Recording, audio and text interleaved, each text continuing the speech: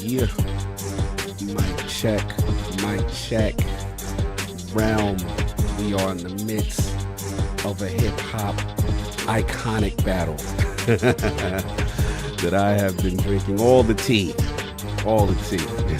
But how we doing? We got other things to talk about. We got games to talk about. We got topics to talk about. How my levels are sounding? What's going on? Do some roll call in the round. Roll call. Sticks was in there with the 39-minute countdown. Salute.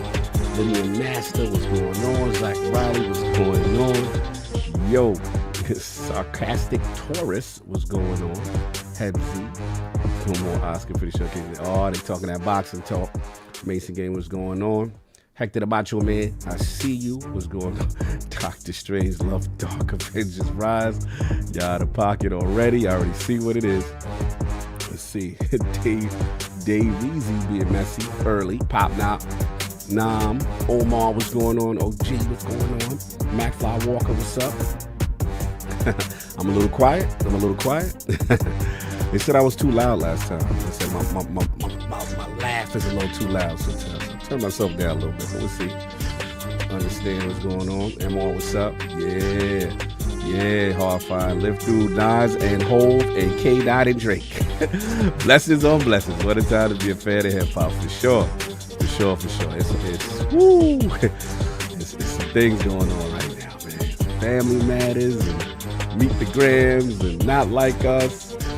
Things happening out here. So, you know, I'm just sitting back watching it. Anyway, we got some good topics. We got some good stuff to discuss. Fun things people pull up in the round. Mason game, what's going on? Starfield finally getting proper map. Yeah, that's true. That's true. Yeah, we gonna have some. Oh, Pop Now said he lived through the BDP and the Juice. Oh, we got some OGs. We lived through the BDP. What you know about that BDP and the Juice crew? Oh man, that South Bronx Bridge is over, NWA. Oh man, Q. Woo. Yeah, those some times right there. Leon said the daddy card. I ain't that old, damn. Yeah, it's crazy. It's crazy. Anyway, we gonna get the rest of the realm up in here. And yeah, man, it was gonna be fun. It was gonna be fun waiting on the king, waiting for everybody to wake up, and then get this show on the road. So I'll leave y'all with some bars. I'll talk to you in a minute.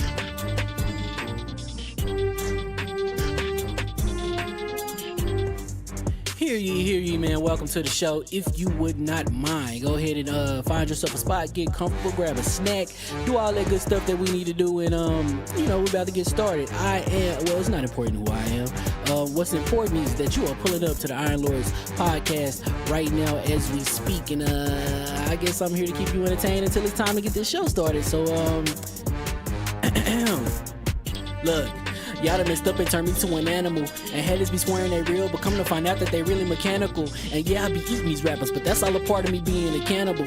And they say I'm better than money because you can bank on me being accountable. I know a million rappers that don't want to be on a song with me, that's understandable. I kill a beat and they want to compare me to Freddie and Jason. I'd rather be Hannibal. They be like, why use a video game? Just be original, y'all too dramatical. I know it's random, but I am addicted to flipping the sample and making it flammable. This is that yoga, fire, flame. They think it's arson up in the apartment, they call it department and I get the blame. Still I be running, collecting them rings. You just a target when I'm in the range. I was the hardest to start regardless back when you was messaging people on AIM. Check my vocals, all on Twitter, but I'm anti-social. Love my city, but I'm still bi-coastal. I got let's switch that up. What is you doing? What I want to do? Don't stop. Nah, that was dope. I'm just Keep that going. Keep that going. Nah, go ahead. Look, I guess you could say that I'm very spoiled. For them to be your dogs, they ain't very loyal. But I ain't gonna hold you, I ain't here to boil you. You ain't gotta say it, I'm embarrassed for you. Always been a nerd, never been a loser. Making Voltron with a gang of cougars, and I'm going places. Better tell a Uber, cause it's pretty hard to sleep on Freddy Krueger.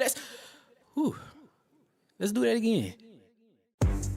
Hear ye, man. Welcome to the show. If you would not mind, go ahead and find yourself a spot, get comfortable, grab a snack, do all that good stuff that we need to do, and we're about to get started. It's not important who I am.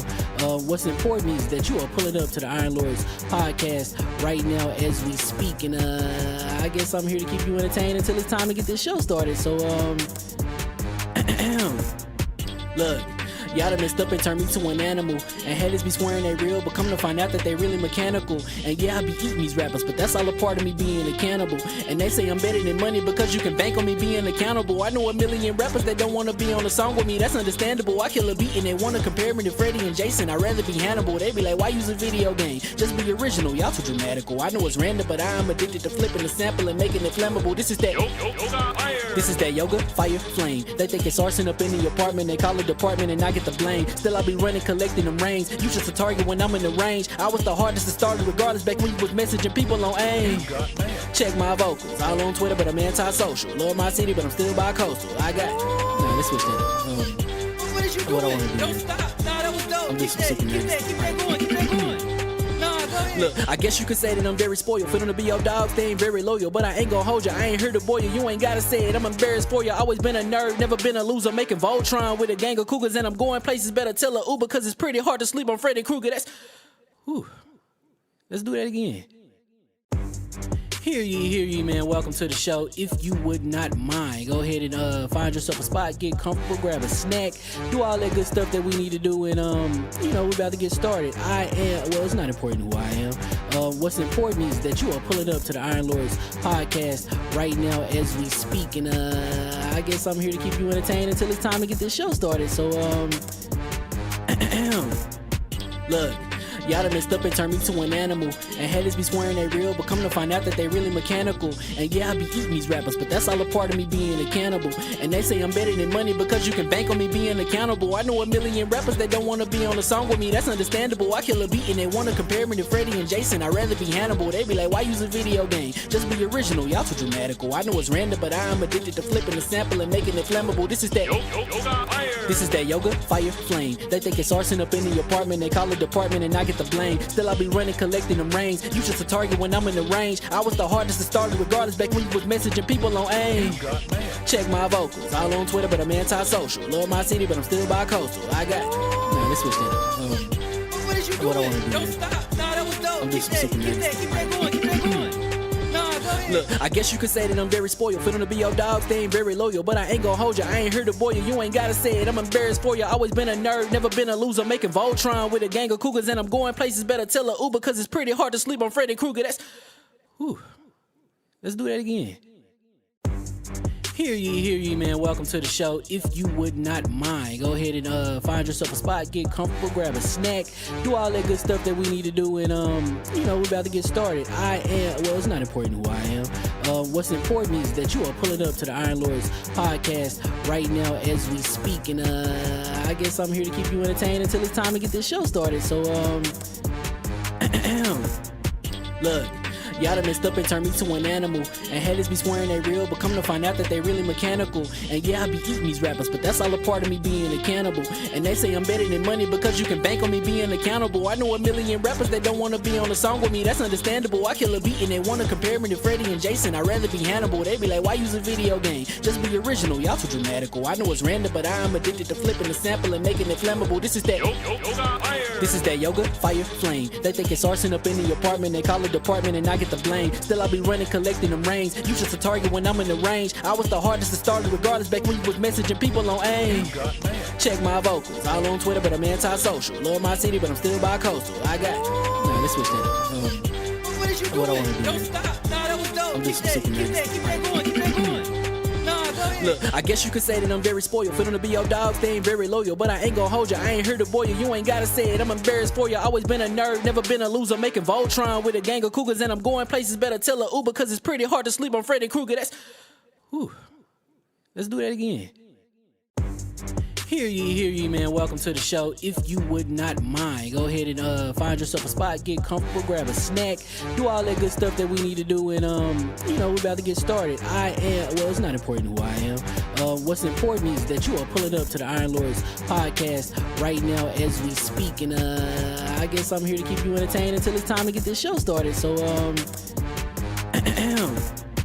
look.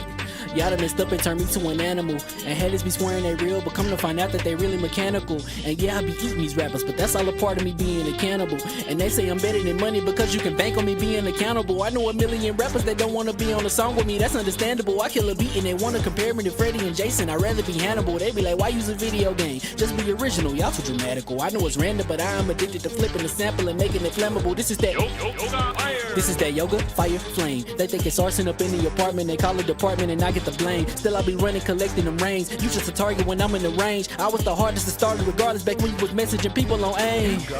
Check my vocals, all on Twitter, but I'm anti-social. Love my city, but I'm still bi-coastal. I got. Nah, let's switch that up. What is you What I doing? wanna do, Don't man. stop. Nah, that was dope. I'm Keep just that, super keep nervous. that, keep that going, keep that going. Nah, go ahead. Look, I guess you could say that I'm very spoiled. For them to be your dogs, they ain't very loyal. But I ain't gon' hold you, I ain't here to boil you. You ain't gotta say it, I'm embarrassed for you. Always been a nerd, never been a loser. Making Voltron with a gang of cougars. And I'm going places, better tell a Uber. Cause it's pretty hard to sleep on Freddy Krueger. That's. Whew. Let's do that again. Hear ye, man. Welcome to the show. If you would not mind, go ahead and find yourself a spot, get comfortable, grab a snack, do all that good stuff that we need to do, and we're about to get started. It's not important who I am. What's important is that you are pulling up to the Iron Lords podcast right now as we speak, and I guess I'm here to keep you entertained until it's time to get this show started. So look.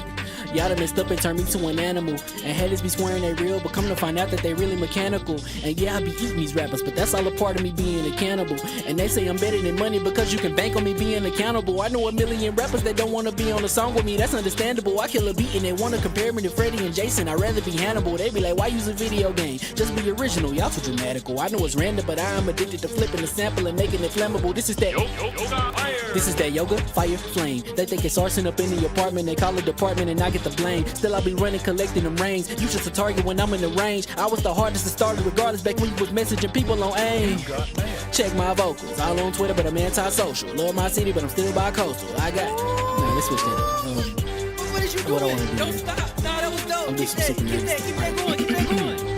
Nah, go ahead. Look, I guess you could say that I'm very spoiled. For them to be your dogs, they ain't very loyal. But I ain't gon' hold ya, I ain't here to boil you. You ain't gotta say it, I'm embarrassed for ya. Always been a nerd, never been a loser. Making Voltron with a gang of cougars. And I'm going places, better tell a Uber. Cause it's pretty hard to sleep on Freddy Krueger. That's, whew. Let's do that again. Hear ye, man. Welcome to the show. If you would not mind, go ahead and find yourself a spot, get comfortable, grab a snack, do all that good stuff that we need to do, and we're about to get started. It's not important who I am. What's important is that you are pulling up to the Iron Lords podcast right now as we speak, and I guess I'm here to keep you entertained until it's time to get this show started. So look. Y'all done messed up and turned me to an animal. And haters be swearing they real, but come to find out that they really mechanical. And yeah, I be eating these rappers, but that's all a part of me being a cannibal. And they say I'm better than money because you can bank on me being accountable. I know a million rappers that don't wanna be on a song with me, that's understandable. I kill a beat and they wanna compare me to Freddie and Jason. I'd rather be Hannibal. They be like, why use a video game? Just be original, y'all too dramatical. I know it's random, but I'm addicted to flipping the sample and making it flammable. This is that yoga, fire, flame. They think it's arson up in the apartment, they call it department and I get the blame. Still I be running, collecting them rings. You just a target when I'm in the range. I was the hardest to start regardless back when you was messaging people on AIM. Check my vocals, all on Twitter but I'm anti-social. Love my city but I'm still bi-coastal. I got, nah, let's switch that. What is you doing? What I wanna do? Don't stop. Nah, that was dope. I'm Keep just that super going. Keep that going. Nah, go ahead. Look, I guess you could say that I'm very spoiled. For them to be your dogs, they ain't very loyal. But I ain't gon' hold ya, I ain't here to boil you. You ain't gotta say it, I'm embarrassed for ya. Always been a nerd, never been a loser. Making Voltron with a gang of cougars. And I'm going places, better tell a Uber. Cause it's pretty hard to sleep on Freddy Krueger. That's, whew. Let's do that again. Hear ye, man. Welcome to the show. If you would not mind, go ahead and find yourself a spot, get comfortable, grab a snack, do all that good stuff that we need to do, and we're about to get started. It's not important who I am. What's important is that you are pulling up to the Iron Lords podcast right now as we speak, and I guess I'm here to keep you entertained until it's time to get this show started. So look.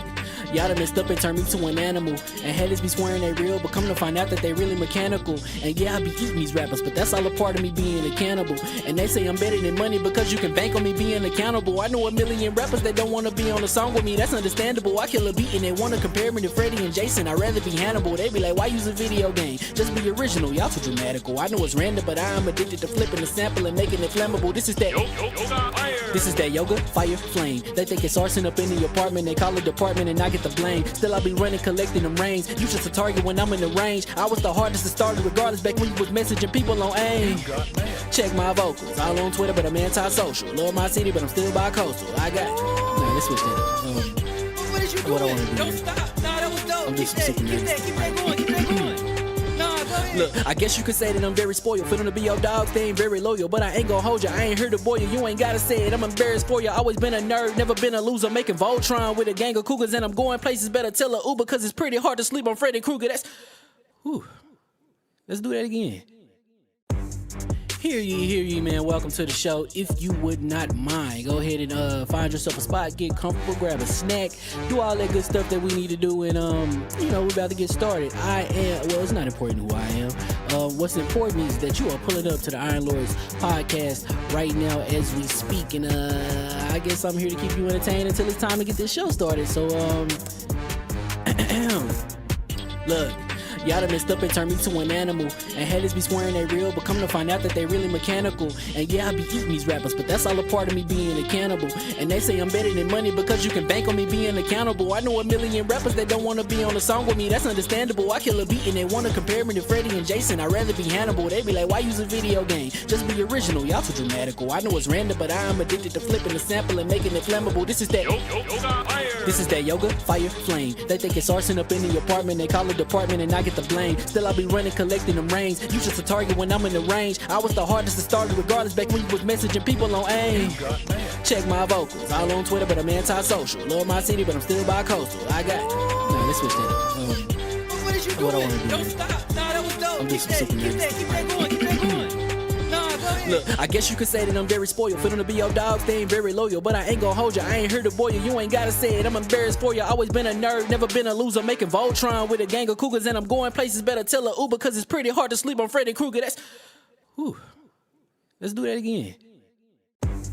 Hear ye, man. Welcome to the show. If you would not mind, go ahead and find yourself a spot, get comfortable, grab a snack, do all that good stuff that we need to do, and we're about to get started. Well, it's not important who I am. What's important is that you are pulling up to the Iron Lords podcast right now as we speak, and I guess I'm here to keep you entertained until it's time to get this show started. So, look. Y'all done messed up and turned me to an animal. And haters be swearing they real, but come to find out that they really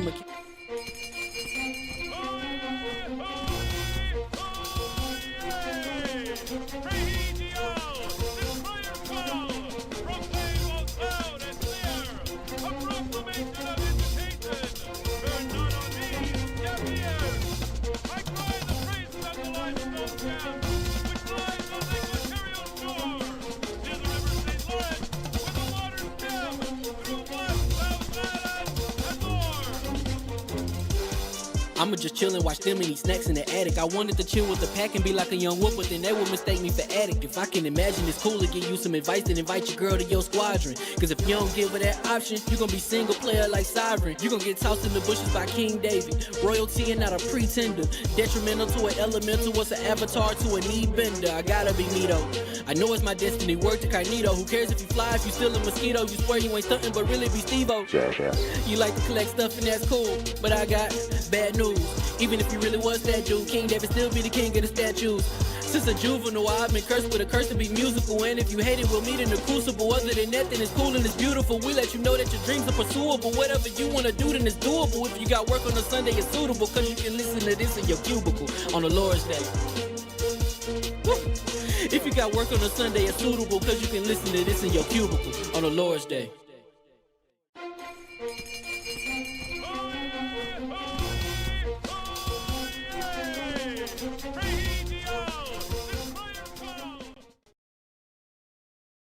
Live mic check. Live mic check. Uh-oh. How come I can't see y'all? How come I see the I don't see y'all in the Zoom joint? That's wild. You see the stream? I don't know. You see that, right? It's me. Wait, talk first. Let me see if it switch over. Hello. That's wild. You see, this is new. What's this about? You can see, we ain't gonna see what the guests are. You ain't gonna see nothing. This is gonna be invisible. I got some dolo. Let me check something out before we start. That's wild. Yeah, they got no how to view. Yes, Interesting. you're hiding them, Yeah, it's like you don't want to show y'all. starving them. I mean, stop to the panel with them. That's wild. Yeah, he bugging. He's just like, nah, we not gonna show it. We ain't The gonna. only thing you can do to Look, even when I move it, look, it don't even show. It don't show. That's crazy. That's new. Whatever. Long as you got the king talk right quick. Mic check. Yo, what's good? What's good? What's happening out there? What's All happening? right, that's all that matter. We can see y'all. What's going on, my Cali family? just What's going on, everybody? go else? ahead and hit the eye on it so it go away. Then The eye on what? the eye on the bottom thing so it'll go away. If you don't need it, just say the eye on. Oh, I see what you mean. The box, the overlay. Yeah. I got you. Hold on a second. Doop. Yay, it's free. And we are back. Everybody's good. Mic check, mic check. Y'all can hear us, right? No doubt, DJ. What's going on? What's going on? All right, there we go. Hear ye, hear ye. And we are live. And welcome to the Iron Lord Podcast and lordsofgaming.net. Presented by PrizePicks.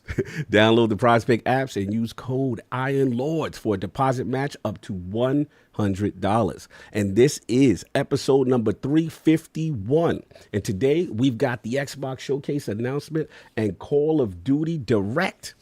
Helldivers 2 PC and mandatory PSN accounts. Starfield May update. SeaOfThieves reviews, plus Sony and Paramount to discuss. So we gonna get right into it.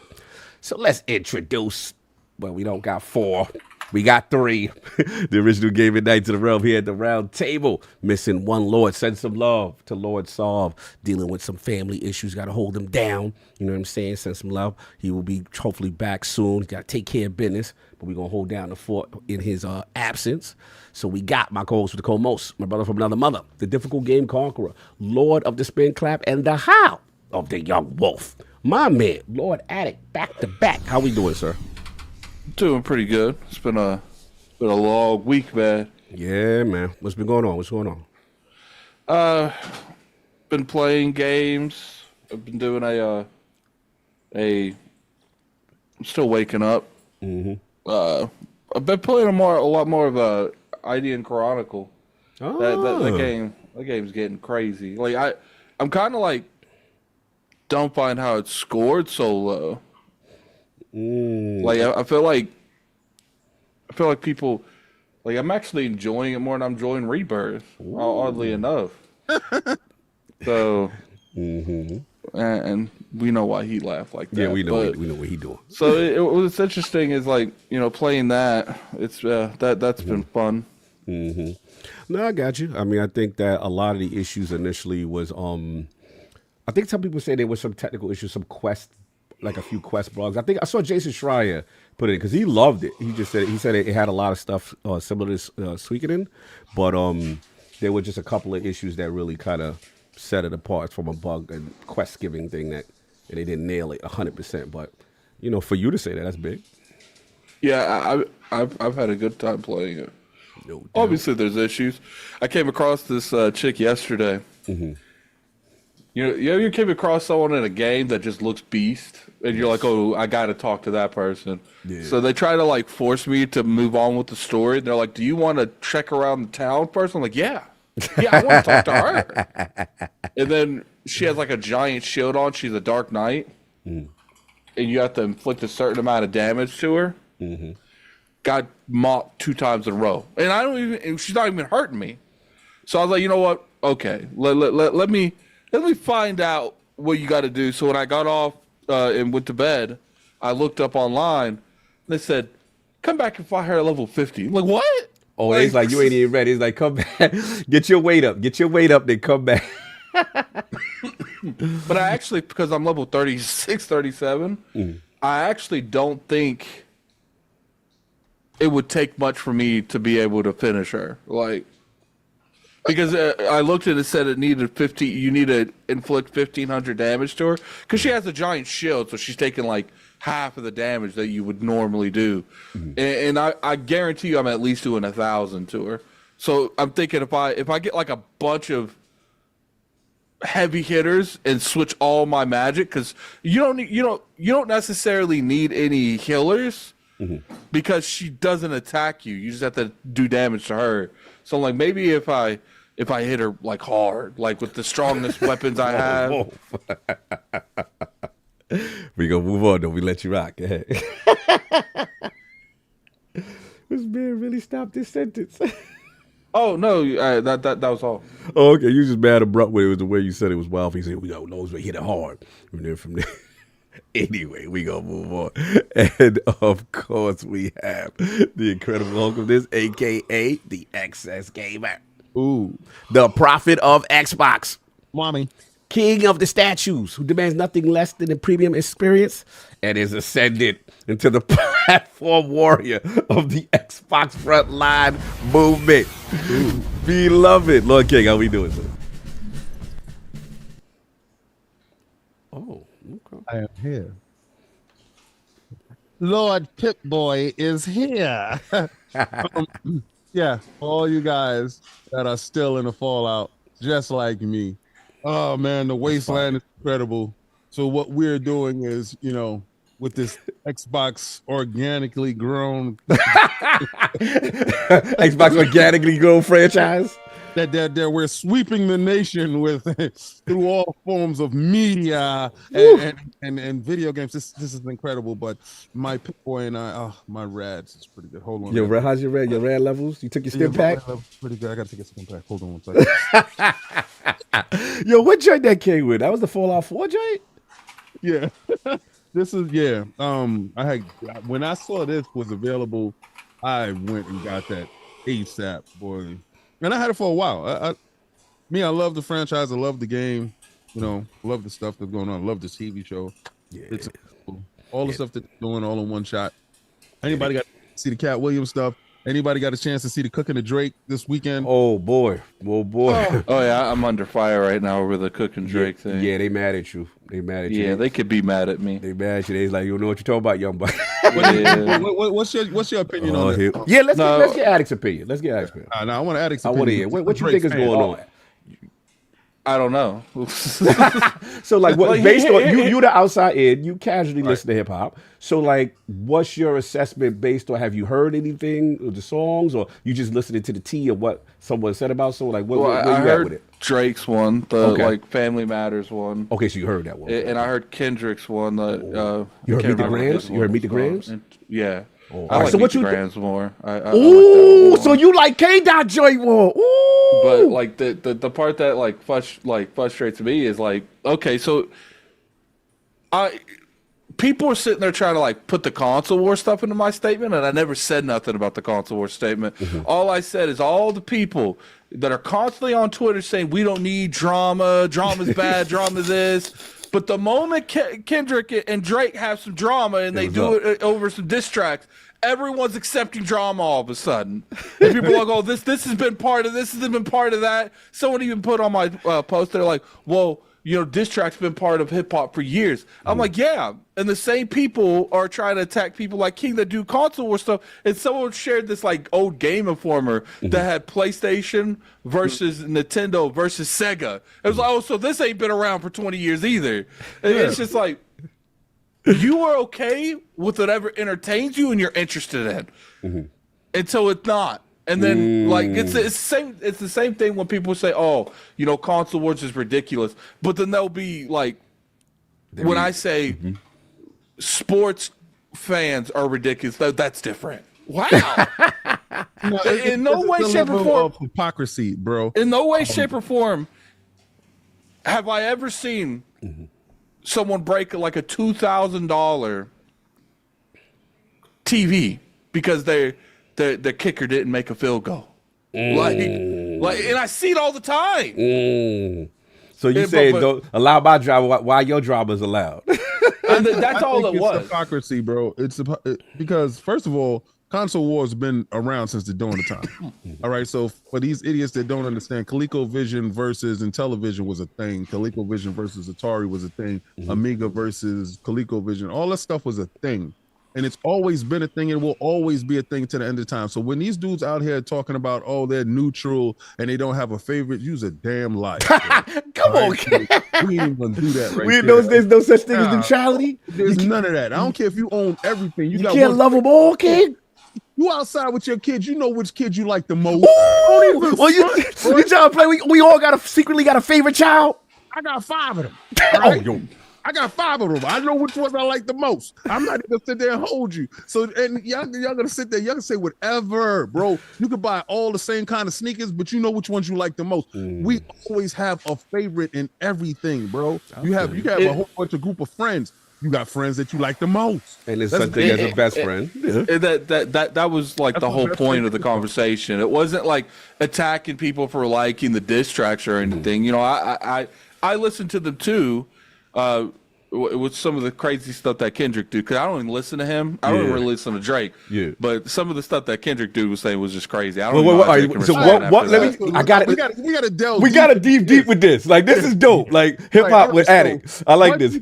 What did you hear that was wild? Yeah. What was that wowed you? Say you're like a hidden kid. Or, like apparently people are saying he was lying, but it's like.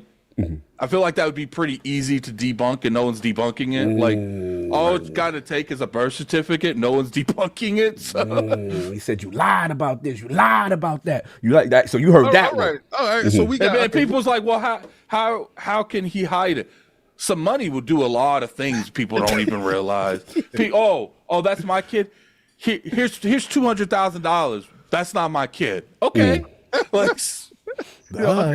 Attic is rolling with K Dot, right? K-Dot. Is that official that you're rolling with K Dot or not? Like, but you just like from the diss track, just like the From the diss Until- drops, you like the K Dot joints.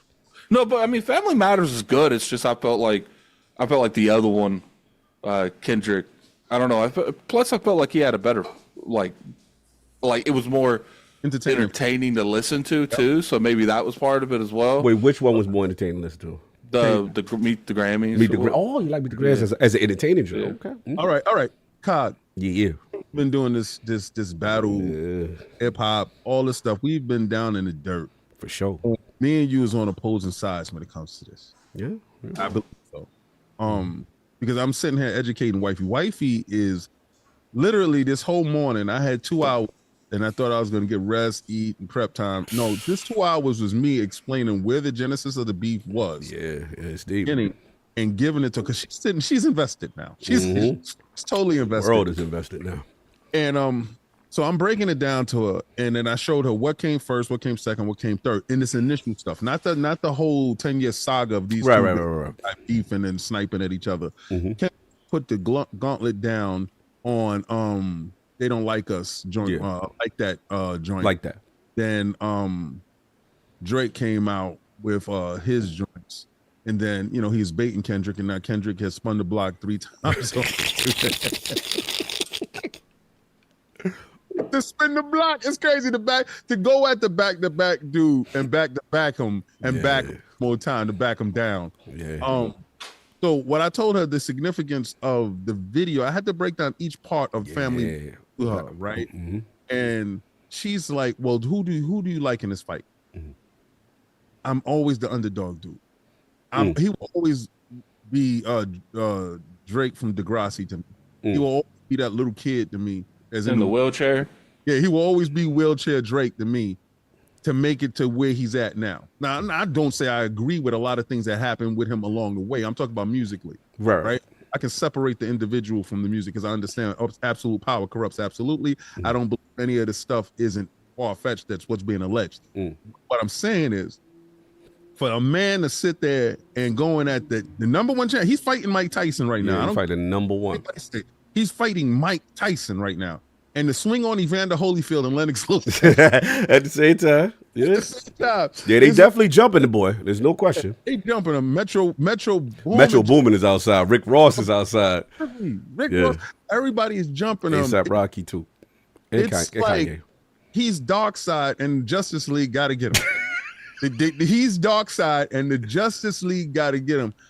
I just know in the back of my mind, because I know K-Dot is wilding on him. In the back of my mind, something tells me Drake got something. You think so? That's gonna be so devastating that he's been holding. He wants you to shoot all your shots. So this shot that he gonna hit you with is game over. Like you know how you got Akuma right down to his last joint. He do the Raging Demon and he turned his back.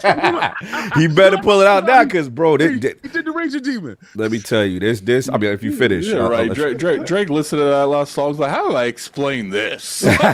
Look, all I'm gonna say is that we've been doing this hip hop thing for a while. I'm sorry this turned into ILP hip hop, but this is a moment. This is a moment. We've never seen anything like this. So this whole week, we seeing how this thing play out, and I would say prior to this, as far as the two top dudes at the top going at it, you know what I'm saying, since like Jay and Nas, and that joint was epic.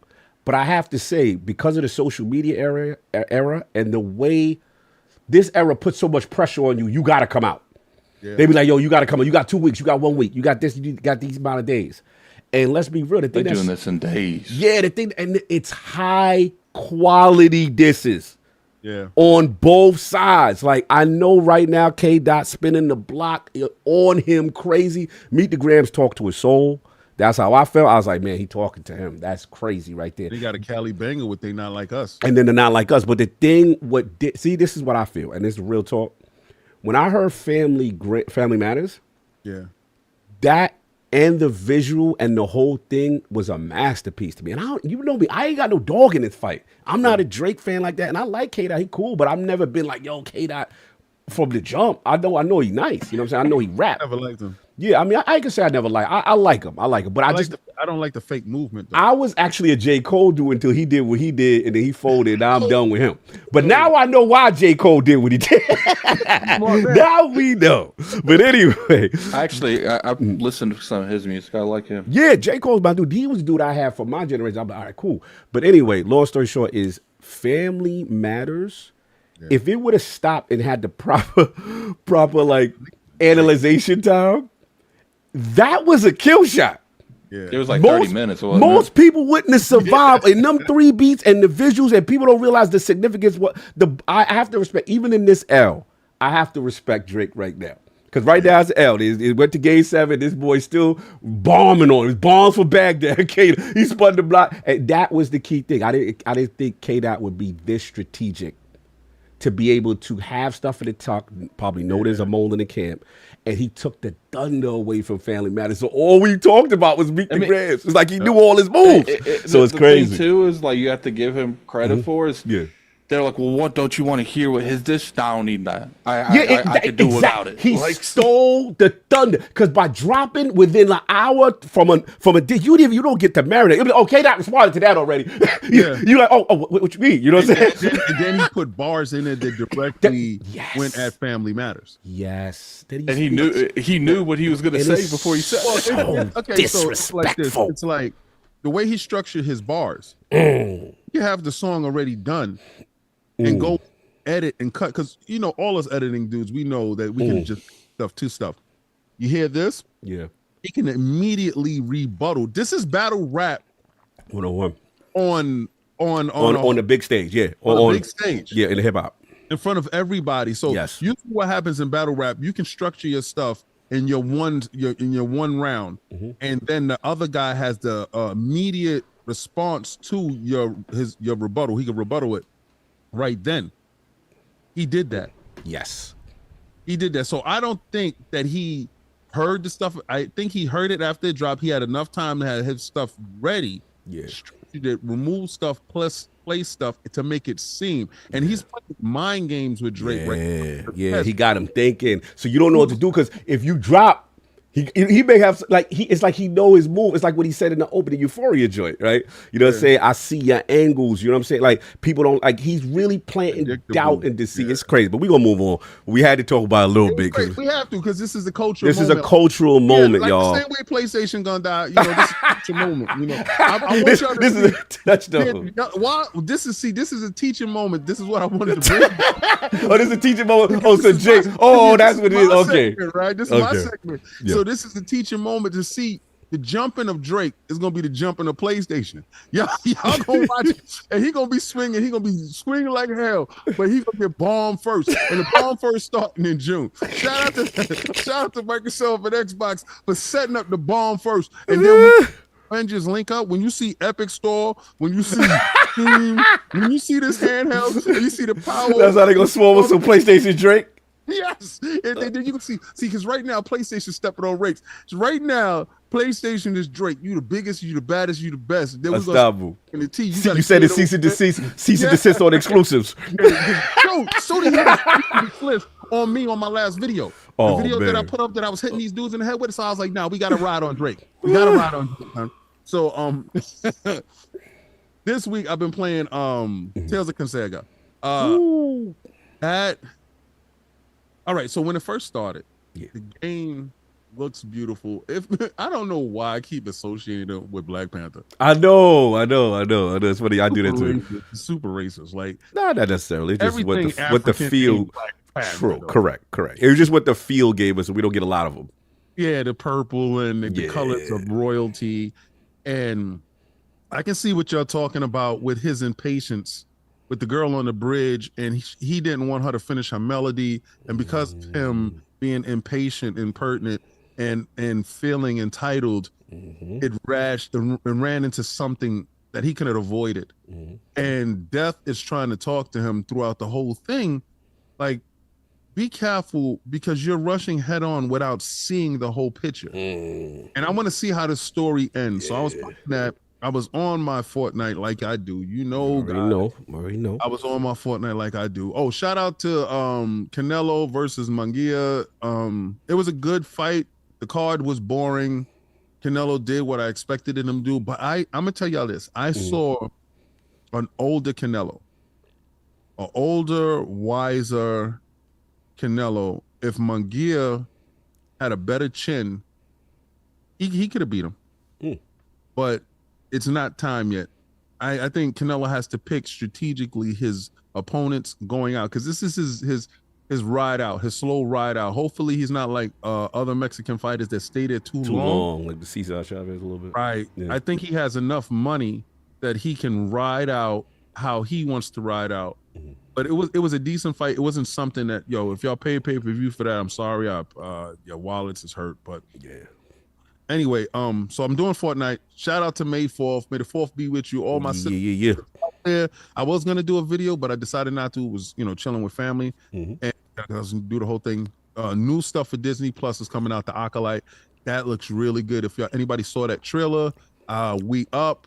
I'm gonna be doing reactions. I'm gonna be doing live reactions, doing that stuff for members and everything. Because this Friday on the live show, Attic wasn't there, but I was able to go live. Okay. So we're going to be looking into doing that a whole lot more throughout the week, like pop-in lives and stuff like that. I'm working on an angle to fix some stuff to make it more interactive. That's what's up. Did my Tekken. I downloaded. What's up with Tomb Raider coming back inside Game Pass? Like, what's going on here? What you mean back? And was it this the newest one? No, they did the other one. Yeah. They did the Tomb Raider, and then they did the Rise of the Tomb Raider. Yeah. They're both back in there. Okay. Why? I think they're dropping tea leaves. I think they purchased them. You think the Crystal D's were I really honestly think so, because the last time we saw some stuff, Microsoft made a move. I think Microsoft is building up to make a move. I think this June show is going to show more moves that they're going to make. And, Square is coming out of Sony joint this month. So I don't know, man. I think there's a lot of moves that's going to happen. Stuff and cooking. I'm all up for it. Yeah, I'm all up for it. We ascended one, it's all about the platform now. And that's what we're looking forward to. I can't with you anyway. And of course, we had the game it yourself, the Shinobi, LordCognito, spread that real to the rub of the ILP. Not telling you what you want to hear, but what you need to hear. Again, shout out to one of the greatest battles in hip hop history. Again, you just got to pay attention, man. It's been really entertaining this week. I've been thoroughly enjoying this. And then, of course, gaming. Shout out to Mr. Matty Plays. Shout out to Fighting Duke. We was talking at Bethesda, finally bending the knee to making more Fallout games. So that was always good to hear. Salute to them. And no last word this week. Shout out to Ibantis on vacation, doing his thing, relaxing on the boat and all that. We'll hopefully get back to talking that Destiny talk with Targon Travis next week. As far as games, Dragon's Dogma 2 still rocking and rolling. Yo, my man caught that thing, man. One of my pawns caught that thing, man. Blew up the whole town. Blew up the whole town, man. Oh, man. Dragon's Dogma. Listen, they still got some quest issues that they got to fix, because their quests are very little janky with certain things. Sometimes they just don't tell you what to do, but I'm still enjoying it, still liking it. Obviously, still rocking Zal. Got to get going on that, like Act 2, and Act 2, it's to Act 3. I've been slowly just chipping away. And then, of course, attacking with the latest patch, been rocking that. And shout out to Destiny, man. That Pantheon came out, man. And Attic was in the chat with us last night. I know he missed when we did roll call at 9. If dudes ain't, you ain't there at 9. To be like, who's the 6? Who's you know how that go? I'm like, yo, I told him 9. I don't know where he is. So we waited, but then they jumped in. Shout out to Scream. Shout out to DJ Oros, the Destiny Bestie. Who else we had? We had Minge. Shout out to him. UK was in the building. Sinister was in the building. Ducky was in the building. Yo, it's dope. So it's like a gauntlet of different raid bosses. I would say new mechanics. They add a little extra little difficulty. They sprinkle or enemies and things. We did the Golgoroth encounter, but you know how like you got to go in there, jump in there. Now 2 people got unstable light. Now they throwing and they put like knights at the top too. Yeah, they got knights. They got white. You be like, yo, what you doing here? You wasn't supposed to be like, what's going on? Like, so it's different little things. Then they got a speed mechanic to it where if you like, it's like Shaxx is commentating, you doing it. Go ahead, Guardian, do your thing. You know what I'm saying, kind of thing. And then like if you do it within a speed thing, you get a platinum and more rewards. So they give it out at depths. They give it out exotics that you don't know how hard them exotics be to drop sometime. You know what I'm saying? So they give it at the end. So if you do all of them, and it's different raids, so you teleport from one raid to the next raid. Teleport. The joint is ill, man. Salute to them on that. It's really fun. Like this for the hardcore. Like this for the best of the best. The challenge. If people want that God Slayer title, I think it's a dope thing. They got to bring it back. That's my last day. So yeah, I've been just rocking that, and yeah, that's been pretty much it. Let's get into these. Was you gonna ask me something, King? Or you good? Oh, you're just chilling. Okay, cool. We got these super chats, and I'm gonna jump in on that, or let's add it. So I'm gonna need you on duty after the first round. If that's cool, because we ain't got Solve here, so I'm gonna try my best. I got a lot of hosting to do today. Shout out to the Spectre, $7.99. He said, the 1 month membership. Much love to the Lords. Happy Sunday, guys. Salute. Cerebral Paul. Oh man, salute. Welcome to Levels, bro. My brother. Hope everything is okay. Cerebral Paul in the building. Salute. Lord Bronze, no doubt. Robert Kellett. Shout out the $2 super chat. He says, damn, so it's just Lord Beefy today. Y'all messy. I gotta get y'all in here soon. And then we got, who else we got? We got Just Spartan with the $5 super chat. Happy Sunday, Lords. Drake and PlayStation taking L's. God is good. Xbox Galactic Order is in full effect. Hashtag I bleed green. Chill. Hashtag foot long glizzies for the realm. Nah, we good on that, buddy. King, get your people. Ain't that one of yours? Ain't that one of yours? King, that's not one of yours. No foot long glizzies for us, boy. Oh man, Craig Hooligan with the gift on a ILP membership. Salute, no doubt. We got BT Mavericks 707 with the $2 super chat. Watch out for them Drake rakes, gentlemen. Them Diddy rakes, gentlemen. Okay, Diddy rakes. Try to put it together. Diddy doing this thing. Yeah, okay. Donald Taku, the Dawn, $5 super chat. PlayStation fans still waiting for the secret showcase. And Xbox going K-Dot on them, dropping more showcases before they get a chance to respond. Y'all messy today. I see what it is. The battle is in the air. I see it. JP Spectre N8 with, I forget what currency this is. It must be from South Africa for 35. Love and respect to you, Lords, from South Africa.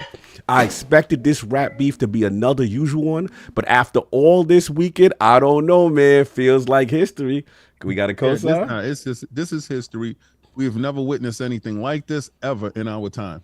Yeah, and the social media era makes it so different. Could you imagine Jay-Z and Nas like back there, like all beefs with this level of I'm watching my favorite influence, Casanat or DJ Academics. I'm watching them streaming their reactions to Drake's Family Matters, and then the grams drop.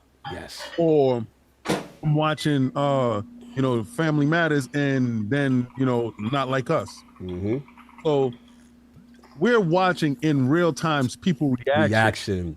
And to see people's reaction is, I think that's the priceless part. Yes. Like, because they be like, what? He did what? No. Yeah. Second. And then they start playing it. You didn't even get a chance to finish dissecting this. Facts. In order to get to that. This is the best. Y'all era for this is the best. And for hip hop, it is cool to see bars being back again. Yeah. Like, you know what I'm saying? Just in general. I just hope nobody get hurt after this. Yeah, because I mean, at this point, if it keep going as personal as it once you call me a pedo, bro, I'm gonna put hands on you. I don't hands and feet on you. Shout out to the Lords of RDC. You see the skit they did, it's like, yo, bro. Yeah. We might have to. Yo, you gotta put hands and feet. This might be the only way to stop K-Dot. Yeah, you're gonna have to get a hold of him and put it. You gotta have a cease and desist with the hands for real. At this point, I know I called out J. Cole. We called him J. Fole, and I'm very disappointed because hip hop is a competitive sport. But the man in me, as a man, understand why it wasn't good on your spirit, because you knew. You knew. That's some punk boy stuff, boy. He made the greatest business decision when the smoke clears. He made look at J. Cole as different. Yeah. The sucker part about it is the song title. He knew he was gonna delete it. I might delete this. I might delete. Yo, he put that out. He's like, yeah, just K-Dot, please. I might delete this later. This is a sucker joint that says something that was on his mind and would say, yeah, blame it on alcohol. It was just a liquor. Hey, my brother, I got my shit out. You do what you got to do, my brother. Like something in the kitchen or something. You good? Close the damn door, man. What's up? You good over there, bro? I think somebody up in my damn kitchen. Go take care of business. I got super chat. You good? All right, no doubt. All right, so then we got Game Pass Gumbo, $2 super chat, showing support for ILP. Big inspiration. Salute to you, brother. No doubt. Black Ronin with the membership 27 months. When you got RDC World 1 making skits on you, you know it's bad. K-Dot is a monster for this. Yo, what's up? Look what just I saw on Twitter. I mean Facebook. Oh, it's a Kendrick. What? New diss track today. Afraid I'll redirect it. Jake, I'll show you it. Oh, they doing anime. Oh, it's over. It's over. You know it's pop culture now. He said, Pusha T laughing heavy right now. You said you want to push T. You better push a T. And the chick lost that fight, by the way. Spartan Go 17 with the 10-pound super chat. Hey, King, how's that mustard on the beat?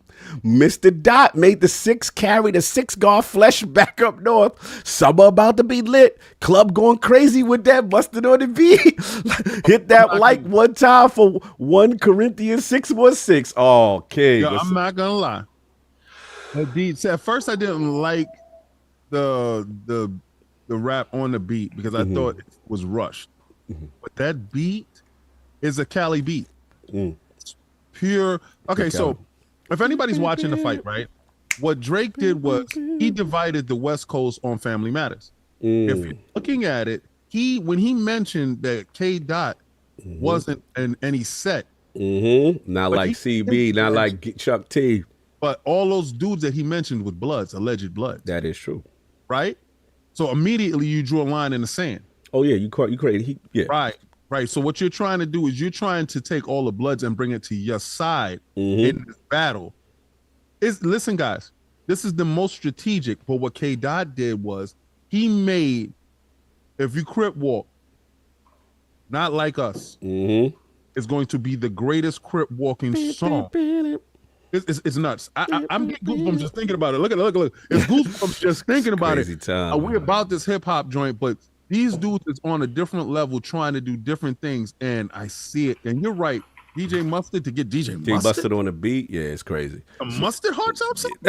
Stop. you got the mustard. I kid. Everborn Saga, $5 super chat. The homie Everborn salute. Addict is right. People have been killed over hip-hop. Cities have been burned down over sports. But God forbid King David puts out a video saying hashtag no PS6. That's what I'm saying is ridiculous. And I saw people tweeting like 10 minutes after I made that tweet, clearly reacting to my tweet. And it's like, nah, man. Like we ain't gonna sit here. Someone put good on my someone tweeted, and let me read it real quick. What they said was, they said, facts, the world is full of hypocrites who will shamefully tell you their drama is more relevant than yours. I don't care what culture it's part of. If it does not benefit you as an individual, it's as useless as all the rest. Got some bars there. Spartan Go 17, £2 super chat. I'm hiding my chain when Batman Kenny come around. Spartan Go 17 again, $2 super chat. Metro putting out a BBL Drizzy beat is wild. Yo, Metro, he ain't like shut your and make them drums. He ain't like that. He had to come back. Crazy. Plus, and he responded to him about his girl. Did you see the tweets? Did you see that? Yeah, so he responded about his girl not being taken. Your girl was taken, son. Yeah, it's crazy. Oh no, they kissed on her. Spartan Go 17 again, £2 super chat. This might be a Ja Rule moment. Hit the like button. Nah. Yeah, Ja Rule was out of there though. Like it wasn't. K Dot is not 50. Yeah, because I feel like Ja Rule's joint Time wasn't hot like that. Oh, now it's time. Now it's There time. ain't no time on this, bro. No. Anyway, K Dot ain't 50. All right. Yeah, So for sure. Let's keep that in perspective. 50 movement. It felt completely one-sided. I felt like, remember Drake set it off. Crazy. Right. You know what I'm saying? They had Joe. We were like, yo, K-Dot, what's up? Where you at? That's how this was. So, yeah, I wouldn't say Ja Rule. It was like that. This is a fight. I say this is Jay-Z and Nas. Yeah, but in real time. Yeah, in real time on another level. I ain't gonna front. Dr. Strangelove filed us with chat with the success of BG3 and Bethesda wanting to let Fallout not be in stasis for a decade. I think what we all need is Fallout 1 and 2 remakes soon. That'd be crazy. That would be crazy. Yeah, to get those the proper, and then Exile is in the building. You know what I'm saying? That'd be dope. Nature Boy 80 with the $20 super chat. Oh, salute. Thank you. Hey, King David. Don't duck King Thrash next Friday like you did this past Friday. Can't wait to see it. I know it's all entertainment. Both of you have your own lanes, but both of you are loved by many. Happy Sunday to you all, sir. Okay, so me ducking King Thrash, boy, I've been calling this monkey out for years, and I know that I could use that. I've been calling him out for years.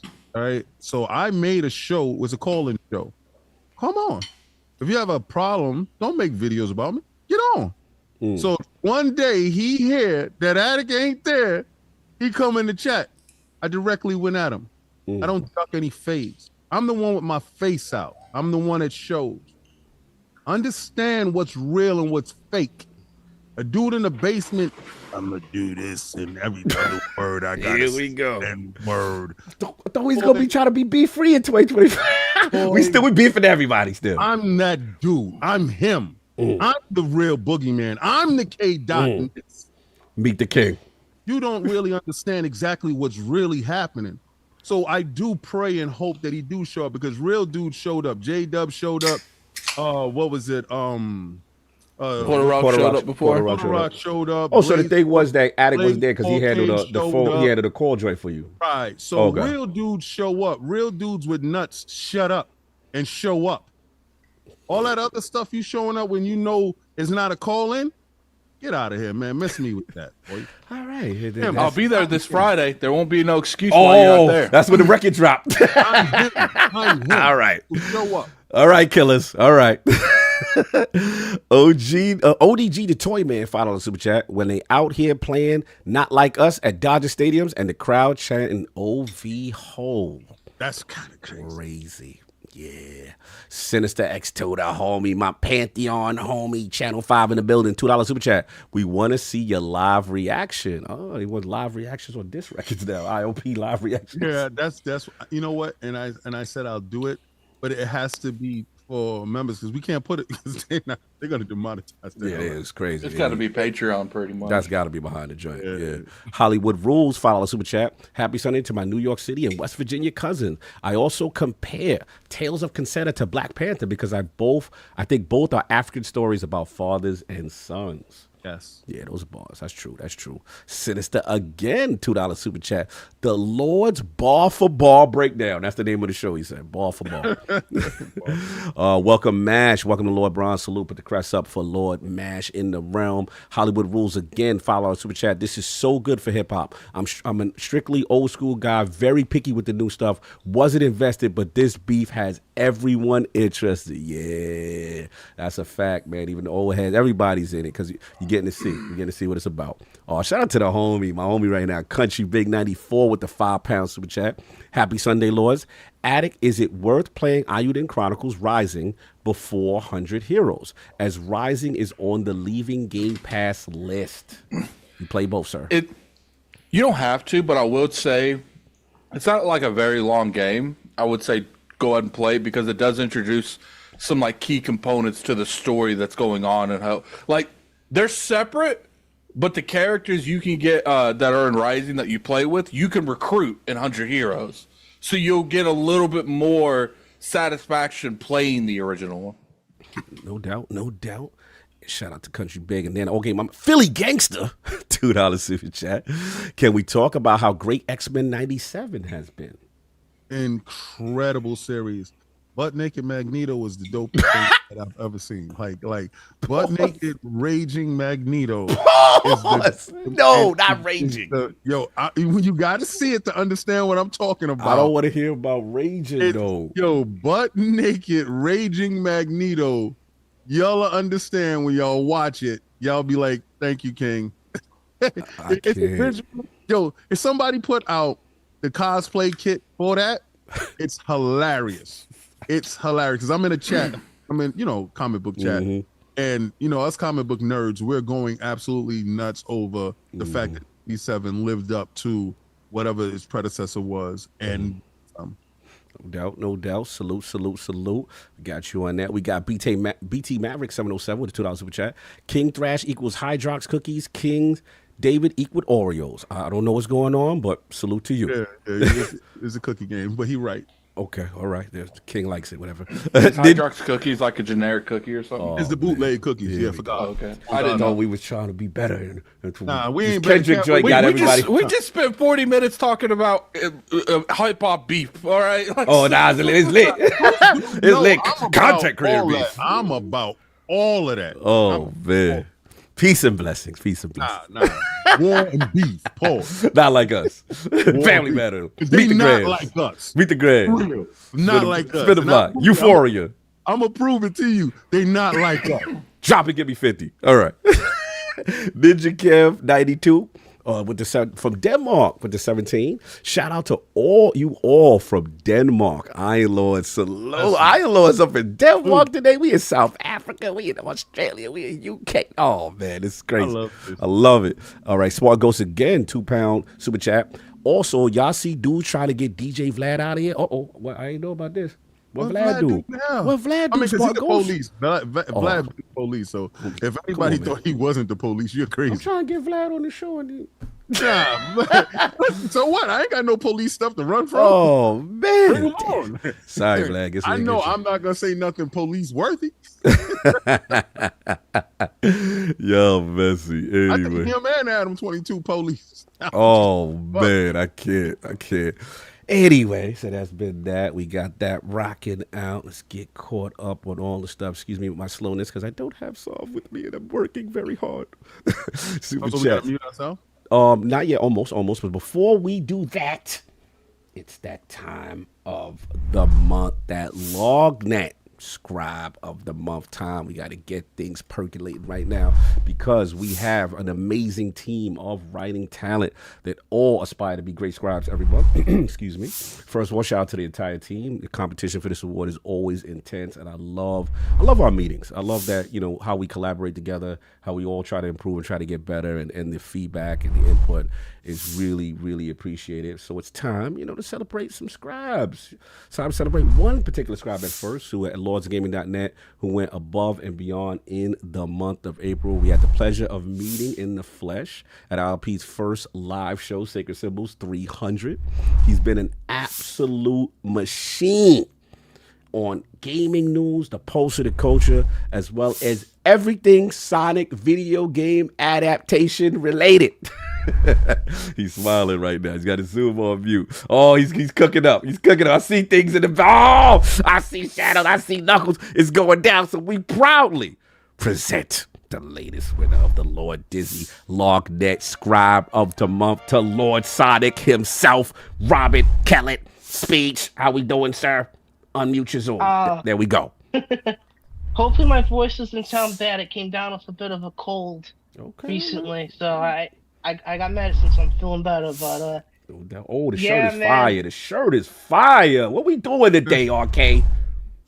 We're celebrating Sonic. Knuckles rather. Okay, you gotta feel the Knuckles. It's kind of fire. I ain't gonna hold him. I love everything. He knows it. No doubt. Talk to us, man. Talk to us. Speech. First of all, I can't believe this is the third time I get to talk with you guys. It's amazing, and thank you so much for letting me. Hopefully, I'm coming in clear. No, you good. Thank you guys so much for letting me join again, and I can't wait for next weekend because I get to actually sit down and enjoy it.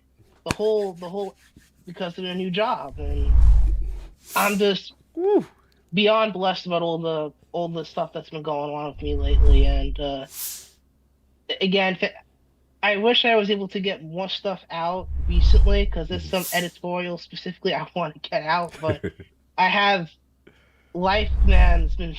I've been busy. Life has been lifing. Yeah. I've been wanting to enjoy those stellar cheeks, but I can't because I've been distracted by what you been distracted by?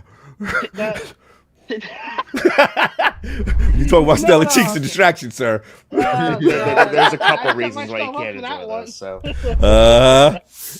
hey man, you know what? We're both covering Souls likes, my persona brother. You're covering crabs, and I'm covering cheeks. Oh my lord!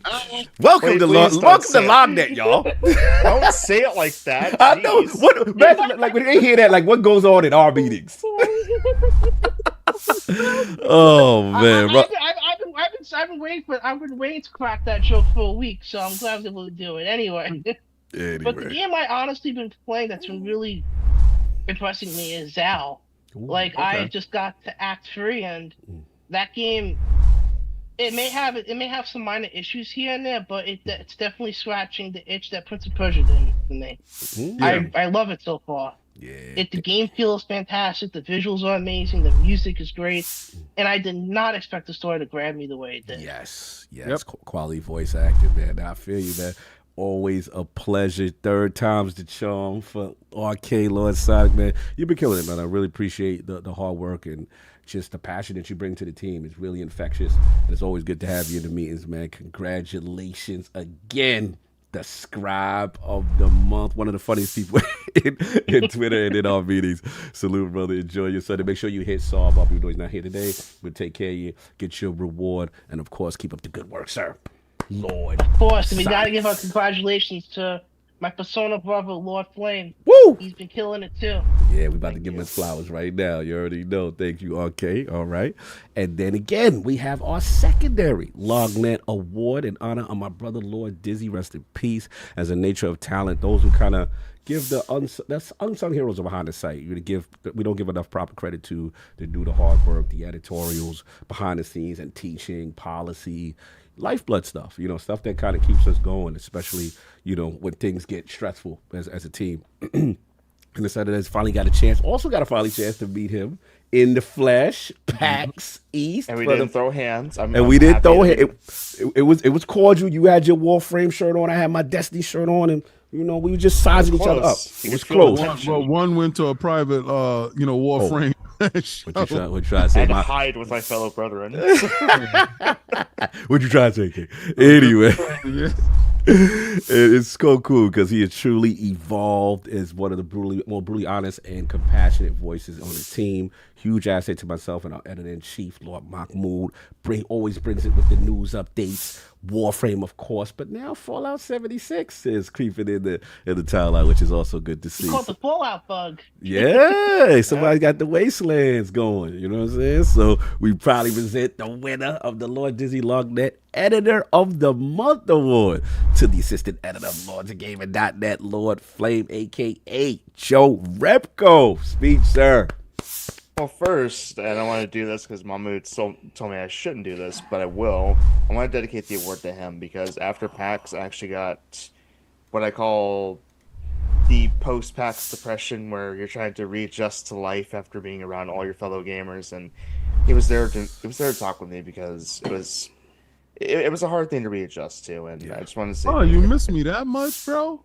Yeah, I did. Oh my God, your infectious smile and your campaign to become the new Sony CEO. Jeez. And here's the thing, chat needs to understand this. This guy does that in the real. It's not just a play for this show. He does this in the real. Exactly. It's 100% what you saw is what you got. But for real, I want to say thank you to everybody on the LogNet team, everybody that voted, and everybody that contributes on a very daily basis, like Robert, like Fumo, like Subeg, like Chris, everybody. Woo! Like it's been crazy. It's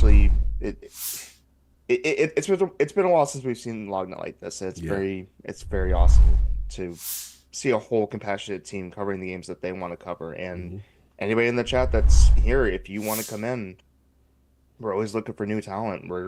We will help you get started. You can cover whatever games you want. We will not hold you against. We will not hold you to cover certain games. We'll always be there to help you on how you can cover it. So. Absolutely. That's the environment. What you see is what you get. And again, it's really cool. Like, I'm glad you mentioned my name. A lot of members in the team. So a homeboy from up Canada, New York, Nick family, Jacob. Salute to him doing his thing. And super egg. A lot of talent, man. Really cool to see you again stepping up. And then I was also helping us with policy. It's been really cool to see your growth and development to when you first started. You out here moving and shaking, Flay. Salute to you, man. I was very in the shadows back then. Yeah, you was in the cut. No doubt. Again, make sure you hit up Soft, and once he gets back, and we'll take care of you what you need. And again, congratulations for another one. Lord well, I also want to congratulations to Robert for Scribe of the Month and his new job. This guy's leaving the service industry, y'all. He's actually getting into educational stuff. It's actually really awesome to see. So, I'm out of the circus.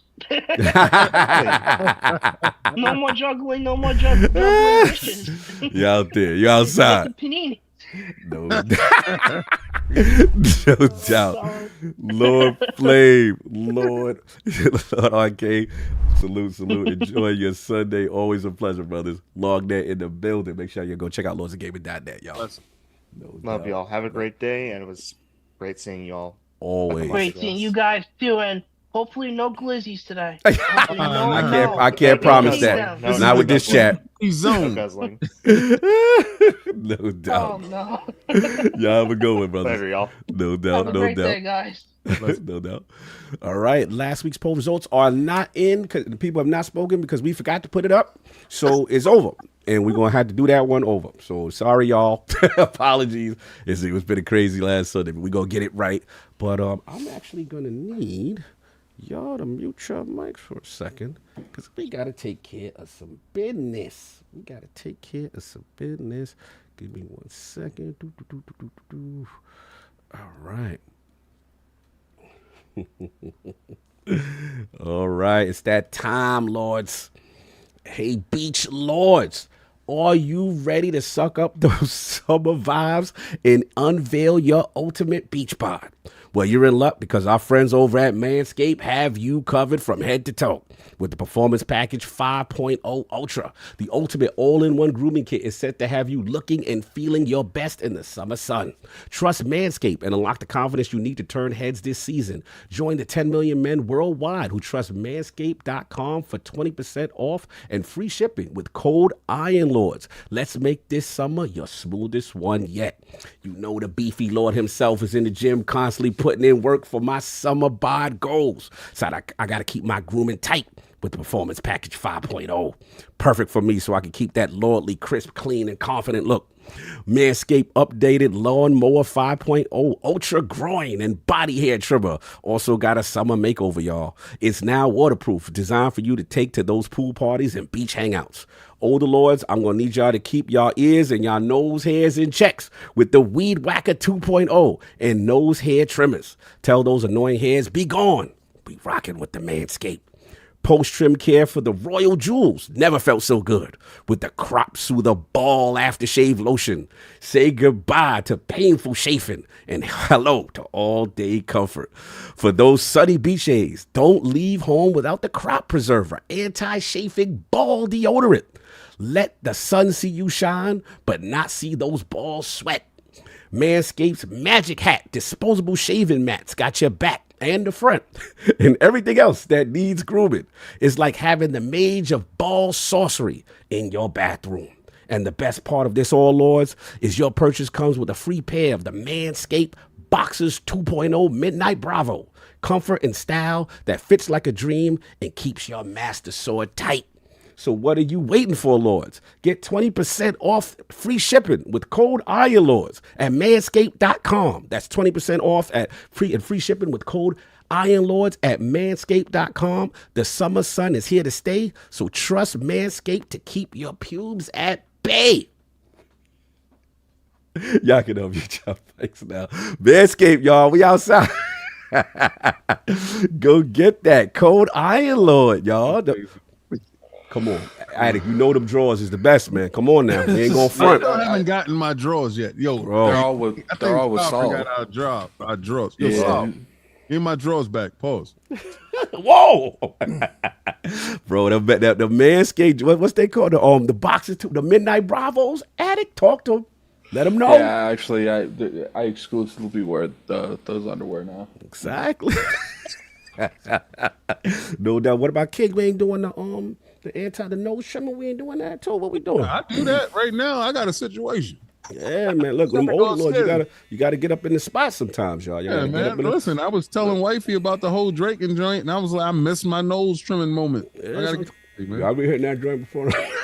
Yeah, before the show, you gotta. Before the show, you gotta get up in there, son. I'm telling you, it's I official, don't know. y'all. As you get older, I don't know what's up with nose hair. Yeah, why nose heads be doing it? Thank God we real got quick. MANSCAPED. Shout out to Mash for gifted 20 ILP members. Oh wow, salute. That's a lot. That's a lot. That's a lot. Thanks for the gift, brother. Put the crest in the chat for him. Salute. But That again, thing's that thing that pops up with the members, it's gonna be going up for like 30 minutes. oh, work. Yeah, how many he did? 20. I mean 20. Yeah. Ooh. Oh, we should probably get that one thing out of the way with E3. Yeah, what's going on? What's going on? What's All right, talking so as you guys know, we had some. What? My bad. I never put the shirt in. It's fine. As you guys know, we normally we go to E3.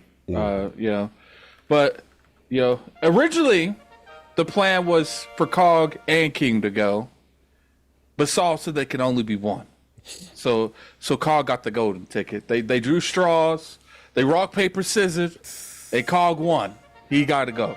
So we were thinking, because this is a momentum moment, man. This is like the finish line for Hold the Line movement. This is the first E3 moment or Juice Showcase moment of the Activision Blizzard King. They're officially one company. This is the first one.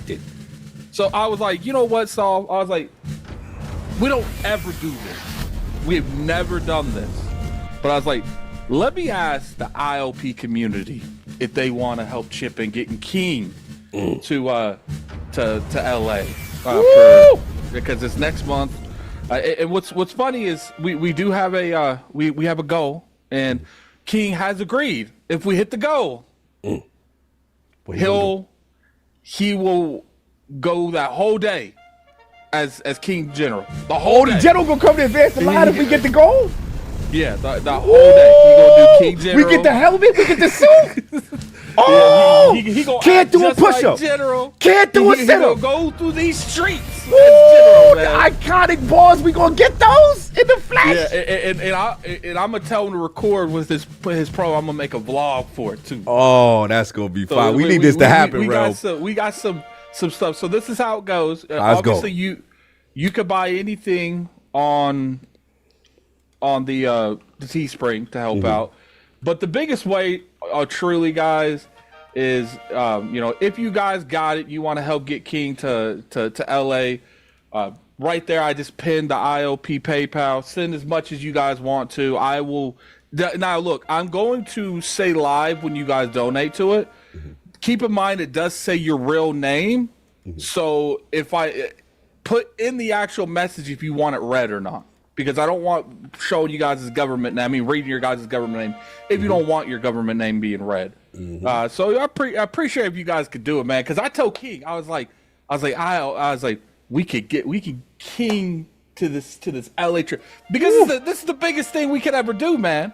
To get King, bro, to the Xbox showcase as General King. Yes, we need that. We need that. And the thing that was special, that hurt last year, it was special because of the movement. And again, the whole line, the whole genesis of it was ABK. And to see how it came to fruition and to rally the troops and everyone kind of get behind King in that moment was like really special for ILP.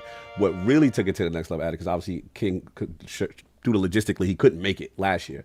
But when we were there and to see like Xbox marketing team, see Greeny and them wear the Hold the Line shirt, at the showcase during the thing to see the Queen, Sarah Bond, even mentioned after the showcase, advance the line, which then evolved to what it is now, was really cool. So yeah, just something from the community, because again, unfortunately, Lord Saul put the foot down on the finances for us. Yeah, I actually And fought the him over it reason too. why- It just wasn't working. I fought him The over reason it. why the foot was put down is because this year we went to PAX East and 12 members from, in total, Yes. we were there.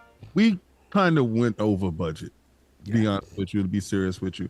Because when you work for LogNet, and you go to these shows and you're out there with us, you're taken care of, right? And whatever comes into the show, we put right back into the show. So, yeah, we were over budget, and I didn't expect to go this year, to be honest with you. But the whole Call of Duty thing, and yeah, Attic persuaded me to be General King throughout the whole time. You gotta be the general, son. This is reluctance. You the inspiration. You were the final stand. It was holding us down. Everyone lost faith.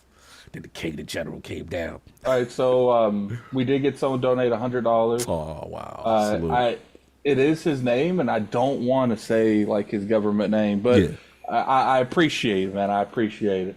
Like I said, put in the little message. I don't know exactly how to check if someone said anything in particular. Hold it. It says details here. Let us know. Let them know. No, there doesn't look like there was anything like that. Said you could say his name. They said he could say it. Okay. Oh snap! Yeah. Isn't it Keith Starfield? Snail Killer sent $100. Oh, salute the Snail Killer, man. Let's get King up over there. Let's get the general in there. Salute. Snail Killer, I appreciate you. No doubt. Make sure Just you want put to see that. me making a fool of myself in front of. We need the general there at the showcase. Oh, Diago. He said, I don't like saying your name, man. Like I feel very uncomfortable saying like people's real names over text. Yeah. Diago's donated $100 to get King to no doubt. Salute, no doubt. And make sure you have that pinned in the top of the chat so that if you want to contribute, they can see that right there. It is. It's pinned there. No doubt. And, of course, we got some people to join us. Want to make sure we get a mic check. Everything good. Start with Lord 3-Bit. Let's get a mic check. How we doing, sir? Yeah, how am I sounding right now? You turn up just a little bit. You turn just a little. Okay, I'll turn it up a little bit. Yeah, you good. How we doing, how's that? Sir? That's pretty good. Yeah, crispy. All right, And nice. Of course, we got my man. Spit a minute, Pong Soul. What's going on? How we doing? Doing good. How am I sounding? Mic check. Let's Sounding good. We got energy. I like that. Yes, sir. No doubt. We got things to talk about, y'all. So give me a second. We gonna get into it. First topic up. No doubt. This is a big one, huh? Xbox Game Showcase, y'all. Announced. We've got an announcement, so we're going to read it straight from the Xbox Wire blog. So, yeah, looks like the showcase followed by redacted direct airs at June 9th. Mark your calendars. It will be streamed on June 9th, and it will be a double feature like last year with Starfield Direct. Immediately following the showcase, there will be airing a special deep dive into the next installment of a beloved franchise. We can't say much, so for now, we'll call it the Xbox Showcase, followed by the redacted Direct. This will be our first showcase featuring games from our portfolio of studios across Activision Blizzard, Bethesda, and Xbox Game Studios, in addition to titles from our third-party partners. And then shout out to a good friend to the realm, Tom Warren, who followed up on The Verge. He said Microsoft is only teasing the Call of Duty Direct as the next installment of a beloved franchise, but sources familiar with the company plans tells me that it is indeed Call of Duty. This will be the first Xbox showcase featuring games across Activision Blizzard, Bethesda, and Microsoft Xbox Game Studios. I understand Microsoft is currently planning to announce a new Gears of War game during the show. The showcase will also include a number of release dates for upcoming Xbox games like Microsoft Flight Simulator 2024, Avowed, and Indiana Jones and the Great Circle. We'll likely get a date on when the big Shattered Space expansion is coming to Starfield. Todd Howard revealed recently that it was due in fall. He understands Bethesda may be targeting September. Activision is targeting next Call of Duty for late October, with Avowed and Flight Simulator likely to follow in November and Indiana Jones in December. So heavily stacked, it seems. Lot to talk about. Let's start with Pong Soul first. Start with Pong, man. How we feeling? News announcement. We got a showcase date. What are we feeling? What are we thinking? What's the energy right now? Talk to me. Bro, showcase season. It's Christmas time for us gamers. This is my favorite time of the year, right? I never check my hype levels, right? I'm never going to bring them down. I don't care if they don't show everything. I'm going to go into this showcase thinking they're going to show everything. So that's how I roll. That's how you roll it. That's how you roll it. That is.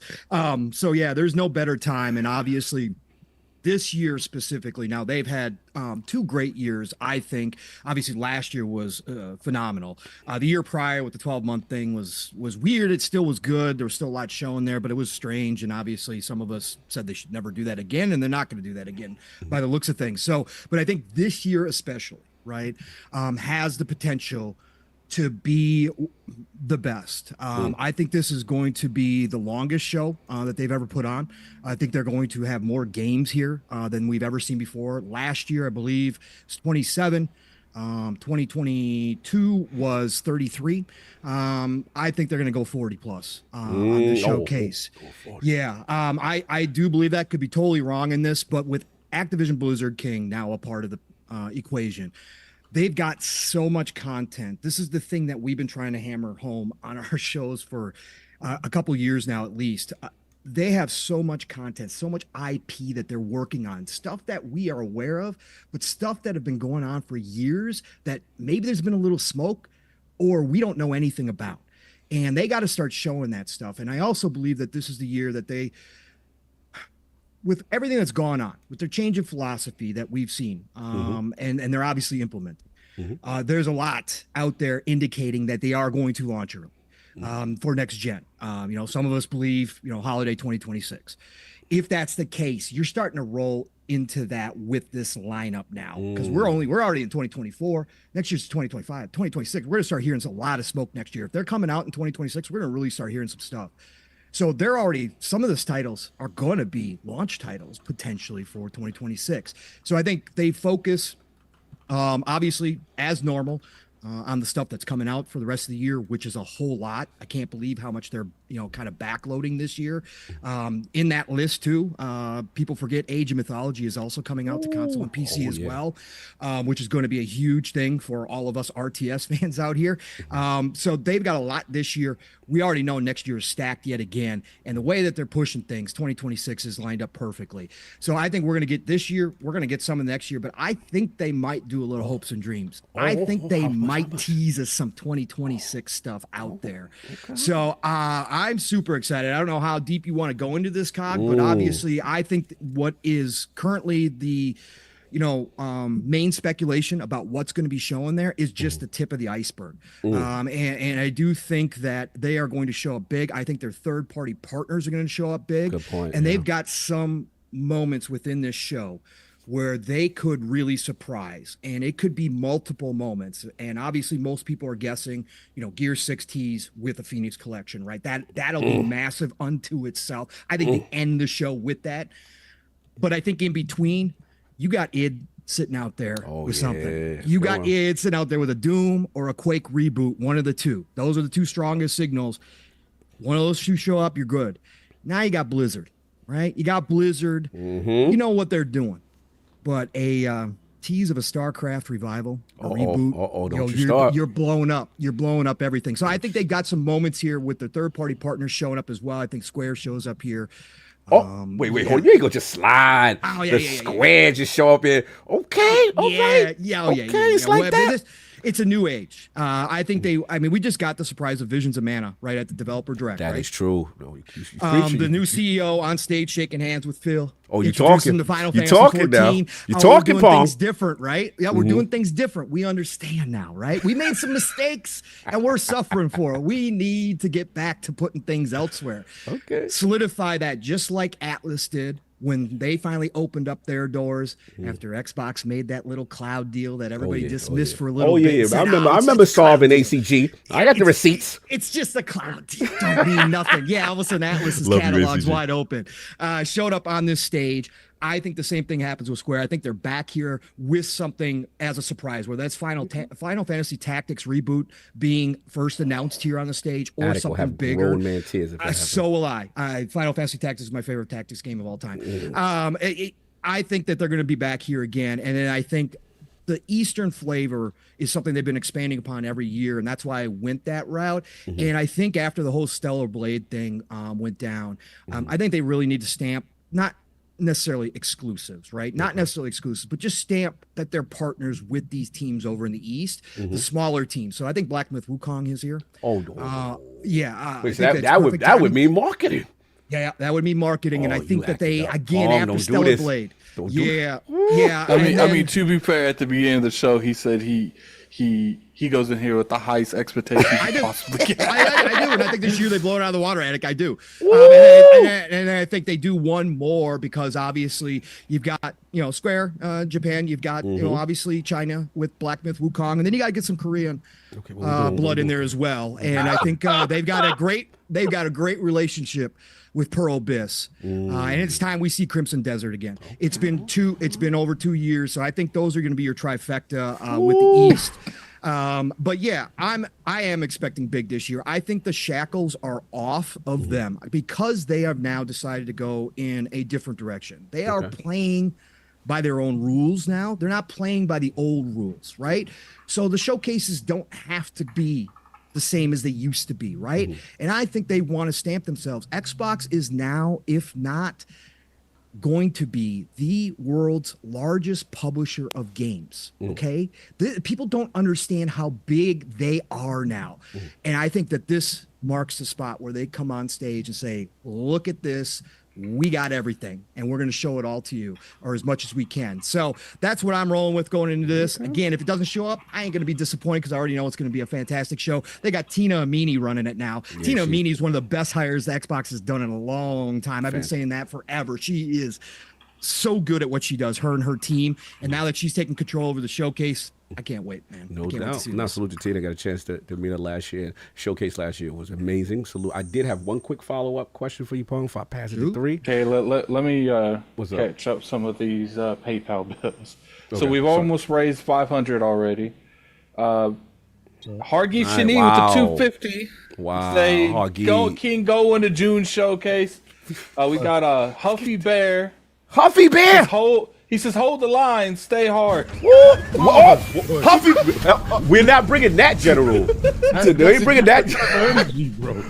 we appreciate what you're doing. We to be clear. Stay hard, General. We stay hard for you.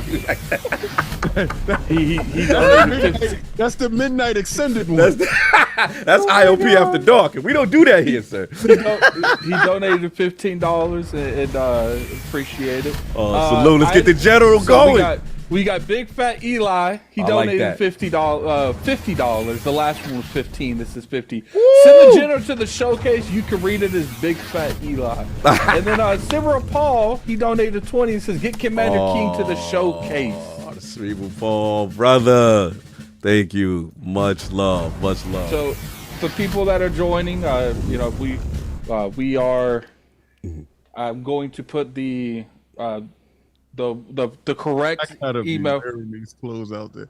You gotta get suited up. So if you want to help get King to LA so he can wear his foolishness, here is the PayPal. Yes. Donate as much as you guys can. We want King. He gonna full burn general outfit in the LA Heat. Outfit. Full general outfit. He gotta have the helmet, the whole joint. The inspiration of the community has to be suited up, and we need to get him there. He's got to stay in character. Yes, for that day, he got to be in character that day. Wait, just for that Sunday? Just for that Sunday, Yes, just for the showcase, just for that Sunday for the showcase. Come on. So what if I'm in the Xbox joint? Yeah, you got to be the general. That is the most important time. That's to stay the in we character. need. Can't do a push-up. Can't do a sit-up. The dudes is gonna have me on say, what if they pull me out the Yes, and you gonna be with the queen and she gonna say advance the line. Oh, Mike, y'all trying to do something different. Yo, yeah, that would be crazy if they pulled King out of the Yeah, crowd. we need that. They will. With the They cigar, will. woo! I'm not a small dude. Looking like my man from dressed Halo. up in full military gear out there with the Crocs on because I gotta have the Crocs military. That's you be on brand, sir. And that's these right here that I'm wearing, you know. Oh my lord. That's these Oh, right here that I'm wearing. Though. Yeah, I keep it official. You keep it official. You keep it official. Official, so I gotta be out with the full military joint. Yes. I might have a Pit Boy on my wrist. Yo, Yo, you added got the your pit boy in this? Yeah, you got to On add the your wrist, camera's too? frozen. Turn your camera off and put it back Yeah, on. I don't know. It's There you hold go. on. Yeah, you back. No Yeah, doubt, no I doubt. have to have a Pit Boy on while I'm out there because it's it go with the colors. Woo! There we go. No doubt. Salute to the realm. I wanted to follow back up with Paul because I did want to ask him before we get into 3. Yeah. Now we talked about the showcase, and I get that, but there's this big direct portion out there. Now I wanted to get your feeling as far as like how they should handle it. Like, how do you want them to debut this thing, which we most likely assume is COD? It's COD. It's Gulf War. I think the most important thing for them is just starting that branding process, that they now have Call of Duty back, right? That they are now in control of Call of Duty. It's not just the marketing rights like it was during the 360 era. It is now theirs, right? And obviously the hope is that this is now available for Game Pass day one. So I think that that's going to be your most important. Call of Duty's, I mean, again, what words can you use to describe it that haven't been used previously, right? It is one of the biggest franchises in gaming history. Okay, it's nonstop. It's a machine. Okay, it just rolls out every year. People complain, and they still put 300 hours into it and buy skins. Right? This is how big Call of Duty is. So does it need a direct? No, but Microsoft and Xbox need that direct to stamp that brand on it to let everybody know it is ours now. Yes, it's still coming everywhere. Everybody gets to play together, but it's ours. And on top of that, if you're going to join our ecosystem, we're going to add this into Game Pass for you. And I think that's the most important part about this is that added value, because Call of Duty is probably going to have another second showing, right? They always have that closer to fall type showing where they really kind of expose the multiplayer and the single player campaign. So I think this is just going to give us a good overview of what they're going for, but this is about Microsoft and Xbox marketing it to its fullest now that it is their IP. Without a doubt, it is theirs, and it is a part of Xbox, and they want people to know that, rightfully so. When you go spend $70 billion, and Call of Duty is one of, not all of it, but it's a big piece of that, you make it yours right here with this direct. And I think they showcase it the way that they can do, that they've done their other directs, by giving it a more kind of down-home feeling. As they've done, Activision's so huge and how many teams work on Call of Duties. But when you start getting with the devs themselves and have some interviews and get to see their excitement, like they've been doing with these directs, I think that goes a long ways, kind of bringing it down to to our level as a gamer and giving us a glimpse behind the scenes of what goes into Call of Duty and the people behind it. And I think that's exactly what they're going to do here. But there's going to be Xbox all over this. I like the sound of that, Paul. I like the sound. I like the way you're talking. I've been screaming that type of talk for a minute as far as branding is concerned. But no doubt, let's get 3 in here, man. Salute to 3 Pixelated Echoes, who I have to give a public apology for missing my debut on the show. So I had to make it right with these brothers, but I appreciate you. We're gonna do that thing right, and I'm gonna get back on there. But good to have you, brother. Just wanna get your vibe. The showcase announced. What are you expecting? How are you feeling? What you about to see, and just in general, what's your thoughts of this direct in the showcase? Yeah, I mean, I'm right up there with Pong in terms of like high expectations. I mean, this is my gaming Christmas. Woo. I always, I think this is the year they could take the shackles off a bit. I mean, we speculated in the past that maybe they're holding back because of court proceedings, and even with that, those are some of my favorite shows, just personally. But we know they've had a ton in the works. I think people do not understand how massive Xbox is now, because they're constantly in this mentality that Xbox is dead, right? Are you implying there's a lot of games and things to be excited about? You're not supposed to be positive like this. What's you talking about? My bad. We got to get back to the doom and the glooming over here. Yeah, Xbox is trash. Now you on brand, baby. Now you on. Let's get the SEO up. Come on. No, I'm super excited for this showcase, man. There's a lot of games we don't know the status of. Like we have the Wu-Tang project, right? We have no idea what that's gonna look like. And listen, Xbox now has like enough IP to have their own E3, right? They can have a 3-day event if they wanted of just their games and from their own studios. I want to see updates on State of Decay 3. I want to see some Halo updates, maybe the new Halo game, Contraband, Perfect Dark. I want to see some stuff on. I'm not going to comment on Fable because you guys know I did some stuff on that game. But Can't talk about Yeah, that. it caused a delay. That's what Can't talk about that. But bro, you out there killing. Because when I saw it last year, ooh wee, you had Attic in the crowd like, oh, that's what I'm talking about. He the most pickiest person going.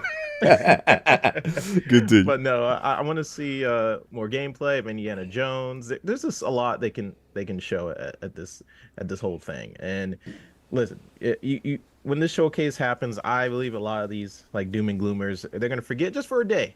Just for a day. I was like, ooh, how much they hate Xbox for a little bit. And I'm really am convinced a lot of those people just don't like gaming in general. But for the most part, energy is high. Like Pong said, it's Christmas time, and it's for me. Like when I look at these events, I'm just excited. I like to see what developers have been cooking up for all this time. I do think with Blizzard, if we're bringing Blizzard into the conversation, yeah, we don't get enough Blizzard talk. Yeah, I think they canceled BlizzCon because they're going to show up here. That's So my don't double speculation. dip and then give the I like the vision there. I like that. I feel like that's probably why they I canceled think that Microsoft said we ain't spending for 2. Yeah. What are you? You gotta make show it this here. money back, baby. You got to get that ROI. We gonna do one of these, and you gonna be here. You gonna have to perform now. Throw this Xbox jersey and get out there. Yeah, get out there. That BlizzCon stuff is over for this year. They're like, no, we're Bags gonna back? Nah. have it here. We're gonna have it here. That's what I think would happen. That's But right. He said, "Con your Blizz right there." Continue through. with Call of Duty too, Yeah, like what's your feeling on that? they got to start that branding process for the casuals, like like being like, hey, this is now the home of Call of Duty. It's here now on Xbox. We've seen so many different Call of Duty advertisements where they were like, only on PlayStation, get this exclusive map pack only on PlayStation, right? That's a fact. So that mentality has to shift for a lot of the casuals, because when they consider Call of Duty, they're like Call of Duty PlayStation. For before on the 360, it was Call of Duty station for sure, but now they have to start that branding process. So I think it's think of what you want about Call of Duty. It's always that game that hits the charts constantly on PlayStation and Xbox, and you have to basically just be like, hey, not only do we now own Call of Duty, all the Call of Duties are now in Game Pass. Also, huge. This would be a plus for me, but also not only do you get all the Call of Duties in Game Pass, you get Prototype, you get Tony Hawk. We relicense Transformers. Oh, and the don't X-Men you games. do it to me now. They're backwards compatible now. Ooh, I'm getting that Marvel's Ultimate Alliance. Let's go. Oh, Gotta don't get you that do IP it too. to me. Don't you do it to me. I would love to see that. Just be like, oh, all those games that, yep, they're backwards compatible now. All those games that High Moon Joints War, Cybertron, Folder Cybertron. yeah, Okay, yeah, that's Marvel back. Alliance, That's okay. back now. In my showcase, that's back. So we'll see what they end up doing, man. Those are like some of my expectations going into the show. Now, I'm not gonna temper my expectations. We ain't supposed to temper. We shoot for the stars now. Yeah, you're gonna shoot for the stars. If something doesn't show up, then it is what it is. But I'm still excited. We know Phil also. He had the Hexen shirt. Yes, That could be a clue to him wanting to bring that IP back, or maybe just something that ID is going to work on.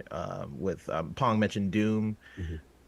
There was leaked documents that like Doom Year Zero was a game they were working on.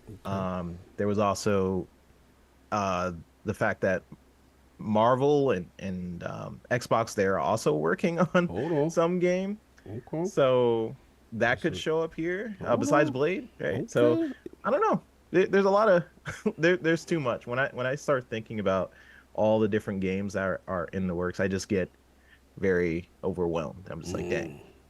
So anything could show up here. That's for sure. No doubt. Like that, like the outlook, like what you're putting down there.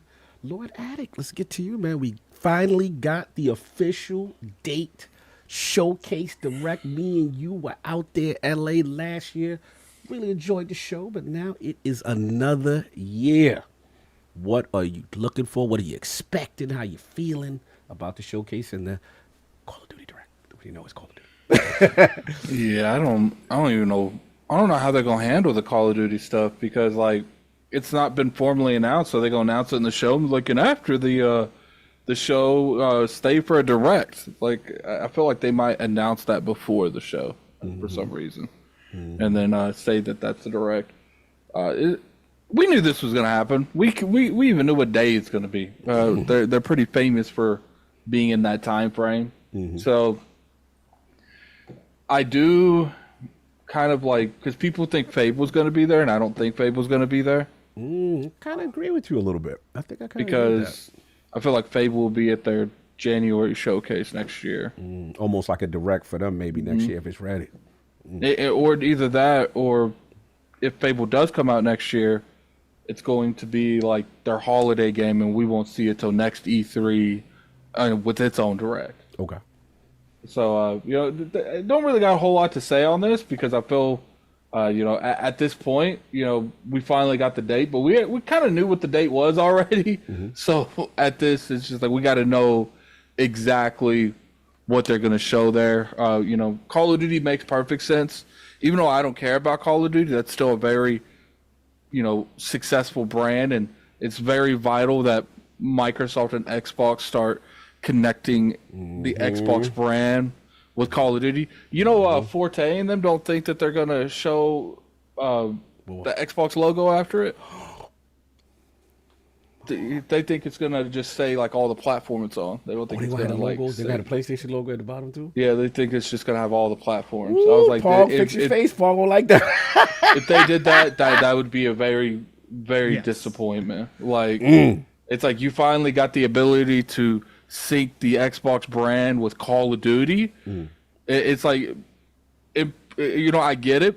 Maybe the hardware isn't their extreme focus, but it's like, but at that point, the hardware doesn't deserve to succeed if you ain't even using something you already bought. I feel that. What would be the point of showing it off here if they couldn't brand it? I mean, just go the regular route. They didn't brand Blade. I think that's what they're saying. Like they didn't even brand Blade. So the hesitation with the Bethesda situation has caused doubt. It's I hear you. It is a fair question.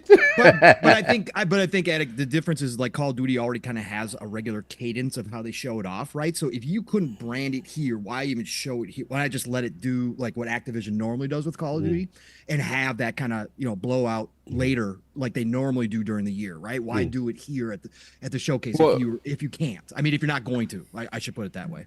Well, I mean, I can't tell you why Xbox does the stuff they do anymore. I know that too. I know. Yeah. It's just an interesting thought, and I know it's not even your thought, but I'm just saying it's an interesting thought that they wouldn't do it that way. I would have to raise some eyebrows at that one. I mean, I'm sure they have to at some point because it's going to be on Game Pass. So if you're not going to bring up the fact that like, oh yeah, Call of Duty is going on Game Pass, that in itself will have branding. Well, their mindset was, if you look at the website, like the Xbox website, it's abandoned all mention of Xbox. It just says console now. It doesn't say Xbox at all on that. So they're like, clearly they're setting up a future where they're not even putting their brand on boxes anymore.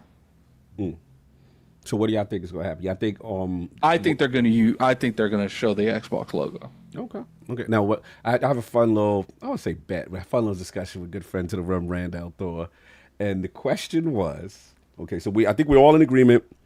Xbox logo will be there. Call of Duty. I think three bets in agreement. Game Pass logo will be there.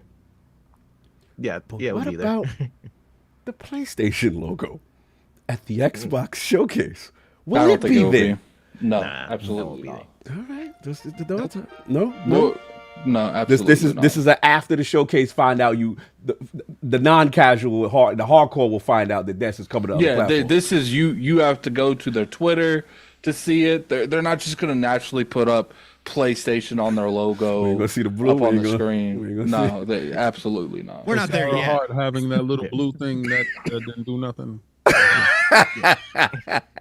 I'm just, I'm sitting here, my stomach is turning. I know, I'm starting to. Like I'm listening to you dudes, and it turned from, oh, this wonderful show to somebody putting a trip wire in there. Microsoft might not even show the logo. Like, Hey, that was Attic. That wasn't you. No, it wasn't Attic. Wait, I got to defend Attic. I got it. Attic was repeating.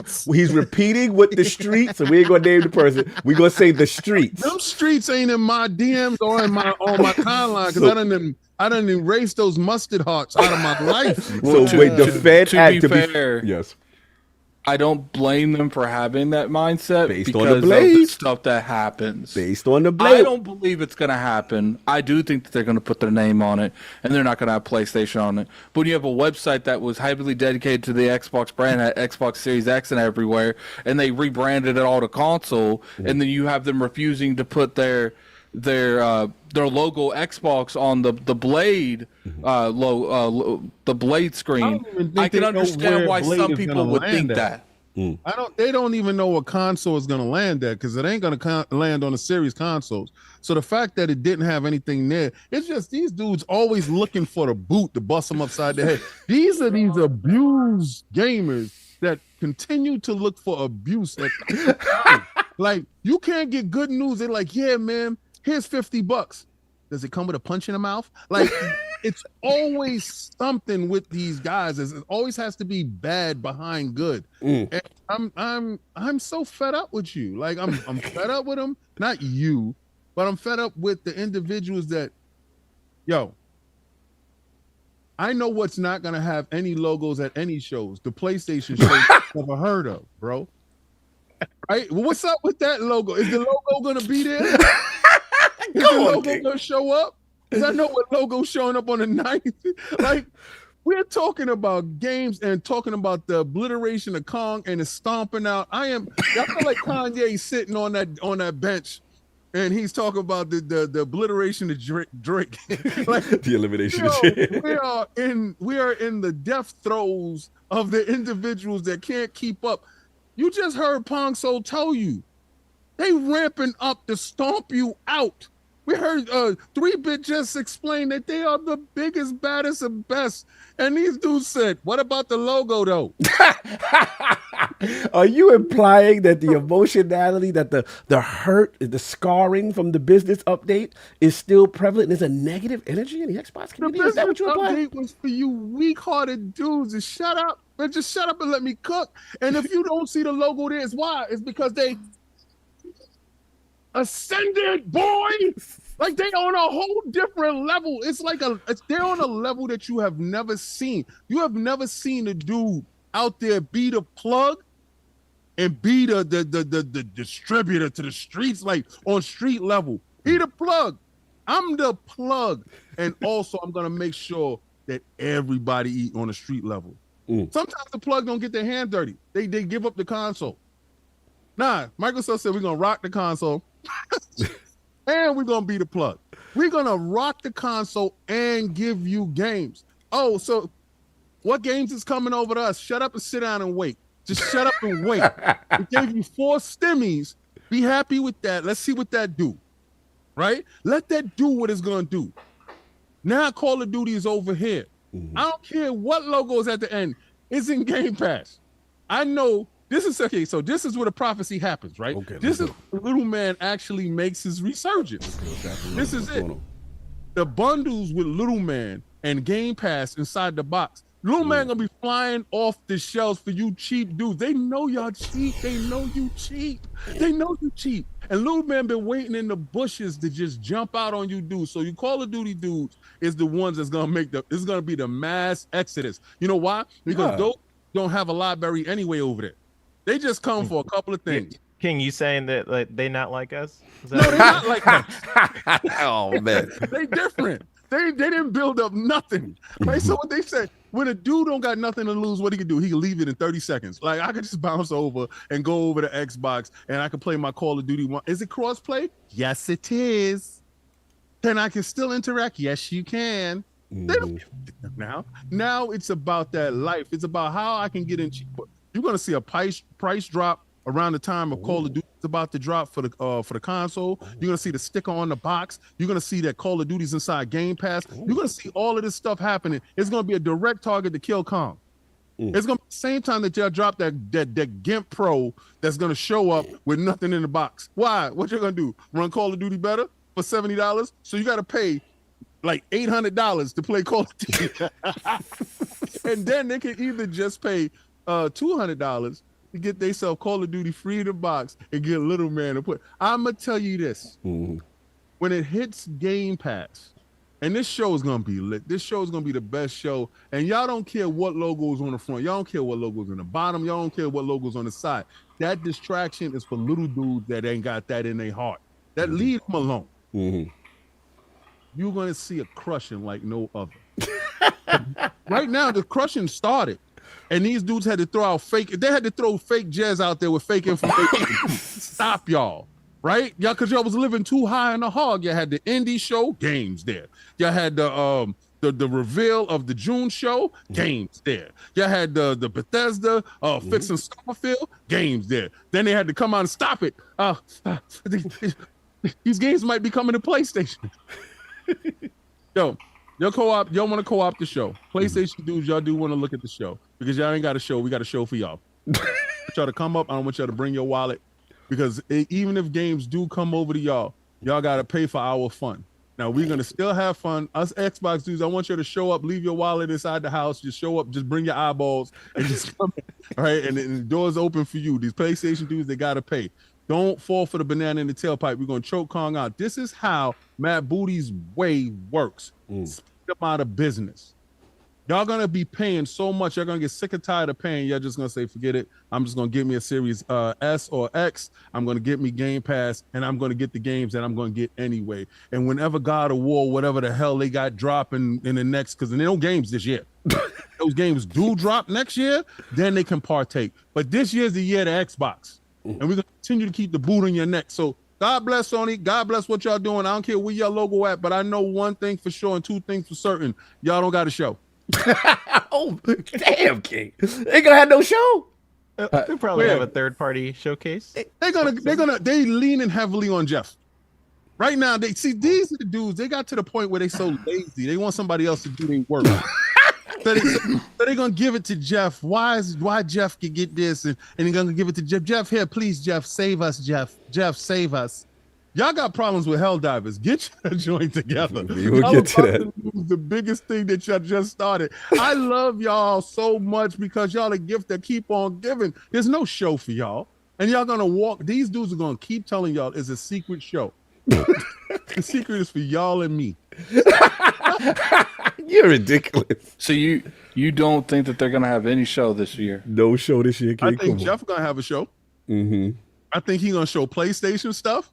And I think they're going to do some little indie stuff sometime in August. Now, Microsoft is respecting the tradition. They're respecting June. You know they're showing up every June. They don't Once that they announce they're doing one at the end of the month.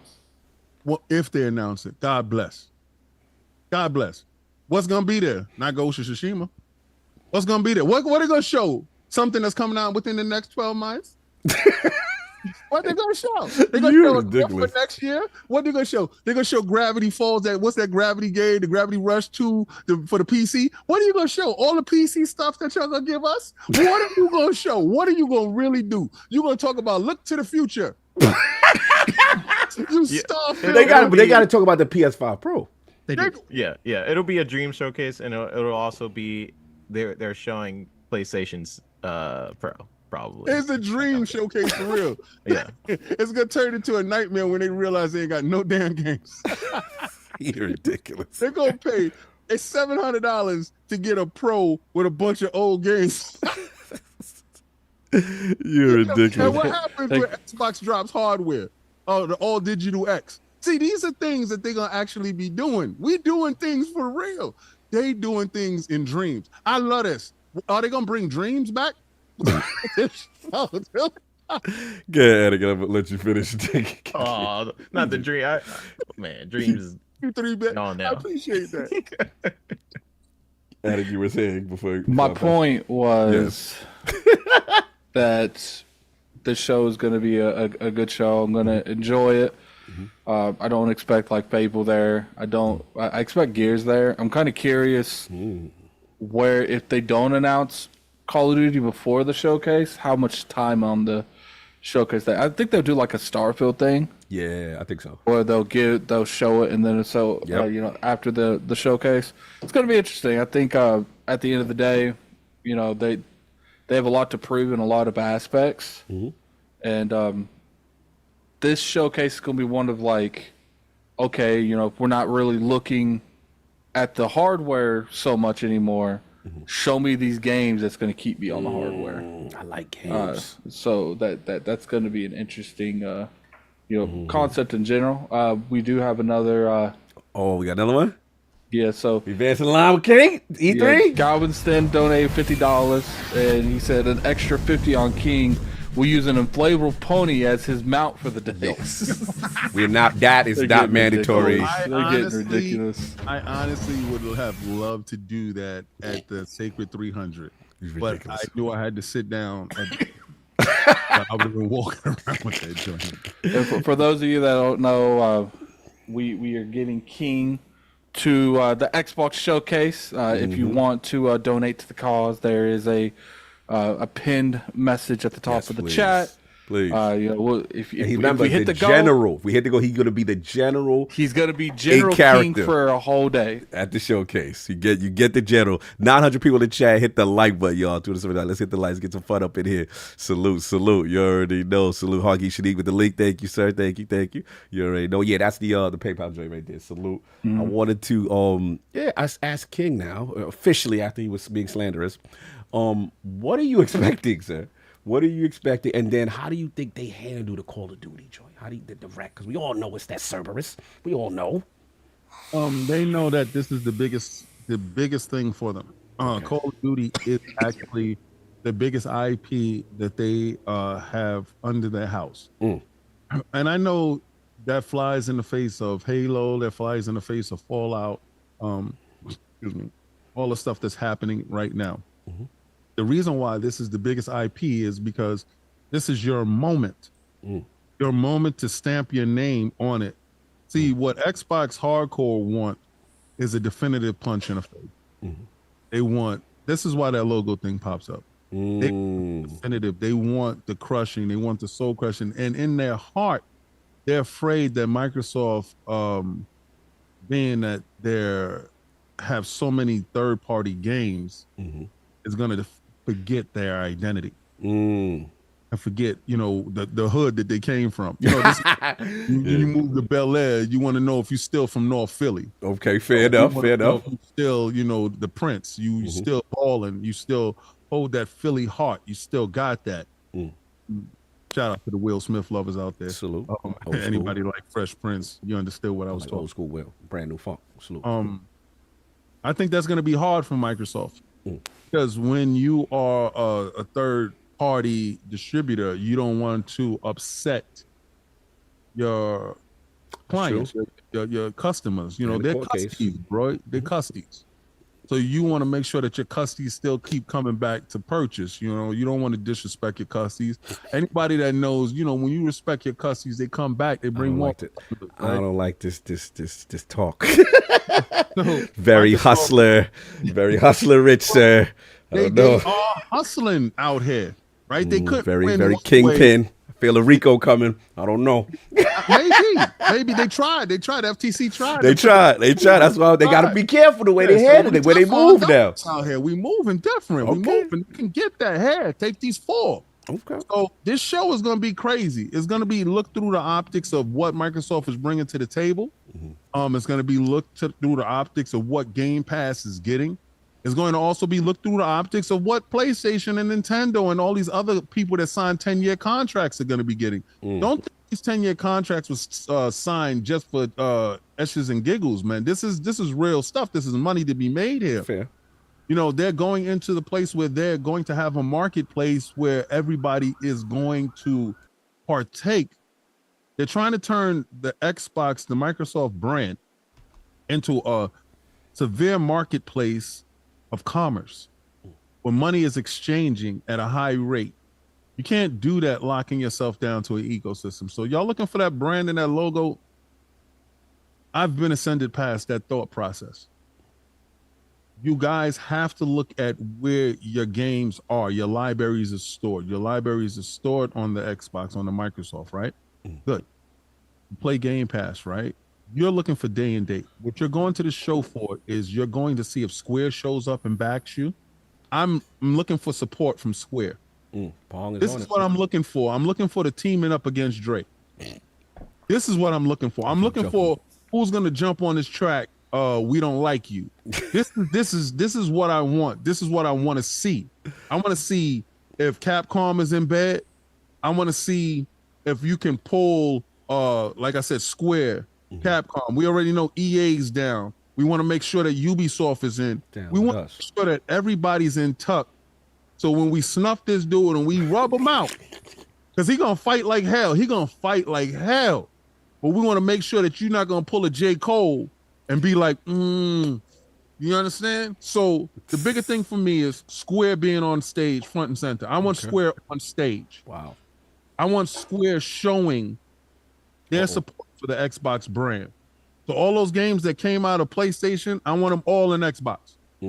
All of them. Final Fantasy 16 remake. Right. No, well, that's different. Contracts is involved there. Okay. It was okay. So when the contracts is up, I want to see that make it over. Okay. My thing is, I want to see who supports Microsoft, knowing that Microsoft is the biggest boy on the block now. What really happens now? Because this is the only year that this game show truly matters. Because for the rest of the year, we have games coming out. I want to see more Indiana Jones. I want to see more Valve. Hellblade is going to be swinging into starting this off. We're about to get Hellblade. This is about to start off. I want to know who's down with the Xbox team, Microsoft team going forward. Those are the people that you can count on, because what Sony always did was you always knew who their alliances were and who would rock with them in a pinch. I want to know who's rocking with Microsoft in this pinch right now. If it's just all on them, and they got to go, evil boy, bad world, whatever they got to do to get their stuff out there to make it happen. Right. If they're going to go full K-Dot solo, let it be.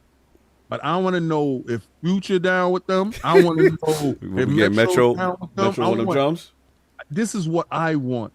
I want to know the team that's going to rock with Xbox. And I think you're going to see a lot of partnerships, opposed to a lot of purchasing, a lot of partnerships on that stage, allegiances. So Call of Duty is going to be first and foremost on the stage. Quake, I think we're going to hear more about Quake, that whole new Quake that's coming. I think we hear about it before Doom, but we also know that they're going to be doing Doom Genesis, the remake of Doom. Okay. I hear that coming soon. No ID. Yeah, I think everybody that they have is going to have words, and everybody's forgetting Outer Worlds too. Ooh, forgot about them. That is true. Right. The RPG kings, and Microsoft is the king of RPGs, are going to show you a plethora of RPGs that's going to be hitting your Game Pass day and day. Yeah. Fallout, first one, redo. Okay. There's a lot of things that can happen. We know Gears is going to be there. Do we get more of the Halo stuff? Forza, they have a lot. This is like 3-bit said they could do their own E3 solo. Yeah. Who's just going to be with them? That's all I want to see. I want to know who's going to be with them. That's what I'm. Fair enough. Hey, good. 3. King, real quick. King, to your point, and I didn't bring it up in my thing too, but what's funny is people forget they did another deal, King, with Ubisoft. Yes. They gave them the cloud rights to publish. that people pass that off as, oh, that was just get through the regulatory process. Just like they dismissed the Sega deal for the cloud gaming side of things as well. You don't dismiss that stuff. This is big business. They chose Ubisoft for a reason. Right. So I think Ubisoft is going to be here just like last year, because we know that Ubisoft Forward is Monday, right? The following day. Yes. Just like last year. Last year, what showed up on Xbox's stage? Star Wars Outlaws, right? Yep. Yes. What's going to show up this year? Well, there's a lot of smoke about Splinter Cell. Yeah. Splinter Cell, and I think they could also show up with Assassin's Creed Red, and show them, tease them both here, and then have their forward the next day and do the full showing of them. But I think Ubisoft is definitely a strong partner with Xbox now. That deal for cloud was that handshake. Like, yeah, we're at. Yep. That's what I'm looking for. That's what I'm talking about. I'm thinking about. See, this is non-mustard hard talk, guys. You understand? This is big bank take little bank looking forward talk. You know, y'all worrying about logos, we worrying about handshakes and clouds. Don't worry about that, man. Don't fall for the banana in the tailpipe. You know, look forward, face forward, and get to this situation. That's fine, King, because I care about this. You stated last year you don't care about that, so it's fine. You said I don't care about my Series X. You said you can play PC. You have all these options. You don't need to play on the Xbox. So are you gonna be a fraud right now? Oh boy, where's my fraud alert? I just need to know. Are you a fraud right now? Here we go. If we're going to do these receipts on live, I don't want to ever do this to you. But the stuff that I'm about to do to you is going to be worse than K-Dot. Are you sure you want to go there? Oh, here we go. All right, so me doing this to you is dirty. You tell me that. Well, how was you going to play Hellblade or Starfield? I play on PC. All right, game over. So how is that game over? I've been very upfront with that. I can play anywhere. How is that game over? But you just pointed. You've been the one that's been screaming the rooftops about Xbox. Here we go. We're not playing on your Series X. What? Because it's not 60 frames. I've been very upfront with that. But you care about that box that's next to you that you put there propped up for you. Why? I told you, because I want this to do better. You don't think this? But you're not using it. How is it going to do better? Just not hit 60 frames. Starfield just not hit 60 frames with the console. COG, did I not play Starfield on Xbox 2?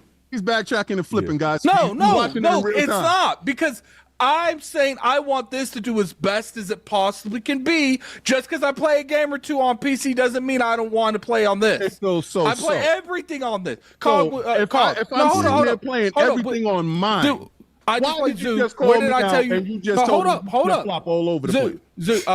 COG. Yes. That game you just gifted me. What was it? Which was Zao? The Tales? Zao. What? You gave me the option to play that anywhere. Where did I tell you to send it to me? Xbox. COD. Yes. I got that game. Did you have to? Was there an option involved? My point is, no. See, this is it. Was there an option involved? No. I get down where? Xbox, wherever you. All right. So anytime, see, this is where I'm gonna tell y'all. Yeah, where this is going. Anytime there's codes and stuff. No one ever knows where this is going. Yeah, you know where it's going. It's going straight to the heart. This is not. You changed from the day of the week. Straight from the mustard. I'm going straight for the mustard. Since you want to come outside, I'm going to beat you back in. This is what's happening. What's happening? Time there's a code given. If it's PC, I tell them dudes don't bother me. That is true. That is true. Then why'd you say that you could play Hellblade on PC? I can do it. Because I can do it. Can we agree that both of y'all play? So then why go on that tyrant that you had the option to play something at 60 frames on another platform, knowing you're not going to play it on the other platform? You just called me out. I just had to beat you back. Can we agree that y'all both play on Xbox primarily? I can agree. I do. Yeah, okay, so I think that settles that. And you have the option. Yeah, I do. I don't think no one's hearts and honors got to be snatched. I play on the Dreamcast. But I think we both of you have the option to play on PC if we. That's where I am extended. I can't. Because I tell you, it's send it to a place you don't want to play and won't play. Got you. Let's continue. Do it. You choose the cap. Like, this is the only place I play. You don't. No, I never said that. Just because I said I care about this This console, I never said I only play on this console. I've been very vocal about playing on PlayStation, playing on PC. I play wherever I'm able to get a review code half the time, and even when the console doesn't run the way, I will play it on PC. Out of all the years of owning this console, I've only played a select few on PC, and it's because it ran better. Had nothing to do with the console. I own almost everything on this platform. Because you're not the one that was saying when they because when they were like, yo, you can play this on Hellblade, that's not good enough. This should be running 60 frames on the console. You said, well, I have the option. So, you know, that's where I'm playing. I have the option. If you don't want it, there we go. There. Round 5. So just because you don't play it, just because you don't say you have the option, and you just go sneak off and do it. There's no sneaking. I've been very vocal. You just said it's not playing well over here. I'm gonna slide out and I'm gonna go over there. What? What's up, man? The moment they announced that sucker was 30 frames on Starfield and Hellblade. No, the moment they announced those was 30 frames on both of those games, did I not say very publicly I'm playing them on PC? Yes, but I guess the question for both of y'all is it Xbox strategy to play where you want to play at? Yeah. So why is it any betrayal of anything if y'all both are literally doing the same thing, playing where y'all want to play at? It's jokes. I know y'all being both ridiculous about who more gangster with their console, when literally the platform owner says you can do what you want and we like it where you do it. All right, so it's the fact that we got to talk about. Yeah, y'all trying to act like who's more gang than the other one. He betting harder than me because he in the view. Just because you put your kid up and show him and be like, this my baby, don't mean that you love him. On to the donation. We got a donation, $100. Let's get the general. we had a donation, $100. He wants to be anonymous. He says for the airlift the general to the front lines. We got another one. He didn't give a name, but he said, I need General doing the Aaron Greenberg X at the showcase. #KillCon. He donated $75 with the dinner at the dinner. Yeah, he donated. Make sure you at the dinner table. You know how they got me, son. I need you there now. I need the general there, and we can be all funded very well because they think we. And then what I need is greedy show up. I need Saul to take a picture like this. I need someone to Photoshop all of us on that table, so yes. It looks like we all sold out. Yes, all sold out. We got the bag. Yeah. So right now we are up to $720. Oh, we almost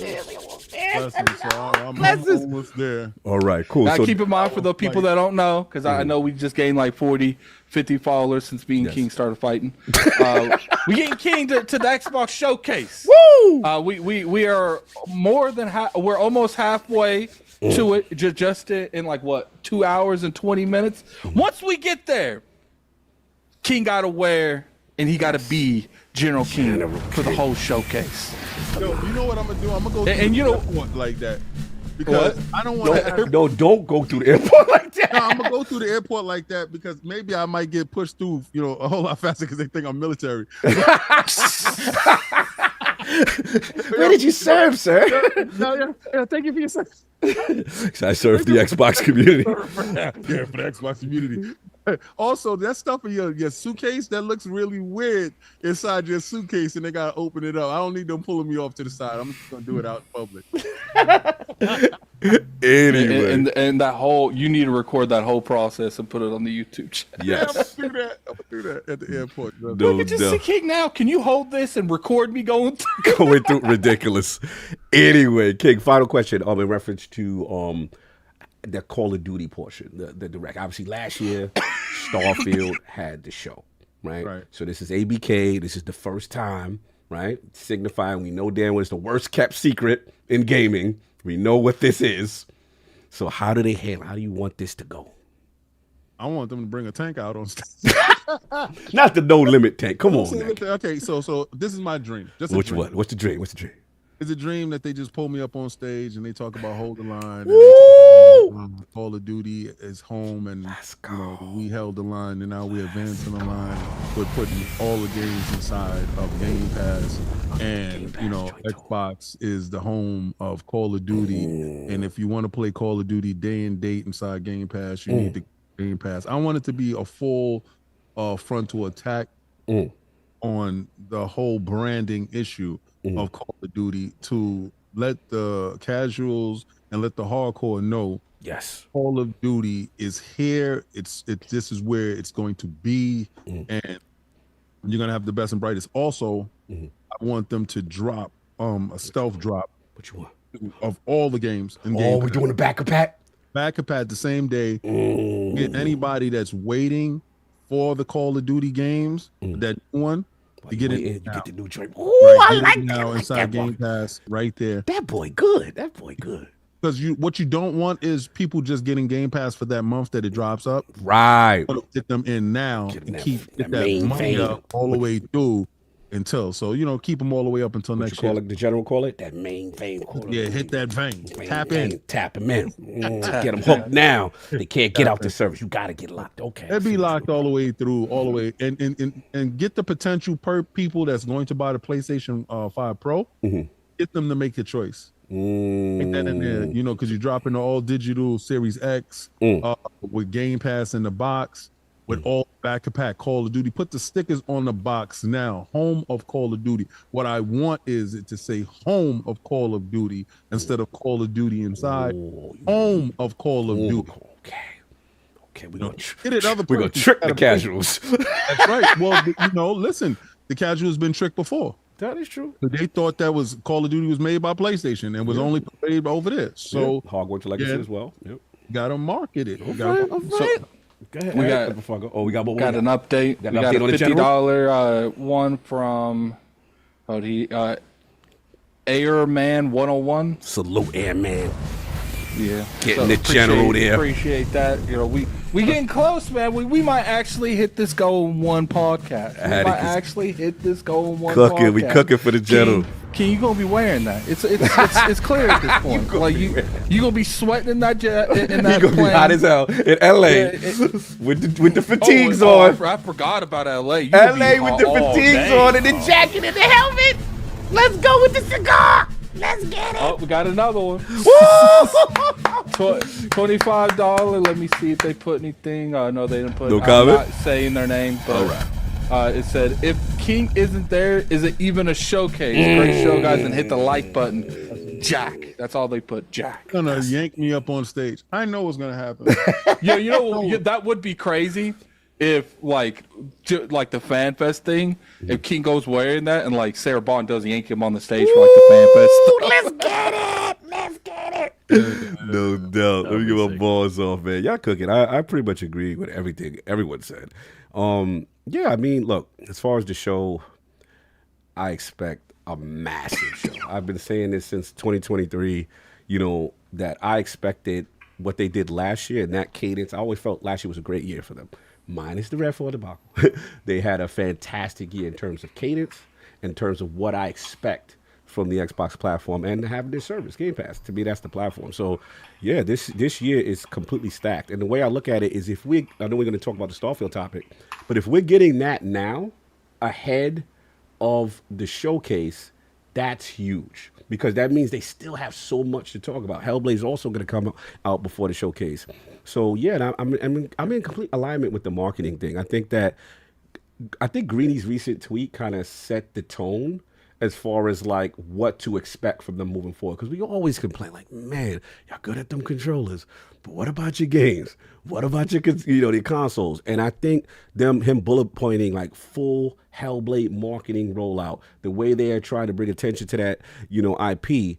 It's only right you mirror that same kind of energy for something like Call of Duty. We've talked about it ad nauseum. We've watched these court cases like the People's Court, like Judge Judy. We've been doing that FTC thing for years. You've got to this moment where you fought all these major governing bodies, defeated them, have the right to now display your ownership of the IP, and you're still within the framework of, King mentioned, the 10-year contracts to both, other parties. So now it's the time. It's without question that I need to see the Xbox Game Pass logo. It's without question, I need to see that thing plastered that you are the home of Call of Duty, so that the casual knows this is where it is. If I get in the service, I could get that. That's huge. And that's a huge boon, in my opinion, to what I felt the whole deal was about. Like, we need to see what Game Pass does in this environment with this being. And I also want to see the full-fledged cooperative marketing, even if it may not be, hey, we're going to give you Game Pass for free if you get a Series S and X, but you're going to have to make some pushes, whether King said it's like a price reduction or something at the time when the PS5 Pro hits, to then say, okay, that's cool. Yeah, you may be able to play it at a higher fidelity or what have you, but you can jump in right now at this price point. It's very interesting to me what happens with that. I would like to see, especially with the hardware numbers being where they are. I'm not going to say it's an overnight turnaround, but I expect an improvement. And it's only going to happen, in my opinion, if you market custom console like we had since Halo Infinite. I think that's the last one. Like, that was really from a first-party perspective. Like, you need to have that. Starfield did everything. I have a question for you, because I Yes, heard yes. you have a pushback on the raps. You don't like the raps opposed to... I think the raps were really cool. Look, the quality and the build of them, yes, is cool. I'm not going to disrespect that. But to me, it's just a half measure. It's a half step. It's like, that's cool, but why not commit to a dedicated console? I can speak for myself. When I had I believe it was the Xbox One S or the Gears one. They had They had a bunch of like really cool like skins back in the day, like the Halo 4 one, right? R2D2, Star Wars. Yeah, gamers associate with that. When there's platforms that they love, they associate with. They want to get everything. When Starfield came out, we got the headset, we got the controller, you get everything associated when you love something. And this is the biggest get. What'd you say, King? A whole PC. Exactly, bro. You know what it is. So it's like, I just want to see what that does. So yeah, like I said, the Call of Duty consoles would be a huge W for me if they could execute that. As far as the showcase itself, obviously the rumors are talking. Gear 6, man, can't wait to see what Coalition. They are wizards with graphical fidelity. To see what they got cooking with them, with time, with UE5 is pretty scary. They've always been pushing things forward for Xbox and have always held Xbox down throughout the generation. So I want to see what they do. Obviously, as far as what you gonna say, as far as the back compat, I need my classics funk. I need my Transformers. I need that. I need all that. I need all that. Yeah, and I think honestly, even as much as I want it all, it's probably best to kind of space it throughout the year so that you don't just give everyone this one dump and then, okay, fine. You kind of space out. You always have content, like a constant drip throughout the year. I think that would be cool. And then we know, obviously, that's a lot of work still for the back compat team. Obviously, they revised it, and obviously, Sarah Barnes talking about forward compatibility and all that stuff. I think Tenchu in those games also is under there. Obviously, there's a lot there going. As far as Xbox Game Studios, I need to know what's going on. There's only two people I'm worried about. I need to know what's going on with Undead Labs. I'm worried about Undead Labs. Undead Labs.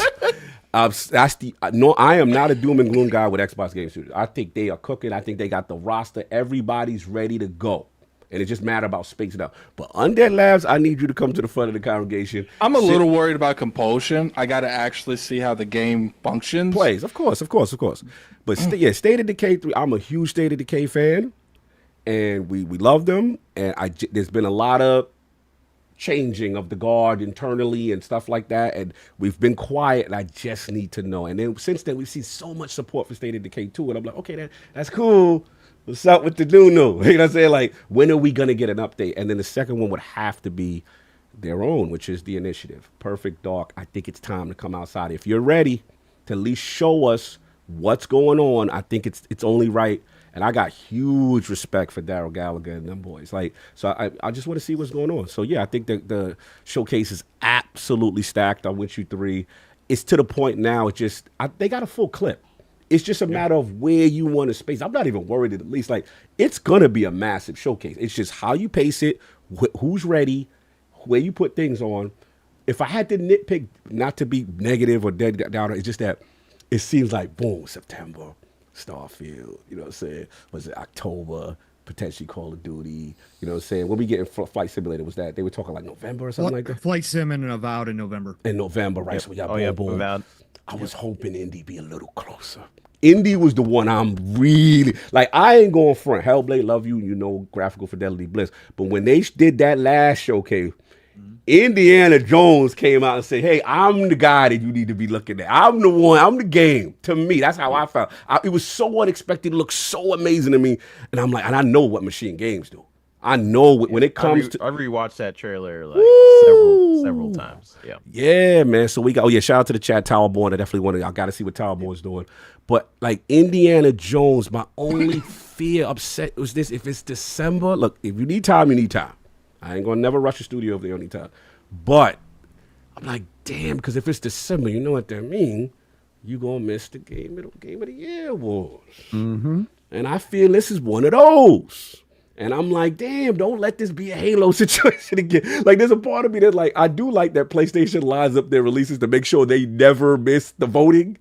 I would like to see, hypothetically, a situation where if with Game of the Year, there's the nominees, you could have, like, a Hellblade 2, an Indiana Jones. You know what I'm saying? Just the potential of it. Not saying that they're going to win. I'm just saying, like, that's what I want to see, to get it in the mindset. So last thing I say is, as for shout out to the chat, Everwild. Yeah, I don't know what's going on, Ever. Yeah, that'd be nice. Might be up there now. They got new solar panels. That was good. shout out to them. Last thing, as far as the whole COD, man. Look, I haven't played COD in a long time, and I used to be one of those dudes. You know, I used to be, the guy that would prestige, do all that stuff. So it's now on my radar. If you're going to put it in one of my favorite service, the service that I think is the best value in game, and then, of course, I'm going to partake, as King would say. I am going to partake now. So, yeah, I want to see what they do. I'm assuming, like Pong said, probably campaign only, just the beginning, get the feel, get the vibe. And, and probably later on they say, hey, probably tune in at, the fall where we give you the multiplayer or whatever. Hey, if you want to give me a little zombies mode or something like that. Because this is Treyarch, I believe, right? Is this Treyarch, right? Yeah, so Treyarch usually they go in. So, no, that's it, man. I mean, I'm super excited. Lord's planning to be out there, and if you keep donating, King will be there with me, so that'll be awesome. And that's pretty much it. But I'm just ready to sit back, enjoy. I think they have an absolutely stacked show, and this is the main thing, Xbox. I know there's a lot of doom and gloom and everybody. I get that, bro. If you are here for games, which is what I thought we are here for, you ain't got nothing to worry about. like if you love games, there is nothing to be fear-mongering about. The games are here. They've been here, and they will continue to be there. So that's what I see. So I play games, I love games, and they got the games, and I'm ready because it's a lot of stuff they could really unleash. So, yeah, that's what I got. No doubt. Anything else before we move on, peeps? We have 2 more donations.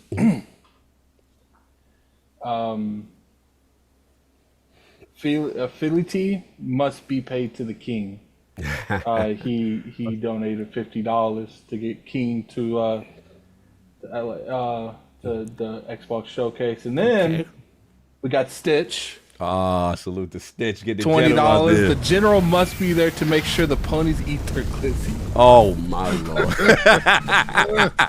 Oh my lord! Here we go. So now that leads us to, I believe. I'll put it up here in a second. General's getting closer. We advancing the line to LA. 23 out of we advancing the line to LA. We getting King. Yeah, King about to hot military suit, steaming. Woo! Can't wait. This is beautiful. And for the people that don't know, we're gonna get King to the Xbox Showcase dressed as General King. The link is in the pinned comments. No doubt. So let's get a couple of these super chats, and then we just gotta pay a little bill, and then also I gotta check with my brothers 3-bit and how you guys doing on time. I just want to make sure y'all good before we move Free. on. Okay, cool. Yeah. 3-bit, just let me know if anything is needed. All right, no doubt. We gotta take care of little bills and some stuff. All right, we got my man Forza Legend. He said, for me it's Family Matters. He's talking about the beat. For me, it's Family Matters. I felt he hit Kendrick much harder on this track, and it's well thought out. And Drake having a second kid, that was debunked. Oh, you going with factuals? All right. But sometimes in beef, was exaggerated. Sometimes sound hotter. But I love Family Matters. I really do. I think people are sleeping. I think that's a classic in the visuals. But anyway, we're gonna move on. Attic gets mad when I talk about Teddy P, $2 super chat. Magneto was breaking out Diddy's freak offs, King. Yo, for real. Shout out to X-Men is I'm loving that. that card. 97 is crazy. Shout But out to Naked Magneto is the truth, boy. out of pocket. Shout out to Joe Ruff, aka Flame. Follow us super chat. Happy Sunday, ILP. Shout out to everyone at LogNet and Sony for doing an any percentage speed run to kill their most beloved game in years. Rest in peace, Helldivers. Wow. Bessie. Oh, here they come. I wish Saul was here for this. Let me play with COGSMito. $5 super chat. I am a writer, and I only play the adult games on Steam while thinking about COG. Can I join Lords of Gaming and review those games for the site? No, sir, we don't review those style of games here. But thank you for your patronage and your donation. Shout out to Mash gifting 20 ILP subs, man. Salute, salute, salute. Oh, Jovar, Ingi, my brother from Iceland, $2 super chat. Have fun at E3. Have fun, brother. Hope to see you one day there, and hope all is well in Iceland. Hollywood Rules, $5 super chat. King, you not off about the Tomb Raider stuff. Sarah the Queen Bond tweeted, "It's back. In my opinion, something is definitely cooking."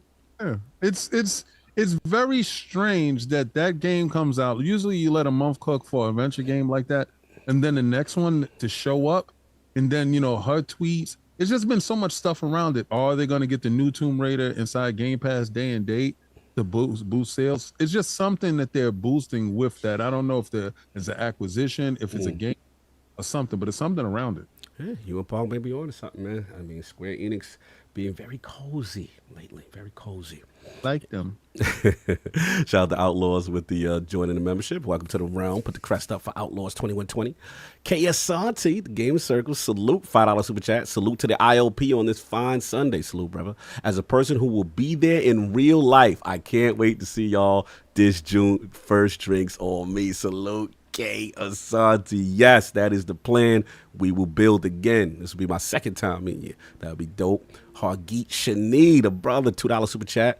Oh yeah, rest in peace, Game On Daily. Yeah, salute to those brothers, man. Salute.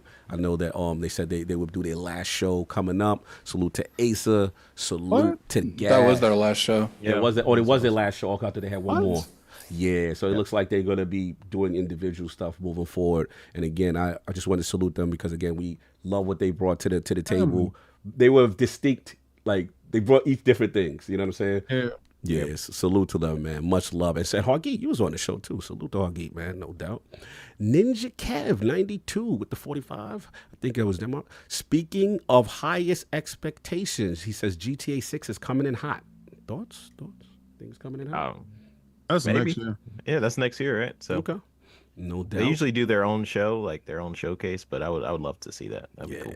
I do not think they're going to be on stage at anything close to Microsoft thing right now. Yeah, that bag kind of crazy. That marketing bag might be a lie. Brett Bingham, $5 super chat. I expect a StarCraft 1 and 2 definitive edition console port. Pong. Might as well. They just put it on NVIDIA GeForce Now, right? For some reason, all of a sudden, StarCraft just shows up there. Again, I'm all on board with this. I think it's happening. I think they started it. It makes tons of sense. StarCraft will melt the internet. It is a worldwide thing. You can say what you want to about RTSs. Still extremely popular, again, especially in the East. Korea still has big money tournaments for StarCraft to this day. Wow. Like, it's nuts. So, yeah, if they are going to reboot it or whatever they're going to do, then definitely getting it now with all these teams that they now have that make RTSs and they all have experience making them for a console. You got to bring it to console. You bring it and start that hype train. Absolutely, 1000%. Good point. Those regions definitely love that game, man. I'll keep forgetting about the Blizzard portion, man. Blizzard it's huge, man. It's ridiculous. Shout out to Robert Kellett, logged in again in the building. $5 super chat. The general will show up wearing the Pit Boy and holding an Xbox controller staff, shouting, "I will open the platforming floodgates." Ridiculous. Salute. Love it. Brack Ronan, $5 super chat. Xbox should play Euphoria when they announce all the Call of Duty stuff. Then play Beat the Grass when they show everything else. Damn, you want some disc record joints, son. I see what you trying to do. Try to end people's career. It's not over. Robert Kellett, $2 super chat. Will Call of Duty run better on PS5? Thoughts, gentlemen? Anyone? Yeah, I don't know. it's a conversation to have. I think so. Especially with the pro, obviously, they are going to have. They're going to take advantage of it. There's no doubt about it.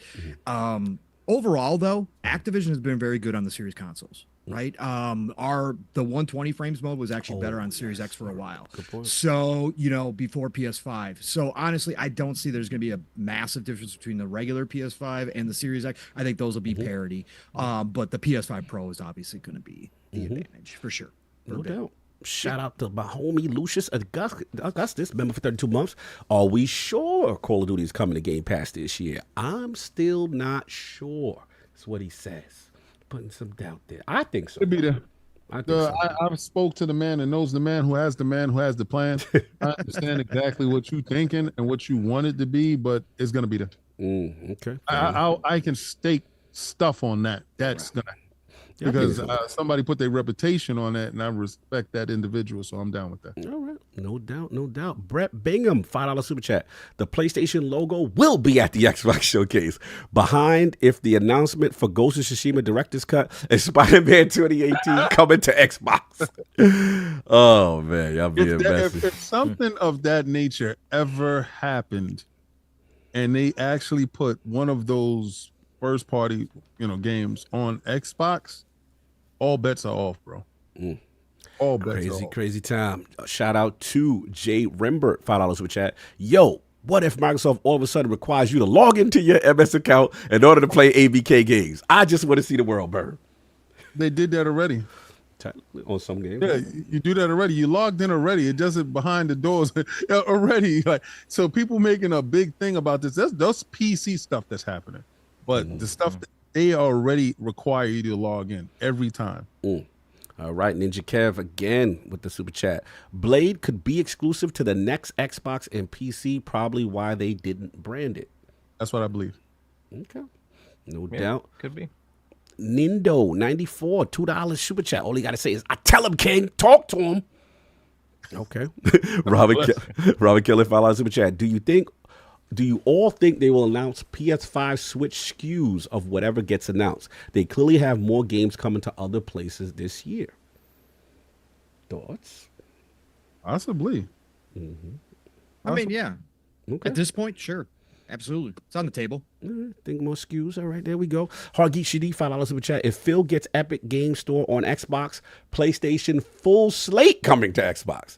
Definitely buying Ghost of Tsushima and God of War Ragnarok to play on Xbox. I think PlayStation would block them from doing it. Ooh, even if it's on the Epic Store? Because apparently the what's that? Epic Games. Yeah, streaming service. It was like the one of the streaming services you could launch on the browser for Xbox, and they stopped it from being accessible on the Xbox, like their games. Interesting. Oh yeah, no doubt. I believe like the PlayStation. That's why they started cutting at least browser side. Yeah. The browser Game Pass reasons. Yeah. Probably. Yeah, just keep locking them off. Keep making them do stuff that they don't want to do. That's all. Just keep making until it's an isolated little pod that's sitting in the corner by itself. Yeah, do that. Spartan661 to us super chat. Are you guys having a podcast that Sunday, 4th to 9th? Yes, we are. We do it exactly like we did it last year, where they join afterwards. Yeah, half the Lords will be there, have some guests, and then we'll join in progress, the ones that are out there in LA. Robert Kelly, $5 super chat. Sony making a game on Disney's beloved animated series Gravity Falls. KNN News at 11. I would love that. I love Gravity Falls, so I would love that. I absolutely, I'm down for that.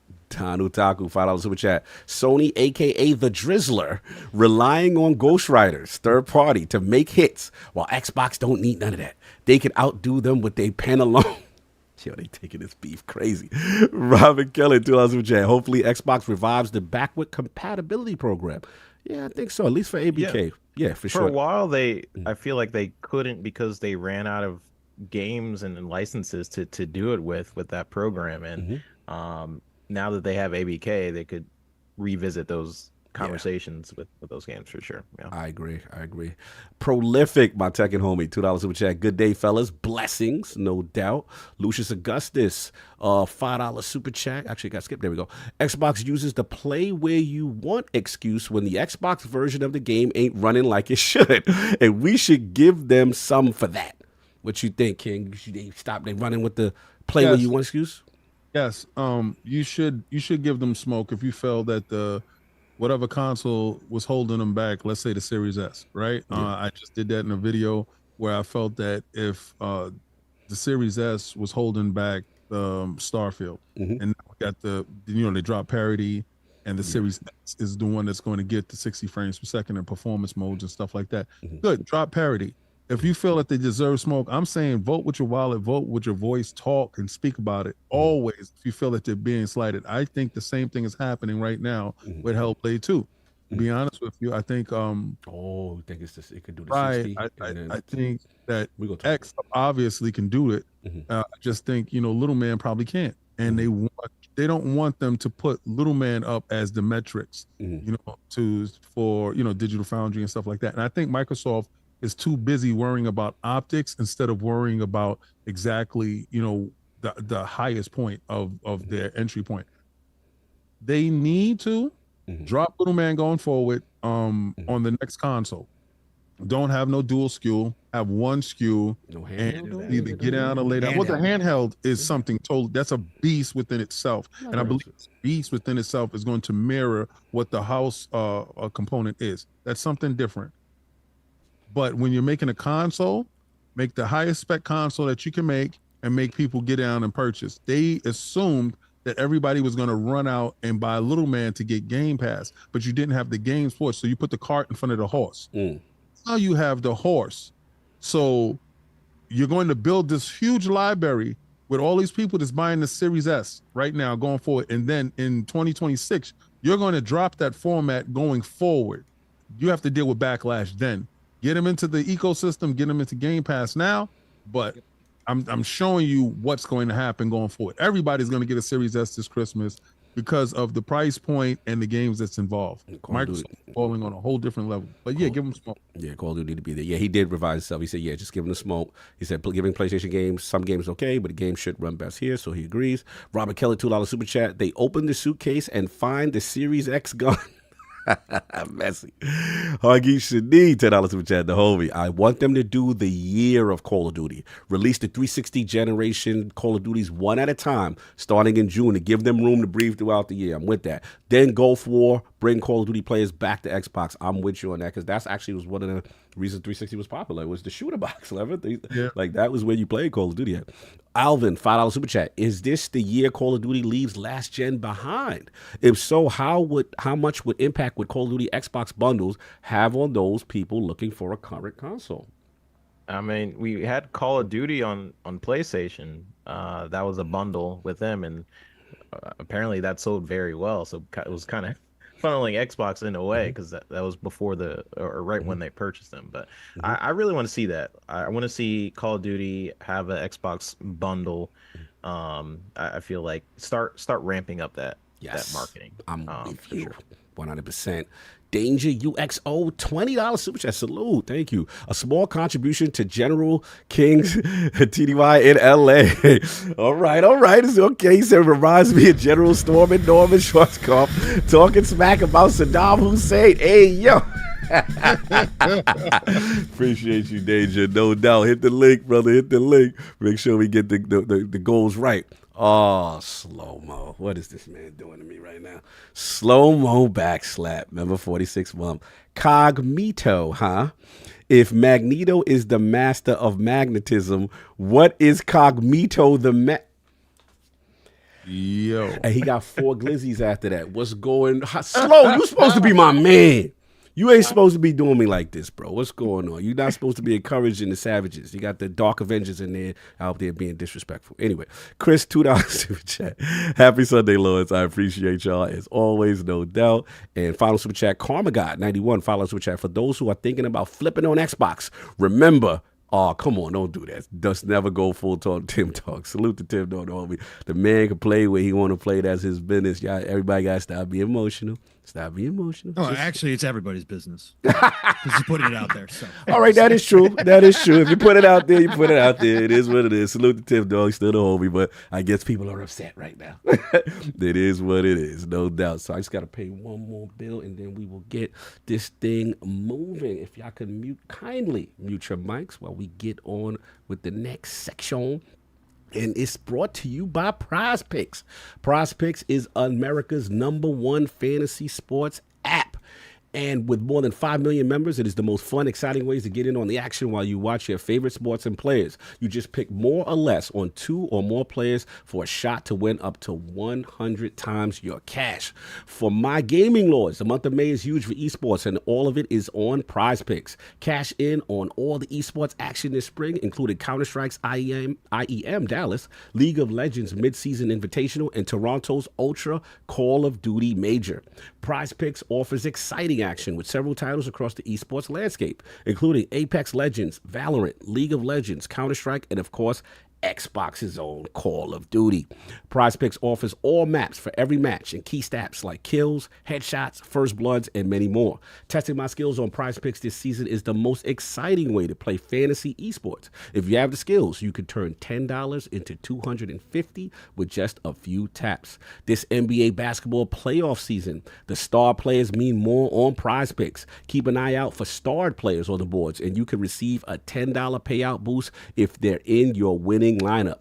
This week on the PrizePicks app, I've been having a lot of fun. I'm running with the red hot New York Knicks, man Jalen Brunson for more than 48 points. That's points, rebounds, and assists combined. Also on the PrizePicks app for Call of Duty Esports, I'm selected Hugh for more than 25.5 map 1 kills, and I'm also taking the breakout rookie sensation Lens for more than 22.5 map 3 kills. So my fantasy esports and regular sports lords, what are you waiting for? Download the PrizePicks app today and use code IronLords for a first deposit match up to $100. Again, download the PrizePicks app today and use code IronLords for a first deposit match up to $100. PrizePicks, pick more, pick less. It's that easy. Salute to PrizePicks holding us down in the episode. You already know. Get out there, do what you got to do. They got the esports going, more stuff coming. Just wanted to put y'all on. No, he said, F the Knicks. Yo, they doing it good in the city, bro. I'm just telling you. If the city is Knicks and trash goes in. Hey, so then go to PrizePicks and vote for your Celtics then, Lord Metroid. Primo Drake. It's all about the team. Yo, they go hard in the track on this. Anyway, y'all are good. My city never wins, so I just go for whoever the winner is. You know? What's the city? What we doing? Atlanta. Oh, we're going for the Hawks. I know. Atlanta used to be dope, man.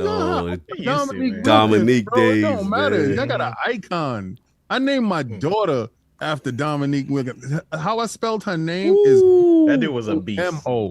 Human highlight film. The human highlight. He's no doubt. All right, 2 more. I'll trade that any day. Now they want some championships, okay? They also got one of the hottest cities to move to. I didn't know There's too many people. They need to go away. I need to go over there and hang out with you for a little bit. Atlanta is cool. You're smoking. Atlanta, you already know. Salute. Spartan again, 661 with the $10 super chat. I think after Xbox started the backward compatibility, other devs wanted their money and made their own remakes to make that money. Getting the licensing of old games will take a while with ABK games. What you think, 3-bit? Because I think you were commenting on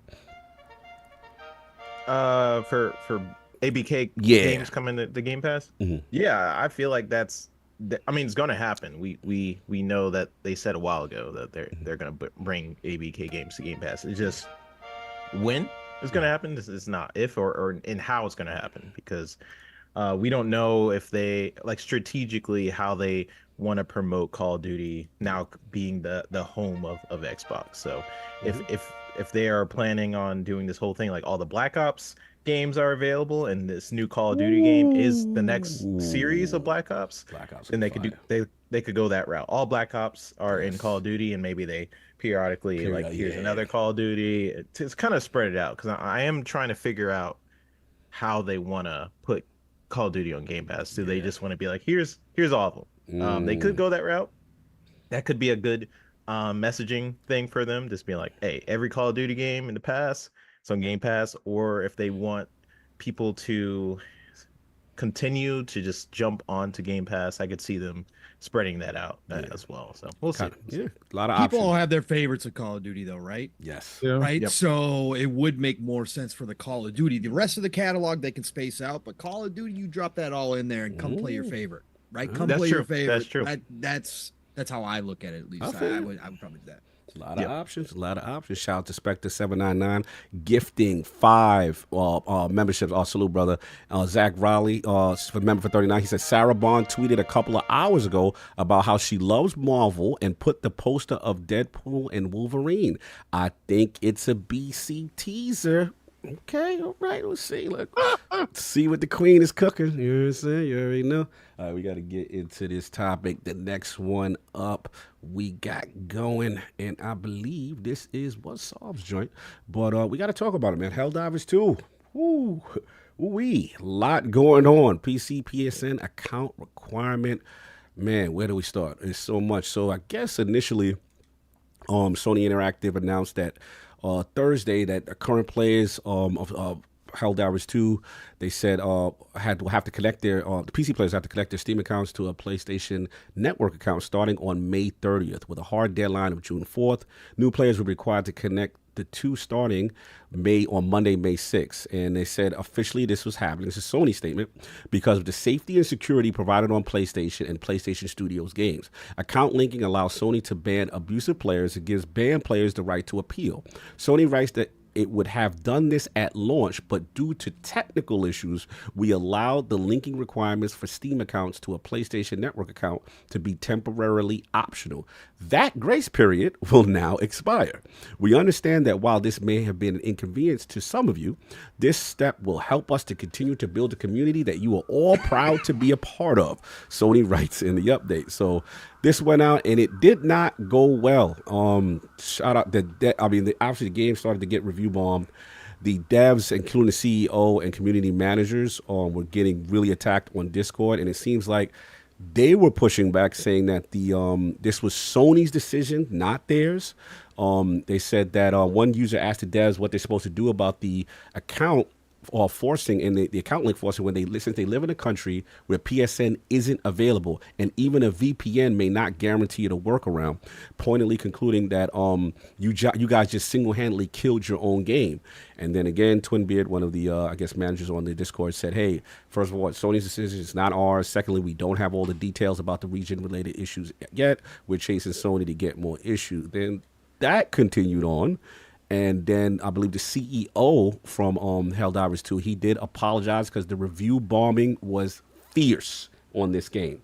They tore it up online, and pretty much now it went from 69 countries, I believe, to 177, I believe, that can't access the game. Well, part of these regions that will be locked out because they don't have PSN to support that. And I believe the final step, kind of where it's at now, is Helldivers 2 delisted in 177 countries as Steam is now issuing refunds, and they are issuing refunds past the 2-hour limit.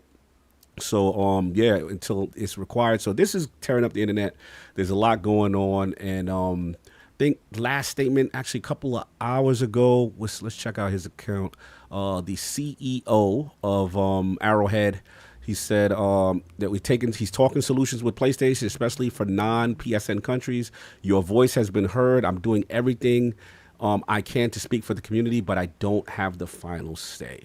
So, a lot going on here. I want to get three. I want to get you in first, man. Helldivers, man. This whole situation with the required PSN account. What's your take on it? Well, first thing is, I don't think it has anything to do with safety, right?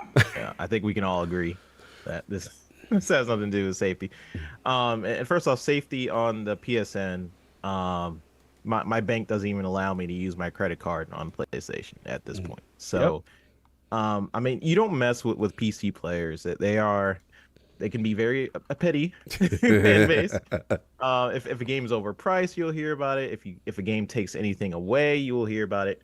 If it makes something difficult, you will hear about it. And I think while other games require a login, Xbox games or Red Dead, I don't think there's been a situation where months after release it suddenly becomes a requirement, and also to the point where PlayStation is changing their terms of service on their different pages to make it look like it was always in their terms. Yeah. So I don't mind a login necessarily, but it just comes off as being disingenuous to the player base on Sony's side.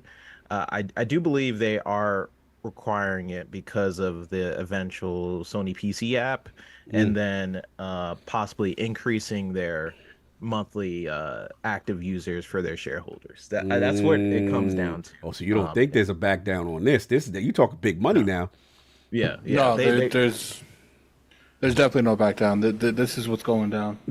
They wouldn't have put in there. They wouldn't have banned. That's why I said like last week. This isn't about engagement. It's not about money. Because if it was about money, they would have kept it in those other regions. Like they want that engagement, and they're willing to upset all those people to get it. Interesting. So I feel like that is what's happening here. It has nothing to do with we need to do this for safety reasons, and meanwhile, like the PSN network is getting constantly just shut down. Let me read really super chat. Let me read this super chat. Yeah, go ahead. Brigham, breaking news at the $5 super chat. Sony fumbles the bag. Arrowhead acquired by Microsoft. Yeah, King would like that headline.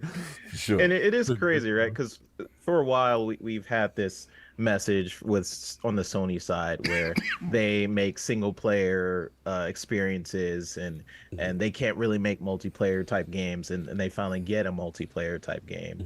And this is kind of their response to that. So I do believe I mean it just comes down to the shareholders. I don't know what they're going to do. It does suck for the people who had the game. All of a sudden they woke up to log in, and all of a sudden they couldn't play it because PSN is not in their district. I do know they had an update where they said like, oh, for the people who aren't in the country where PSN is there, then you don't need to. But it's still like it's still a bad messaging overall. Like you can't basically start changing terms of service on your different pages and being like, oh yeah, this was always the intention. If you look at the small font when you first log in the games, it was at the bottom, the thing that we always skip just to get to the game. It's just messed up in my eyes. But no, I hear you. I guess 3, and then it's like what do you? So basically, because of the shareholder situation in that, and then you have now the review bombing. And it seems Arrowhead is under immense pressure, right? They're getting attacked continuously in this community, and it's kind of like, go to them. Like we like the snitching has gone out. Like they did it. It's them. It's not us. And one thing which is interesting. That doesn't normally happen. That does not normally happen. The ship. Right. Remember Returnal? Yes. When the PlayStation 5s were shutting down, they never once put 100% of the blame on PlayStation. Right. No, it's a good point. I mean, it just shows you that they are passionate about this game, and it shows throughout their marketing too. Like they had a pretty smart marketing campaign for this game. Say what you want about it, but you could tell that these developers are passionate about the game that they have here. And so when this happened, they're getting all this backlash. Like, listen, this is not us. This is Sony's decision. Keep speaking out about it is something they mentioned in some of their Twitter posts. Like, just put your feedback on Sony, and that's all they could do at this point. And hopefully they'll do something about it. But at this point, it's to increase numbers, for those shareholders. So no doubt, Lord Pong Soul, Helldivers 2, man. Helldivers 2, big controversy right now with this whole required PSN account. What's your thoughts on this whole situation, Top Level? Well, I add some perspective here, a little bit more even than what you gave there. I want to read from Matt Piscatella this week as well. Let's go. Matt Piscatella, Circana. Yep. Again, why people attack this guy, I have no idea. One of the nicest dudes in the world, just reports facts. I know, right? Straight numbers, everybody love it when the news is in their favor that they like. It's official. So shout out to Matt. I love this dude. Anyways, he came out with a tweet this week that said PC has been a huge part of the success for Helldivers 2 in the US. With PC, and I want you guys to listen to this. this is kind of mind-boggling when I saw this. With PC, Helldivers 2 is already the 7th highest grossing Sony published game in history. Wow. Think about all the franchises. Wow. Think about the decades of games. Good point. 7th highest grossing in history. Without PC, it wouldn't currently rank among the top 20. Listen, the rules of engagement on PC are different. I have been a console player for decades, but I've certainly had friends who are PC gamers. I obviously am PC gaming more now than ever before now that I have a PC. But even from the outside looking in, I knew the rules of engagement are different. You don't mess with PC players. This is another lesson learned for Sony. But instead of learning that lesson very quickly, screw the MAU, right? The monthly active user numbers. This game is too hot, so we're going to back off of this. We found a diamond in the rough in Helldivers 2. We found something that we haven't had in a very long time, which is a successful multiplayer game. Something we are desperately looking for right now with all the new initiatives over at PlayStation. But they found one out the gate. Unexpectedly. Again, nobody, even Arrowhead in their right minds, could never have expected the level of success that they found, right? And so instead of doing the right thing, instead of saying, okay, guess what? From here on out, we're going to make sure that login stuff is working. Because to everybody else's point, is it a big deal? Of course it's not a big deal. Again, you already do it for so many other games out there on PC. It's not a big deal. But the minute that they said they were temporarily disarming it, they should have known that would have been permanent. You do not come back to the PC community after 3 months and go, oh, yay, glad y'all are having a really good time.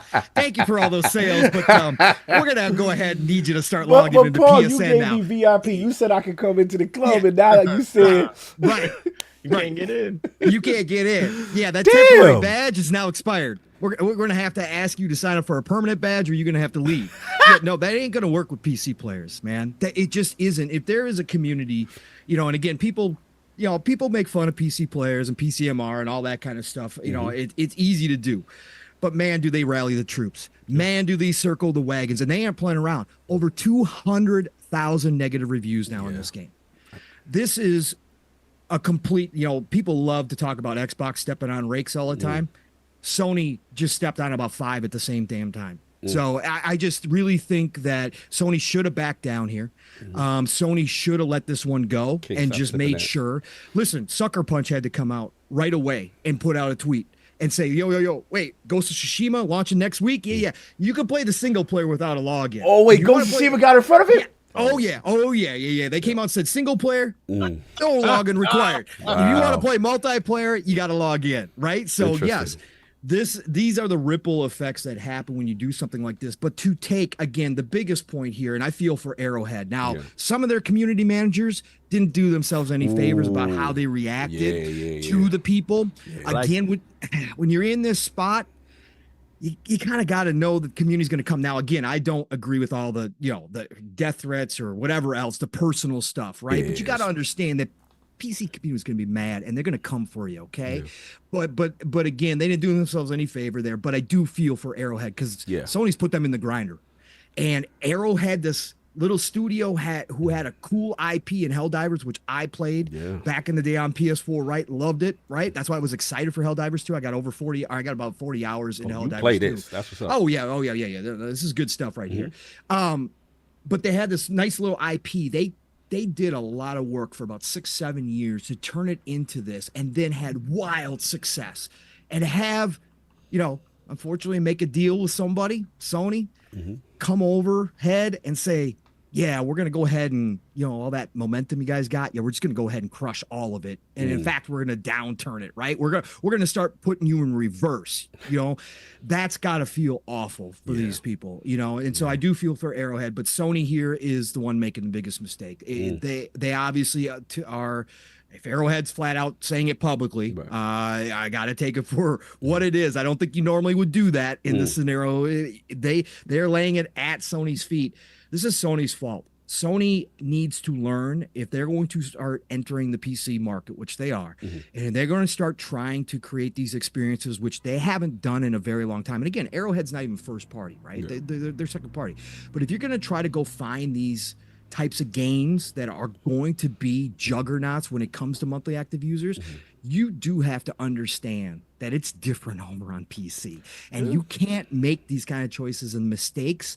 And you got to know when to back down. And, you know, but again, it's all about the money. It's all about the shareholders, you know, and they aren't backing down. In fact, they're doubling and tripling down by, you know, they're doing their thing, but they're going to learn. They took what could have been an ongoing game that would be absolutely massive because of the way Arrowhead was handling this game, because of the masterful way they were marketing this game, and it was just the way they were dropping content just randomly, hiding content, and people were like, yo, what's with these flying creatures? And they were like, we didn't put any flying creatures in there. And people are like, no, look at the screenshots. This is exactly what you look for in 2024. You know how hard it is to get one of these games to take off like this? Yeah. Man, oh man, Sony's got a lot to learn here, and they're going to learn the hard way. I'm not saying the game's dead. I'm not saying we're going to see 1,000 players playing this on a day. There's still going to be a big group of players that are going to play this game. But where this game could have gone is now capped. You now chopped it off at the knees, right? And for me, that's the biggest. I can't help but shake my head, man. This is a ridiculous thing that they decided to do here.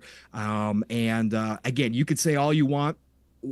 PC players are just crying and whining. This is the stupidest thing ever. You all log into other things. It doesn't matter. PC players do stand on principles. Even if those principles are weak, they stand on it. And again, they circle them wagons over 200,000 downvotes. Yeah, I saw that should tell you something. Yeah, that's why certain PC games, it'll be like $60, and then console, you're paying for more, even if it's less performance, less features than the PC. But it's because the PC community, they're just different. They built different, see? They built different. Yeah, Lord Haddock, man. This is hitting the webs extremely hard. Obviously, we were talking about it a little bit when I was using Xbox chat last night. But yeah, man, what do you think about this whole requirement now, and you know where Arrowhead is, Sony's position? What was your whole vibe just getting this news? It's the funny thing is, it's like PlayStation finally was able to get a W when it comes to multiplayer, and instead of finding ways to incentivize people to link the account by like maybe doing some cosmetics or giving in-game currency to people who do it, they're like, we're just going to force you.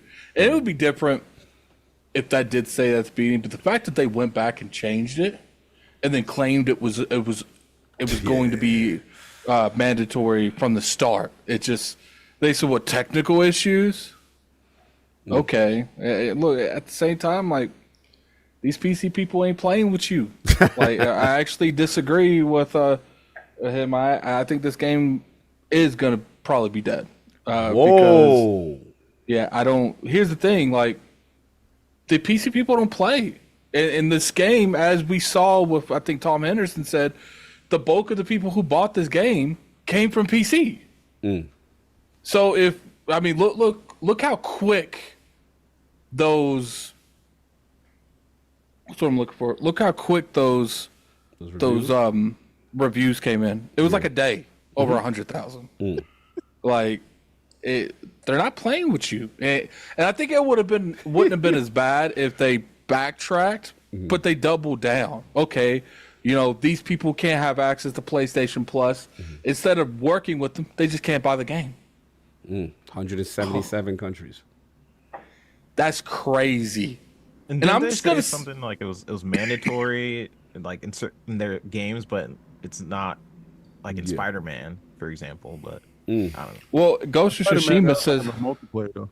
Yeah, that's true. Oh yeah, true. Ghost of Tsushima is the Legends is going to you have to be mixed up, and the funny thing is, like, people are like, well, Minecraft does not make you do this. If you want crossplay, you have to do this. Minecraft does not make you do this. It's if you want certain features, you need to be connected to the Xbox ecosystem, because I've played Minecraft on PlayStation. You have to sign into your Xbox account, in order to have access to your Xbox friends that are playing Minecraft. These people essentially gave you a product and then pulled half the product out from under you. And it's not right. And, you know, I hope PlayStation gets sued for it. Because you shouldn't be able to just go in there, demand that people sign into your platform, knowing that they shouldn't have, knowing that you didn't give those expectations from the start, and they complain when people don't want to do it. And especially being PlayStation, how many times has this company been hacked? How many times has this company lost? And it would be different if it was a company that would work with you if you did get hacked. Yep. We've heard over and over again, when you have, you know, these type of issues with PlayStation, what happens? They're like, well, you can dispute it with your bank, but we're going to ban your account. So why would anyone want to connect that? Yeah, I mean, I mean, that happened to my account in that great Sony hack when all those accounts got. Yeah, I was a part of that. And didn't just get announced like a couple months ago they got hacked again? Yes. Like in a bunch of it's crazy. Like if they would have came out from the start and said, look, you have to be connected, it is what it is, I think the expectations, the problem is they didn't set the expectations correctly. Like it's exactly how I feel when people have reviews without microtransactions, and once the reviews went live, then they add the microtransactions. I don't like that. Yeah. No. When you go into this, you should have all the information that you need when you buy it. The fact that their terms and their facts said it's optional, and then they just switched that. That should be illegal. You shouldn't just be able to click a switch and switch things up after you have sold a product that when you read the information about the product, it says it's optional, so you buy it, then they switch it. That shouldn't be legal.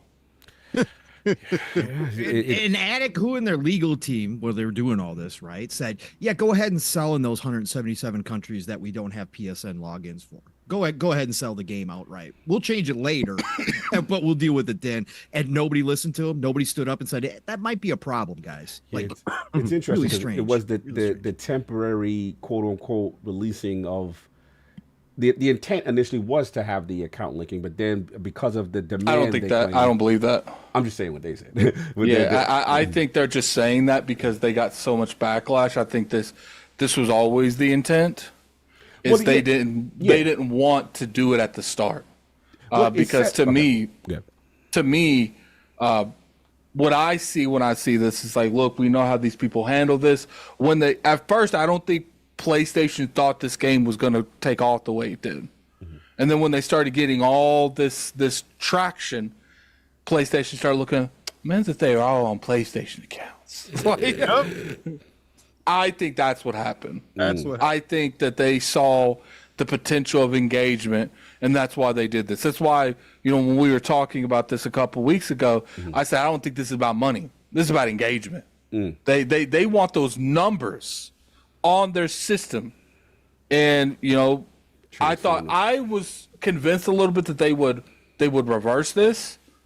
But when they banned those 177 countries, PlayStation would rather alienate and isolate 177 countries over something that was optional from the start than just reverse and say, you know what, you guys are right.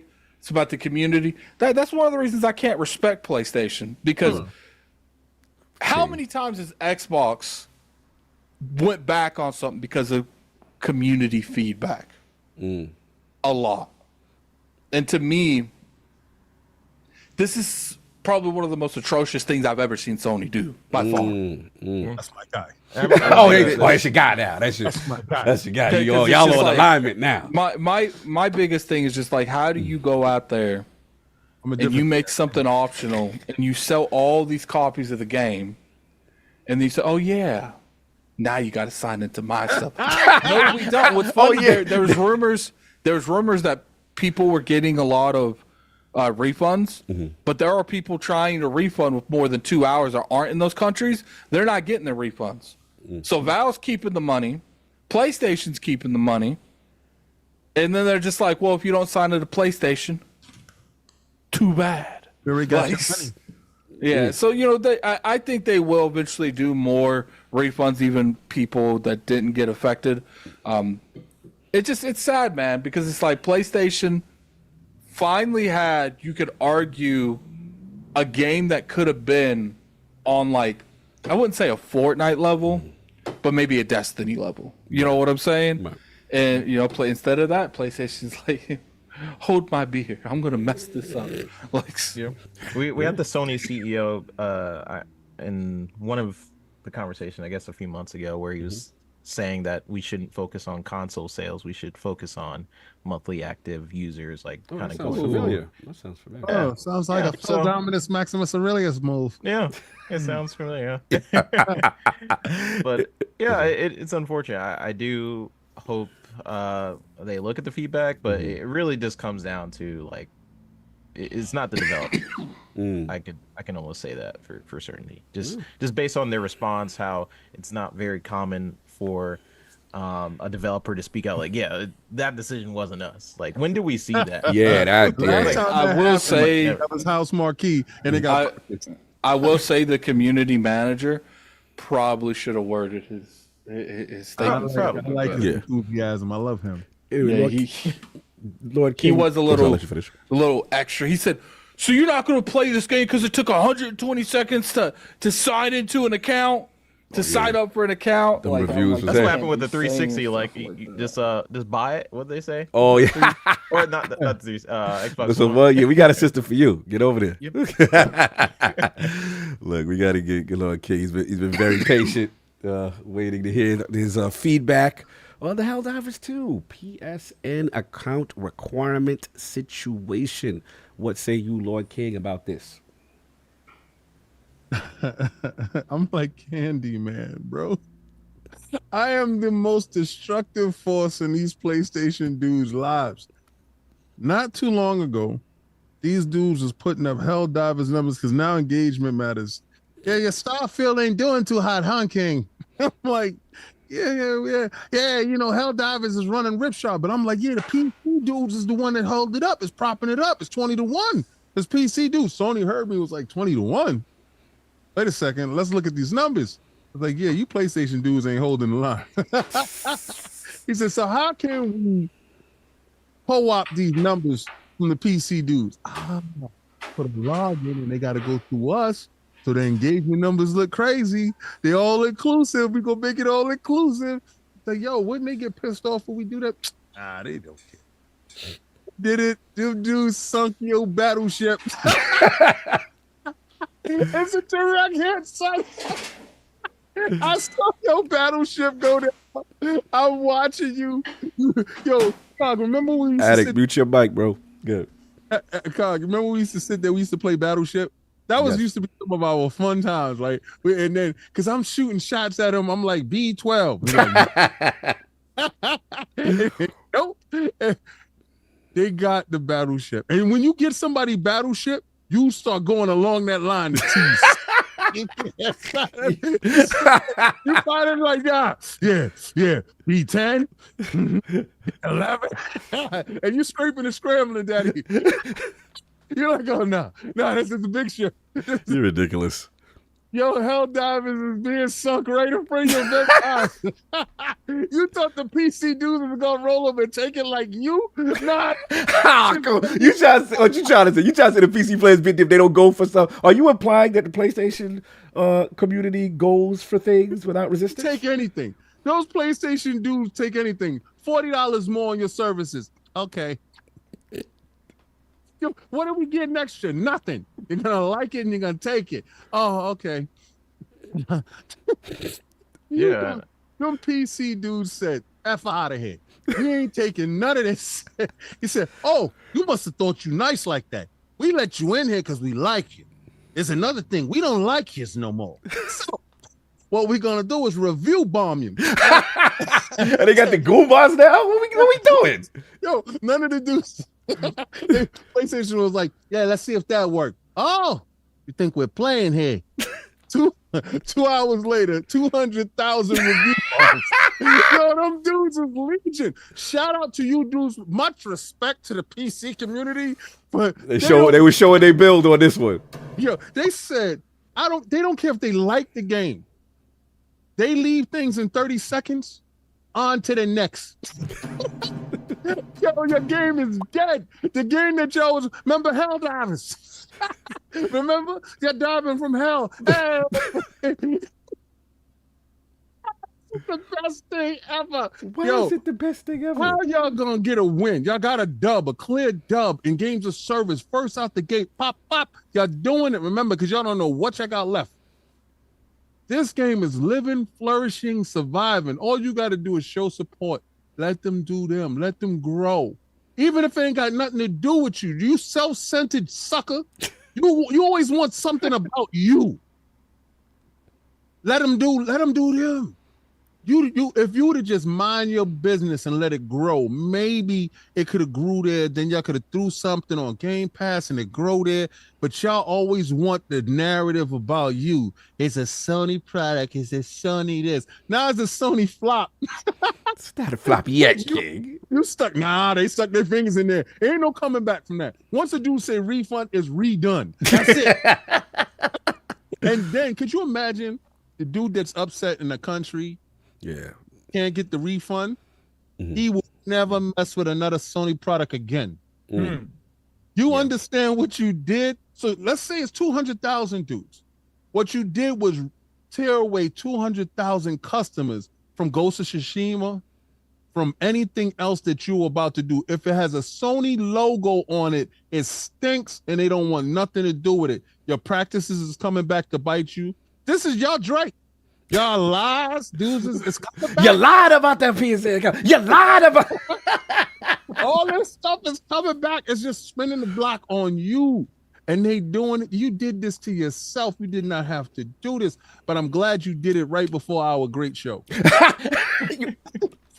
You are ridiculous. Yeah, I see a post where it's like Sony removed access to Helldivers 2 in every region that cannot make a PSN account. So that means this denies access to every player that bought the game in those regions over the last several months. And you can no longer buy the game in a number of currencies tied to those regions. So that's just They said that's crazy. that's the level of egotistical, narcissistic crap that I'm talking about. You want to make it all about you. You had them. Then you go back just because they say, nah, we don't like to wear your shirt. We don't want the polo on our shirt. Said you denied access to their key card to get back into the club because they didn't want to rep. This is narcissistic behavior, and it's titans like this that must fall. Here it goes. This is where you spin the block now. Let's go. You took their money, and because they don't want to walk around with your logo, you deny them access, and then you don't give them back their bread. That's disgusting. And this is on a different level. I don't know what you PlayStation dudes are gonna do in defending this, but just like my comrade Addict said,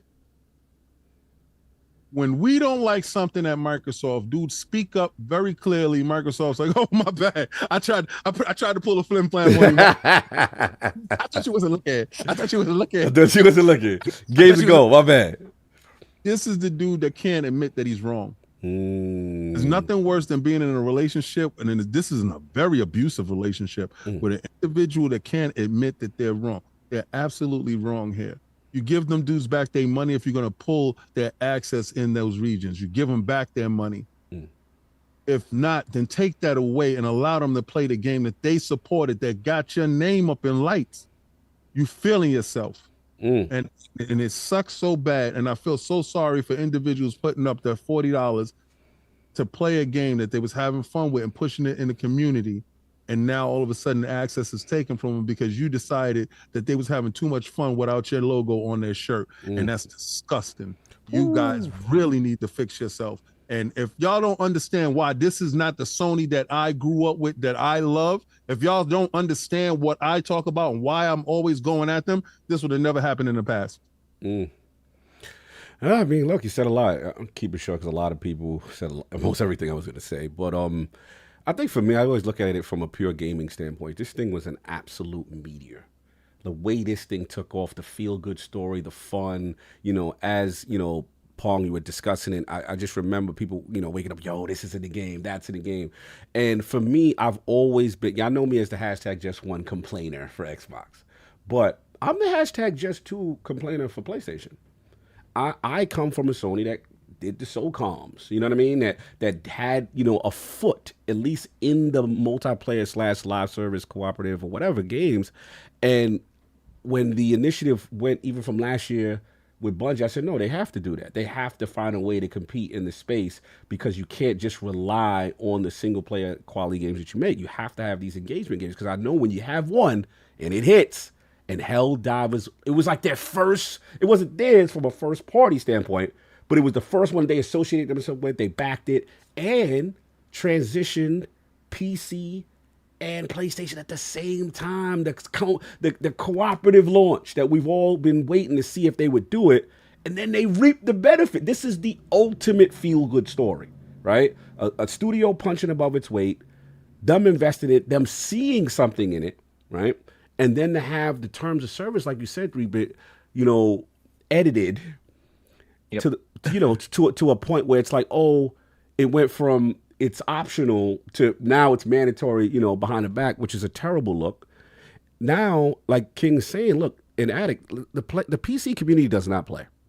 They do not play. Like it is a different breed over there. And we've seen examples in the past when they feel something dishonest or they feel they're being mistreated, they are going to speak and they're going to speak out in droves, and they tend to act with their wallet, unlike console guys. Let's be honest. You know what I'm saying? So yeah, this is awful. I think for me, this is an example of two things. One, learning and having growing pains in the PC space. They're playing in a space that they are not necessarily familiar with yet. They don't have that experience. So they're learning about these communities. Two, this is also sometimes putting the cart ahead of the horse because I know you want to do that PlayStation overlay. You want to do that integration with the account. I get that. We've always talked about, I think being King, we talked about Ghost of Tsushima Director's Cut. That was the Trojan horse. I told everyone. That, yes, it's coming to PC later. That's cool. But the real thing was that PlayStation overlay that kind of mimics Game Boy, where you line in your trophies match. You don't necessarily need a PlayStation. You just use a PC and you can have the PlayStation experience on PC. That's ultimately where they want to get to. The problem, I think, is they are accelerating it too fast by doing that on this game as far as the mandatory requirement of a PSN account. I understand monthly active users. That means a lot. I get that. I understand what they're trying to do, but I shouldn't say they have to bend the knee, but if this continues, it'll be interesting how much this policy stays in place moving forward. I get it. They're going to be, they're 1 foot dug in the ground with the shareholders. The community is 1 foot dug in the ground. Does this affect other PC endeavors? Is what I'm saying. And Pong, I didn't even know you brought it to my attention with the with Insomniac kind of stating. Was it Sucker Punch? Excuse me. Sucker Punch. Yeah, saying that that hey guys, we're not doing that. You know what I'm saying? We're not gonna have that requirement for the Legends mode, which is the cooperative mode. I'm sorry, Paul. You was gonna say something? No, I was gonna say for the single player, not required. For the Legends. Oh, for Legends, it's required, right? It is required, yes. Right? Which again is probably the main thing here, which is the multiplayer thing. This is a hurdle. I don't know. It just seems very self-inflicted, very very self-inflicted, very unusual. Because again, the last point I'll say is that you allowed this to go through at the beginning. If their intention was the PSN account mandatory, right? You didn't stand on it at launch for whatever reason, whether you want to say that the floodgates were opened and we've got so many people joining in, we didn't expect this type of server launch, let it go. But when you let the floodgates through, what do you expect is going to happen? You expect 177 countries to say, okay, thanks, man. This was a good trial run. The game of the year. All right. We got our fill. We understand. Like, what do you expect is going to happen? And if you were planning on this to happen, like you said it was, and then but now those people can't play the game, then yeah, it's like, so at you that weren't really playing. This is poor communication. Like once you make that decision, you really expect these people to be happy that their access is going to be cut off. And to King's point, yeah, you create a problem. These are countries. Like, this is a different thing. Like, countries are being locked out of a game. That's a whole nother level right there. I've never. Yeah, it's not just you logging into the game that we're complaining about, right? It's people who can't even play the game in certain countries, and like, I don't have a problem with you being able to log into a game. It's how they did it, like months later, and changing the terms. Yeah, and as a live service guy, that is the worst feeling, because that is your daily game. These people live in these games.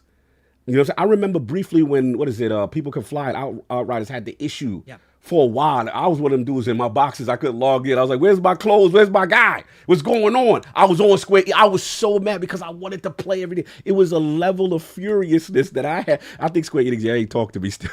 Hey, I had to put it out there. Shout out to Paul Taz. He reached out to me because he was like, wow, you're still going through it? It was months.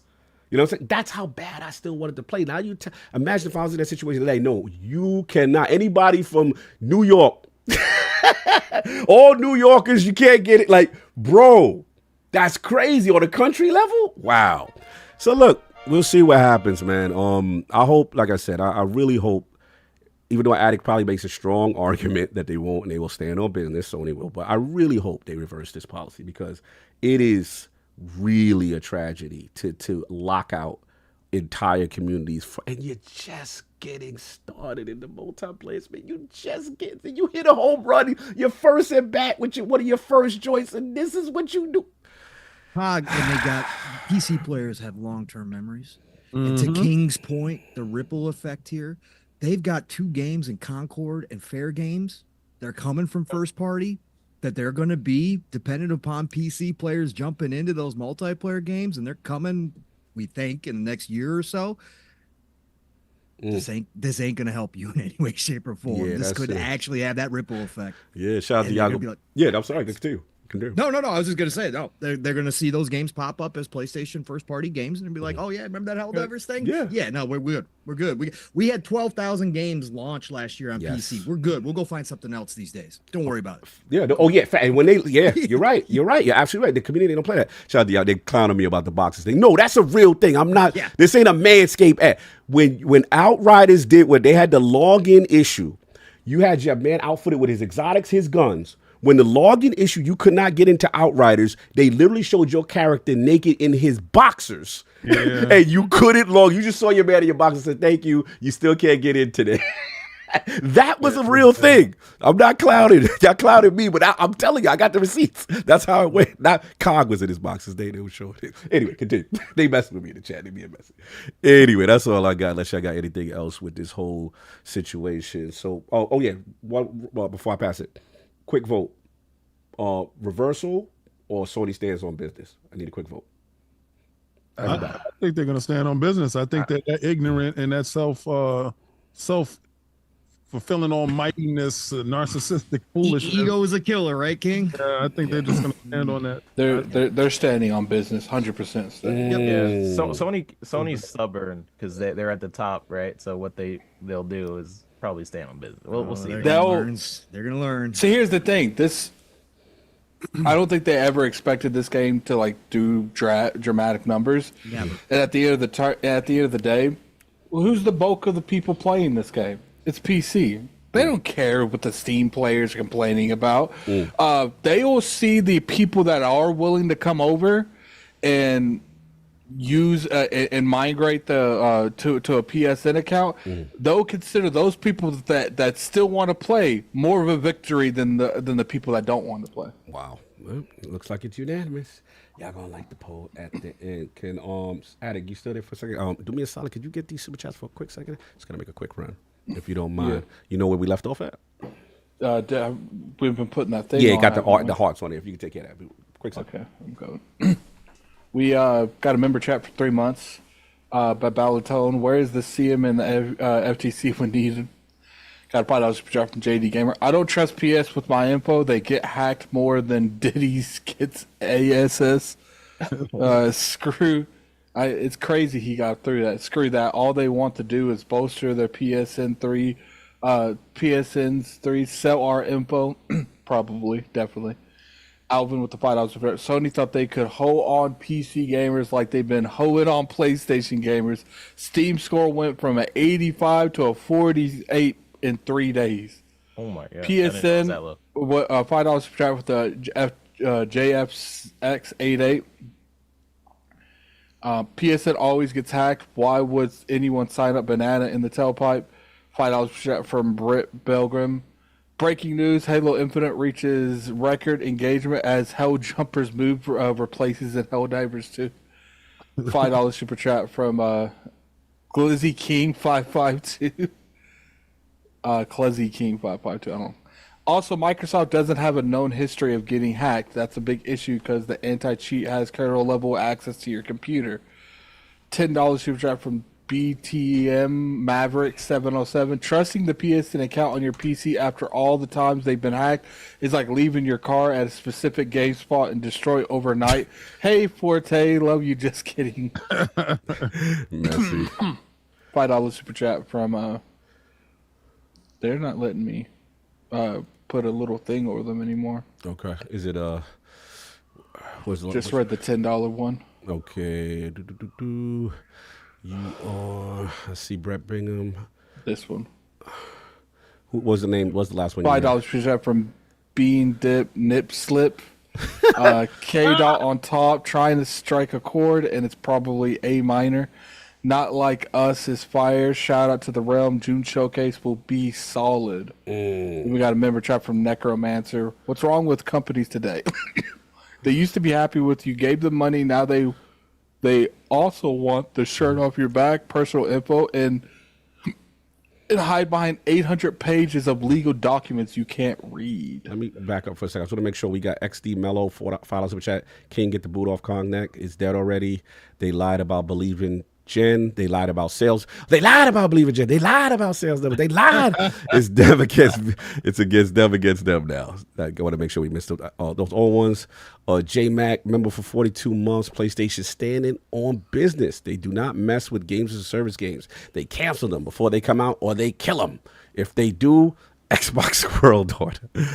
All right, JD Gamer, $5 super chat. Talk about walking on a rake. How can PlayStation be so stupid that they anger an entire market against them? They took a success and turned it into a mess.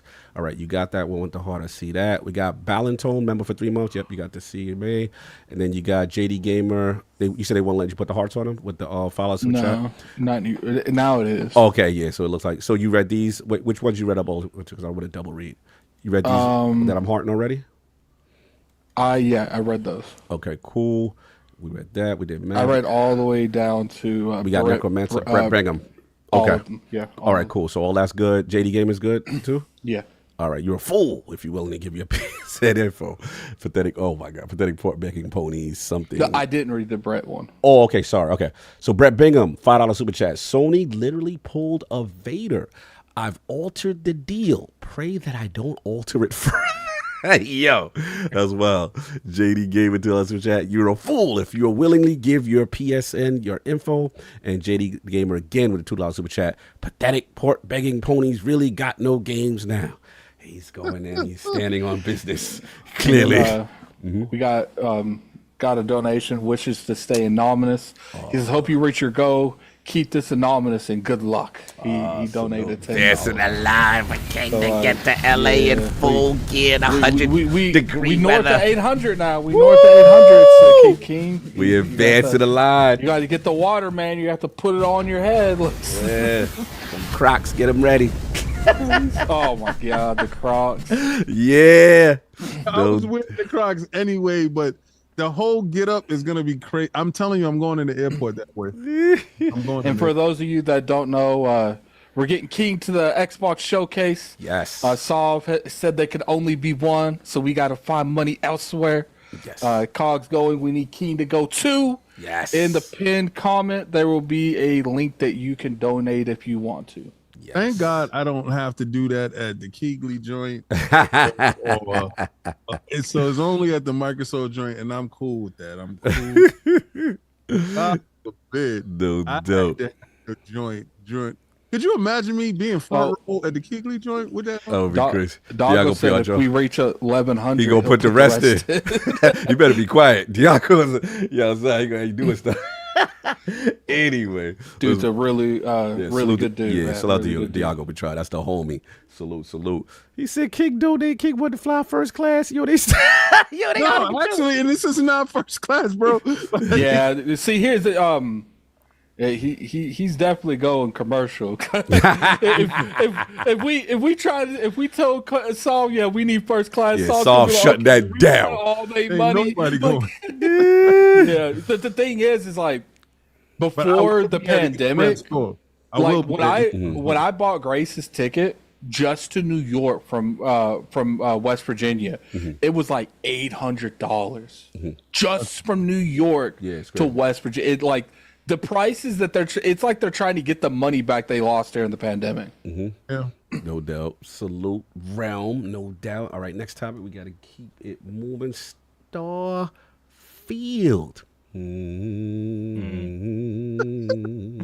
It's that game I like, you know. Bethesda's outside, man. Big May update, y'all. And new features, improvements in the latest major patch, man. So just broke this week, and it's coming May 15th. And there was a community breakdown video up on Bethesda's site, and a ton of new features, surface maps, gameplay difficulty options, display settings, new features for ship customization, and more. So the surface maps really redone, improved with terrain markings and markers and all this sort. New gameplay options as far as carry capacity, ship cargo, effects of food, environmental hazards, combat settings. Very intensive as far as the amount of things that you can customize with the gameplay options experience. And then we have new ship interior customization too. So when you're doing your bays, your hubs, you're putting those together, a lot to go in there. Similar to the way you could decorate outposts, more customizations there. Big one, Series X display settings. They're enabling more options with now VRR rate, display rate up at 120 hertz. And Starfield can now target frame rate of 40 frames with the VRR at 120 hertz section. But one of the big ones was the visual and performance mode option, with now allowing you to choose the target frame rate of 60 frames per second. Major news, as we do know, Starfield did initially launch at 30. 60 frames is here. We will talk about it.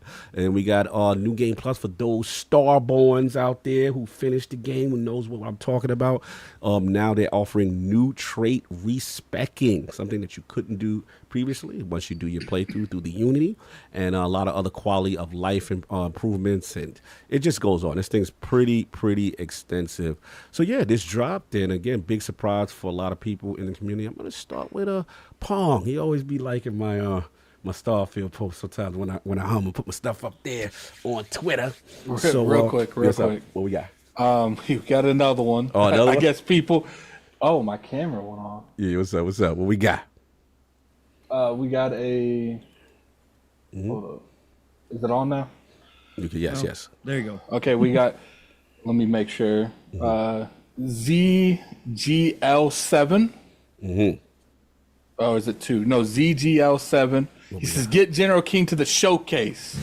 So that means that we are officially at 950. Need that man in the 100-degree weather in that camouflage. Let's go with the helmet. Yes, need that man out helmet, there. He man, his beard's gonna be sweating. Yeah. King's over there sweating. Really in the front line.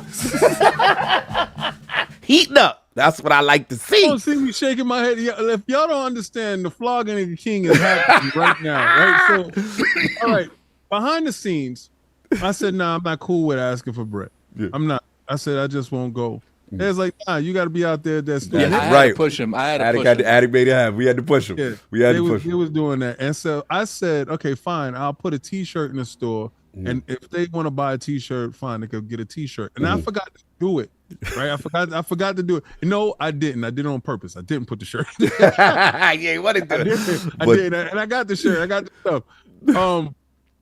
Man, these dudes is having too much fun. You know, knowing that what you got to do is something that you don't want to do, but you're gonna have to do it. But I'm gonna do it like I love it. That's I'm right. not gonna sit and hold you. Like I'm gonna be 100% out there. So don't ever think that I'm not gonna get out there and perform. Actually, I'm gonna be outside crazy. So they will pull me up on stage and I will tell the realm.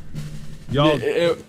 What's funny is Aaron Greenberg bought a Hold the Line shirt. Now the general's gonna be in the building while they do it. Fire. You already know. So yeah, man. Again, I just finished, like I said, reading the Starfield updates. It's a huge patch. Want to talk about this, Paul? I think we share some love for a little Starfield. Where you at, man? Where you at with this patch? Yeah, my favorite game of all time. If you guys don't know, game of the generation for me, easy. That can be true, and it can also be true that it continues to get better. And those things can coexist. Some people don't believe those things can coexist, but they can. And the other thing that people don't believe sometimes, especially a lot of people in this community, that options are good for console players. That this was something that Mav and I, shout out to Fun Speculation, and I took we had a little retribution on Thursday night with this because it was coming for you. What happened? No, yeah, because a lot of this community doesn't like people asking for options. A lot of people don't think that we should ask developers to do better on consoles, even when we love something like Starfield. For all of you that don't know, I've got just about 400 hours in Starfield, and over half that time is on console, and the other half is on PC. So I got both sides, right? No doubt, no doubt. And I'm a dude that doesn't have a problem with 30 frames most of the time. I go play my 360 games, right? So I'm cool. But again, that doesn't mean that I'm just going to sit back and say, oh, they're giving us 30 frames. That's all they can do. That's fine. Just slap that down on my console. Now, again, to God, as I call him, to Todd's credit, right? That 30 frames with the frame pacing was really well done. It was a very smooth 30 frames. That's why over half my time was on console. Because after about 10 minutes, I didn't even notice it. When I went back to PC, of course, I was like, oh, wow, okay, all right, yeah. But I think options are great. And I think this is something that we asked for. And again, be clear. When I say options, or when most of us talk about options, I'm not saying give us the whole dev kit that you do on PC and allow us to change every little thing. 2 options, that's all I've ever asked for. Performance and quality. Just give me 2 options at launch. And to Mav's point, it's about priorities. And I'm kind of tired in 2024. Like back in the day, there was a lot of reasons why devs had to prioritize certain things. And especially when it came to console versus PC, you had all different kind of architecture amongst all the manufacturers. And you had all these limitations, especially on console. Nowadays, I'm sick and tired of console players being second fiddle to everybody else. I think that when people say, I was told it's impossible, you're not a dev, you don't watch know what you're talking about. Watch it. Yeah. Watch it, Pong. Don't be saying that stuff, man. These people come at me weekly over this But this is what it's about, because console players need to start speaking up. We just got done talking how the PC players rally. Right? That they get things done. And this Xbox community, I've certainly seen do that as well, right? That we know that Xbox has backtracked on stuff when we've all spoken up. But there are still a large percentage that are used to the old mentality of, we're just happy as console players to get these games. It's a miracle they're even on our console. Like, this is great. For the console only players, and I was one of them up until recently, right? For decades, right? That's big money. For us, you can sit here and say, just go buy yourself a PC. There's a lot of people that can't do that. And when they go spend $500 on a Series X, that is big money to them. And I think that asking for options from these developers in 2024, when the architecture is closer to PC than it ever has before, we've heard nothing but marketing speak about all these bells and whistles you put in there. And when you go ahead and look at it and you talk to people who actually know tech and they say, it probably is possible, right? With a little bit more effort, with a little bit of work, that's probably possible. Then again, why can't we just get 2 options? I'll leave it at that as far as that part goes. The facts are the facts. We didn't get those options on console. We got a good 30 frames and it was great. But devs, don't sell me anymore that this is your vision or that you like cinematic 30 frames for your games to run on when PC does not have to be locked down to that. The creative vision? Bro, it ain't creative vision. And don't tell me, but Todd wanted it stable for all of us. Because remember, Todd came out and said, 60, we saw it hitting 60 frames on Series X. When he said that, I was like, okay, so unlock it. right? But then people say, oh no, but he wanted stable. Well, guess what we're getting with this update? An unlocked frame mode. We're getting 3 modes, people, on Series X, right? So I'm kind of done with it at this point. And I've been speaking out about this and again, it's not just Bethesda, and Bethesda's my favorite developer of all time. I love Todd. They make my favorite games of all time, right? I love them. But I'm still going to criticize them, and I criticize all the devs on this stuff. This stuff is not something we should be dealing with. You right now, like you just made a friend in Attic right now. Yeah, you have no idea. You're allowed back anytime. Like you just hit me up. You hit me up. You got the special entrance. Paul got the special entrance now. I got this thing called the special entrance that I don't tell COD people to show up through. Okay, that's what that is. Got the security code. You got the security code now, man. We do. So Saul donated $30. What? It said this is my money, not ILP's money. Hopefully this helps. Salute to the Iron Bank doing the honorable thing. Man of honor. I have words. It's good to see you, brother. Good to hear from you. Hope you're all right, man. No doubt. No, I ain't Fogs out there preaching. I'm sorry. Continue, sir. No. And again, I could sit here and talk this all night because I do think this is important. And if you're just cool with the quality mode and you're one of those people that will play at 30 frames and you have 0 issues, that's fine. Again, I don't have a problem with that. Right. It's the problem that when people ask for more, and again, I'm not talking about ridiculous asks. I'm just talking about 2 modes out the gate, give them to me on my games day one. Fair. Just get on the consoles. So, but this is what Bethesda, as far as the whole update goes, this is fantastic. Again, this is not to be critical of the update because this is what Bethesda and again, the Bethesda haters, the people out there who say Bethesda have lost it. Funny how one TV show changes everybody's opinion. All of a sudden people going back playing old games with loading screens and it's all of a sudden not a problem anymore because they remember that Bethesda makes generational type games, award-winning type games.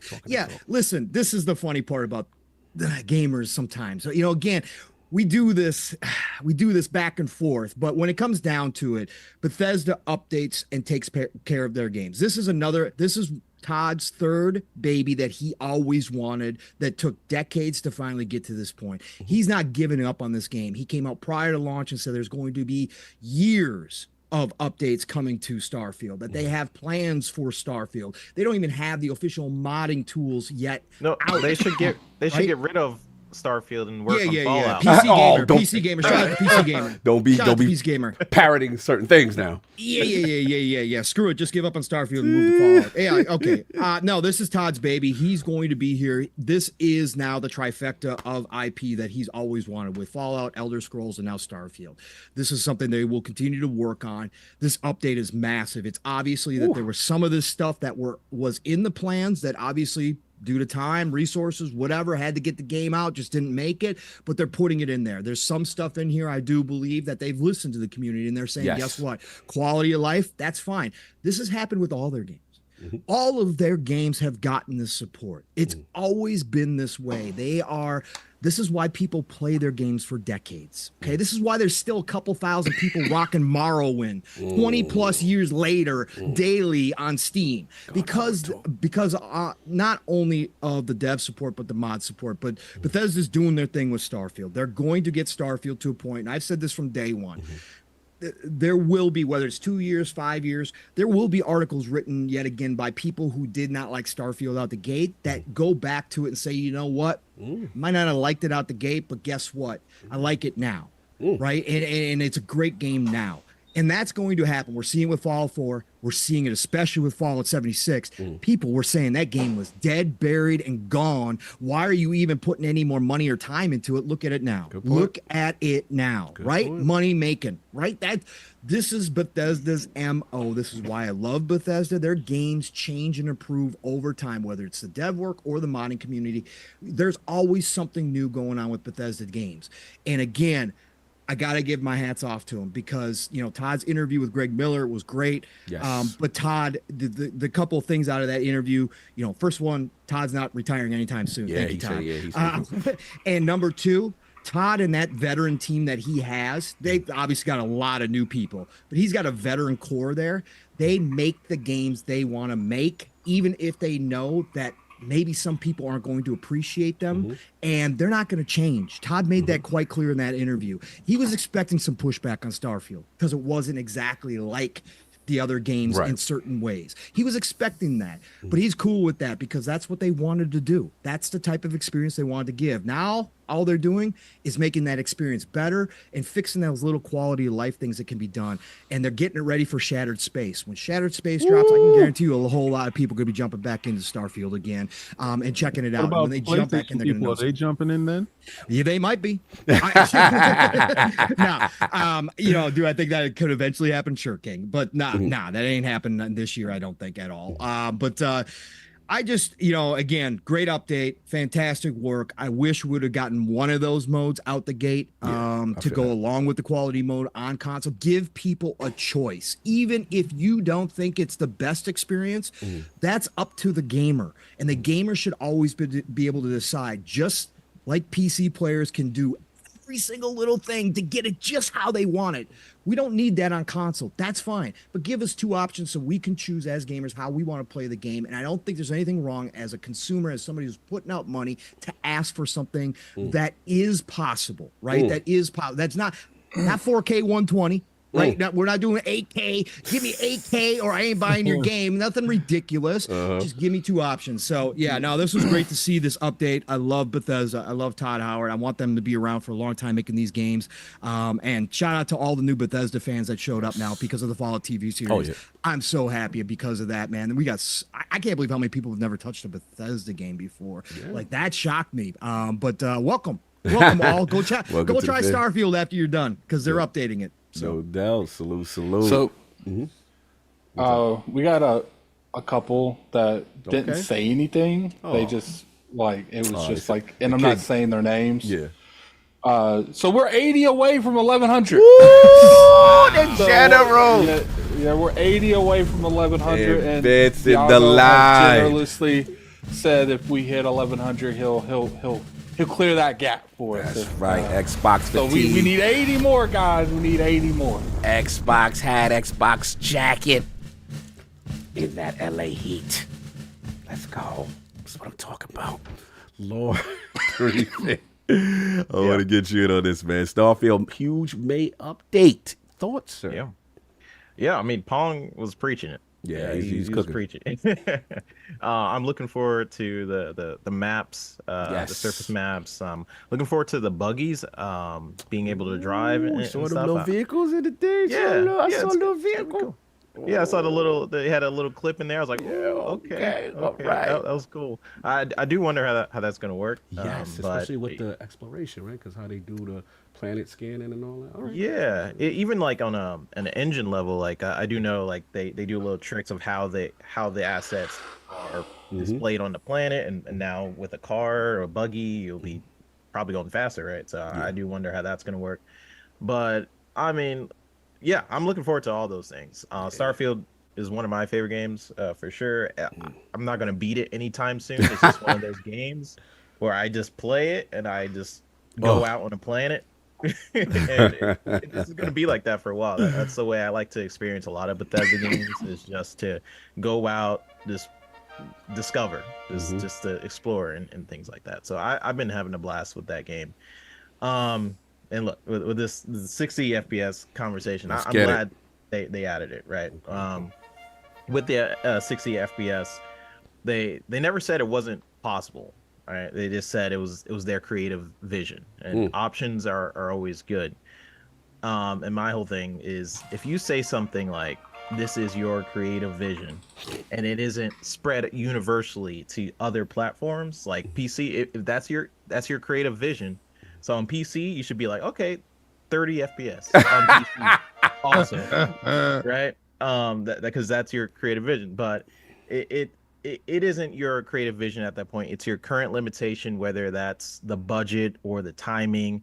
Giving people options will always be better. And I feel like the mentality of current day developers is always to ship the game and then optimize it later. We especially for consoles, like Pong was mentioning, we've seen a lot of examples of this. I've mentioned in several podcasts how that mentality always bugged me. And you know, with this mentality of basically console players getting something like years later or sometimes never, and just having it on PC, that's always bugged me.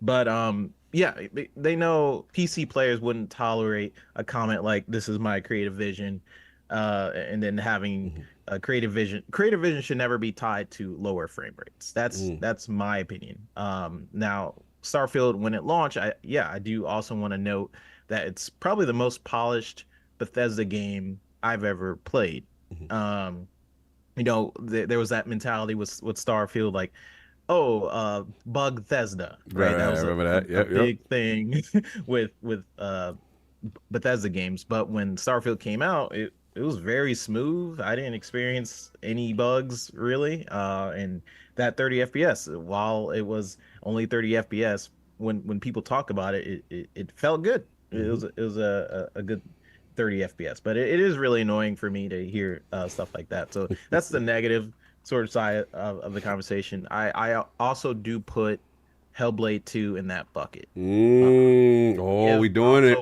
Yep. Give console players that option. I feel like they need to start setting a standard as a company.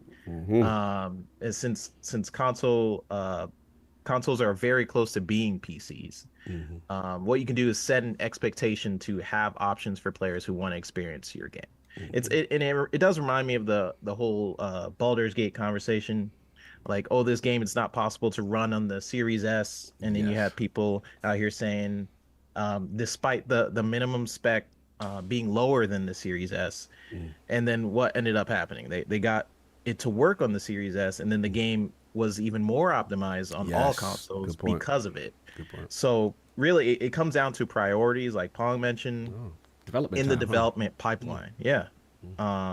It's priorities. So modern day developers, they choose to use technology a lot of the time to optimize the game for them, and while they focus on everything else, make sure that the game is good, the marketing, all this different stuff, and then they're like, okay, now we'll use technology to optimize the game at the last part of the pipeline.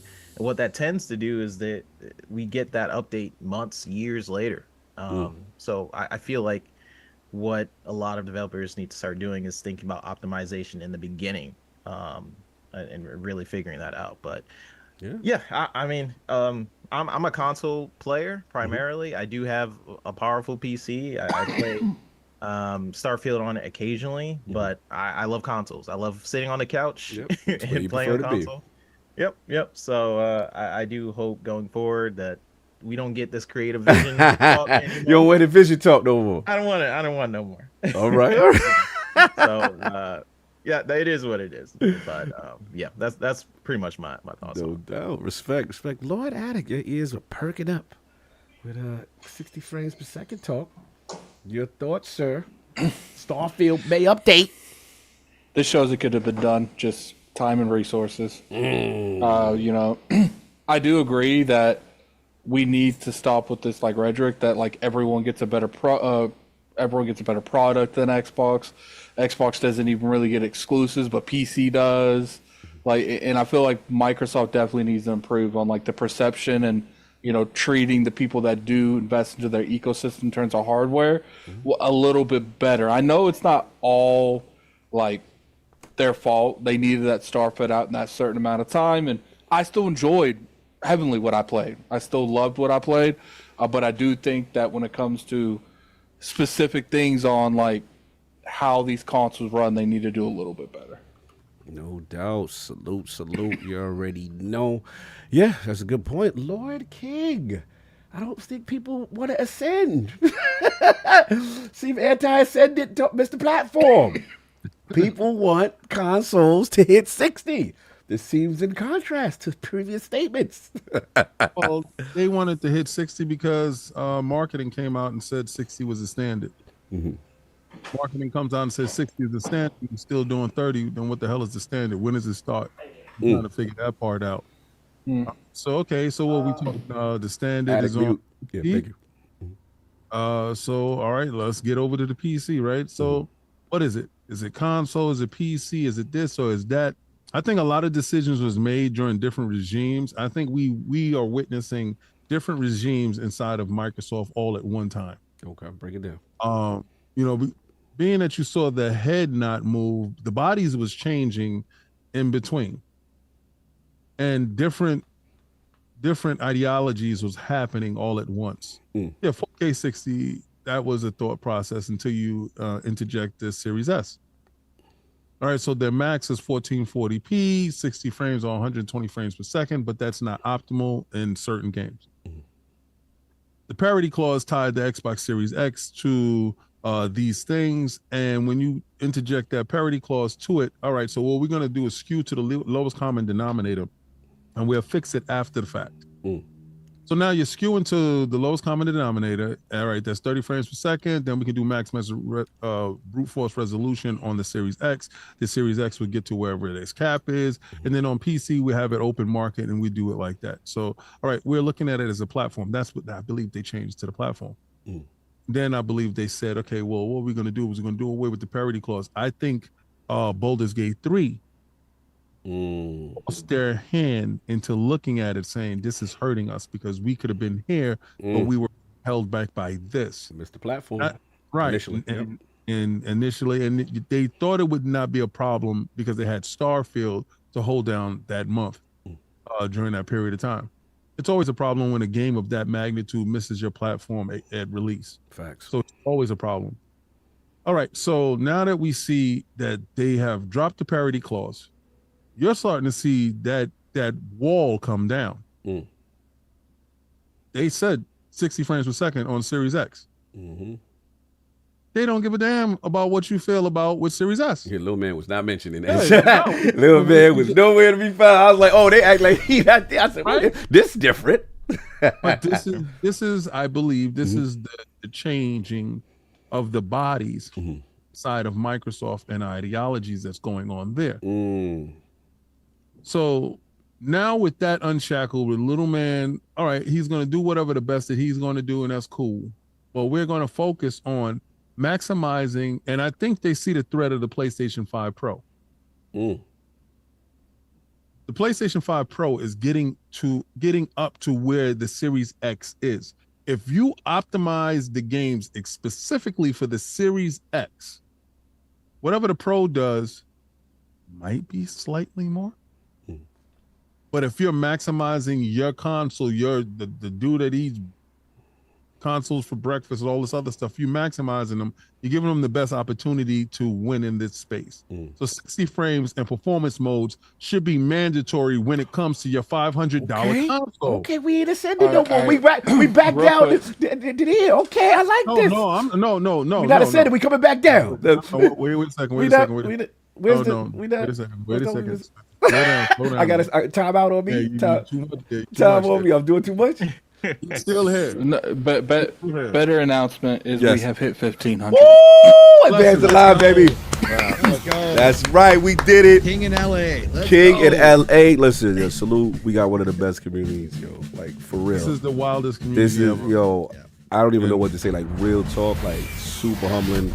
We really could not afford this to do this, and for y'all to have to come through, and obviously we know how much it means for King, how much it means for the community to have the advanced line leader at the showcase. Last year we had to make that same decision. We had to make that same decision. We couldn't send all of us. We couldn't send all of us.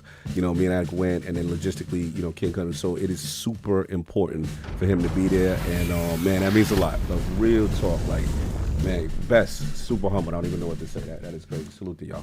I'll do a video about it. Yeah. Yeah, it's incredible. So the fact of the matter is this, that all those upper frames, all that upper stuff, you leave it to the PC to take care of that. Right? If you're a platform, then you got to start acting like it, right? Maximum, you do the maximum. Middle ground could do the middle ground, and your lower tier can do the lower tier. You have to start acting like that, and you have to start catering to those each of those platforms that you are working with. Okay. I don't believe that the Series X, and I don't want it to turn into the Xbox One X situation where we never got the full potential of the Xbox One X. Addict, mute your mic. Yeah, Addict, mute your mic. You hit I don't believe we ever got the maximum out of that console. That's one console that I truly regretted because it did have something like the Assassin's Creed, the Forza. I can give a handful of titles that maximized it, that used it, but do I have all?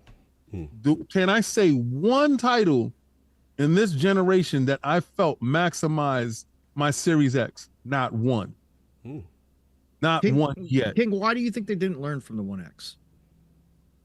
I think that's Phil's box. I think that was Phil's box. I think Phil just wanted to control the power narrative, and he still got a chance to get the power narrative in the Series X, right? Because I'm assuming that you're maybe saying because like the 1S was, so they never optimized for the 1X, right? Because the 1S was there. Yeah. Right. I was just curious what your thoughts were. Why? Because if they had that situation, why they wouldn't learn going into this gen?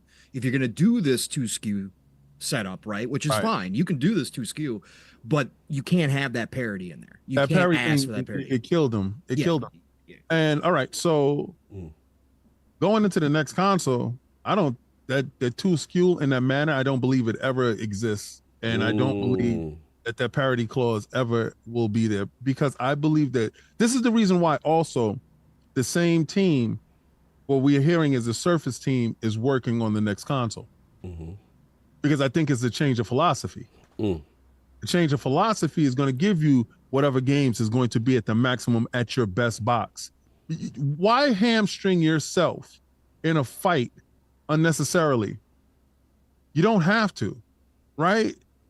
Let the Series S do what it's going to do. I don't care if it does 30 frames per second. You paid $300. Right. You don't get a chance to drive Ferrari speed. Why you shaming my?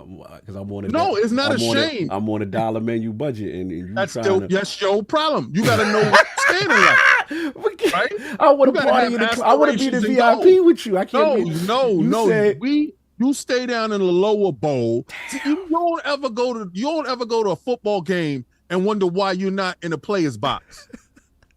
You had money for seats. Right, so accordingly, if you're not sitting down on field, your money didn't dictate you got those tickets. My wallet dictate I gotta be in the nosebleeds. You sit in the bleacher seats, sit down, get your glizzies, pause. Oh man, you giving me the glizzies? But I'm just saying, the expectations of fulfilling these things to making everybody feel inclusive hurt them. You see the reversal. Now you see this coming out 60 frames. What about Little Man? Nothing's about Little Man. He got what he got. You're happy he can play the game. You being able to partake is enough. You should be happy that you got eyeballs on it, because there's other consoles that don't got eyeballs on it, right? So now that we see that they're listening. Yeah. What's up? I said other consoles that don't have the eyeballs on it yet. Yeah, well, whenever they do put eyeballs on it, I hope they put their wallets on top of that too. $70. Yeah, $70. God bless. Stay less. I don't care if they get down or lay down. But right now, what they're doing is they're doing what everybody else is doing that don't have a series console or PC that's not inside Game Pass. They looking at us from the outside in. Now, I love everything that they're doing with this patch. This patch is definitely what they needed. Before, I was listening to the Old Noise Alex joint, and I had to admit, I had to bend the knee to him. I swear. What happened? He was right. About what? And he was just like, it was just a whole bunch of BS, and these dudes didn't optimize it all in the beginning, and it was just a lot. And they fed the lie to Let's get to that though, because why that happening though? Why is Little Man? Okay, but like in general, why did it get rushed out of the door? The game wasn't ready. Right. So you think if you had to put a mark on it, do you think it's a situation where it's like, look, we can't delay this again? That part. And we just got to get this out, and this is the hard and fast deadline. You already messed, Phil K, you already messed this up. It was in 2022. That part. You said you were supposed to be there. 2023, where are you at? Where are you at with this? Well, we could get it, but the 60, that part. Okay. It's all that, because we're getting vehicles now. We're getting 3D maps. We're getting 60 frames per second. That means you knew where you was at.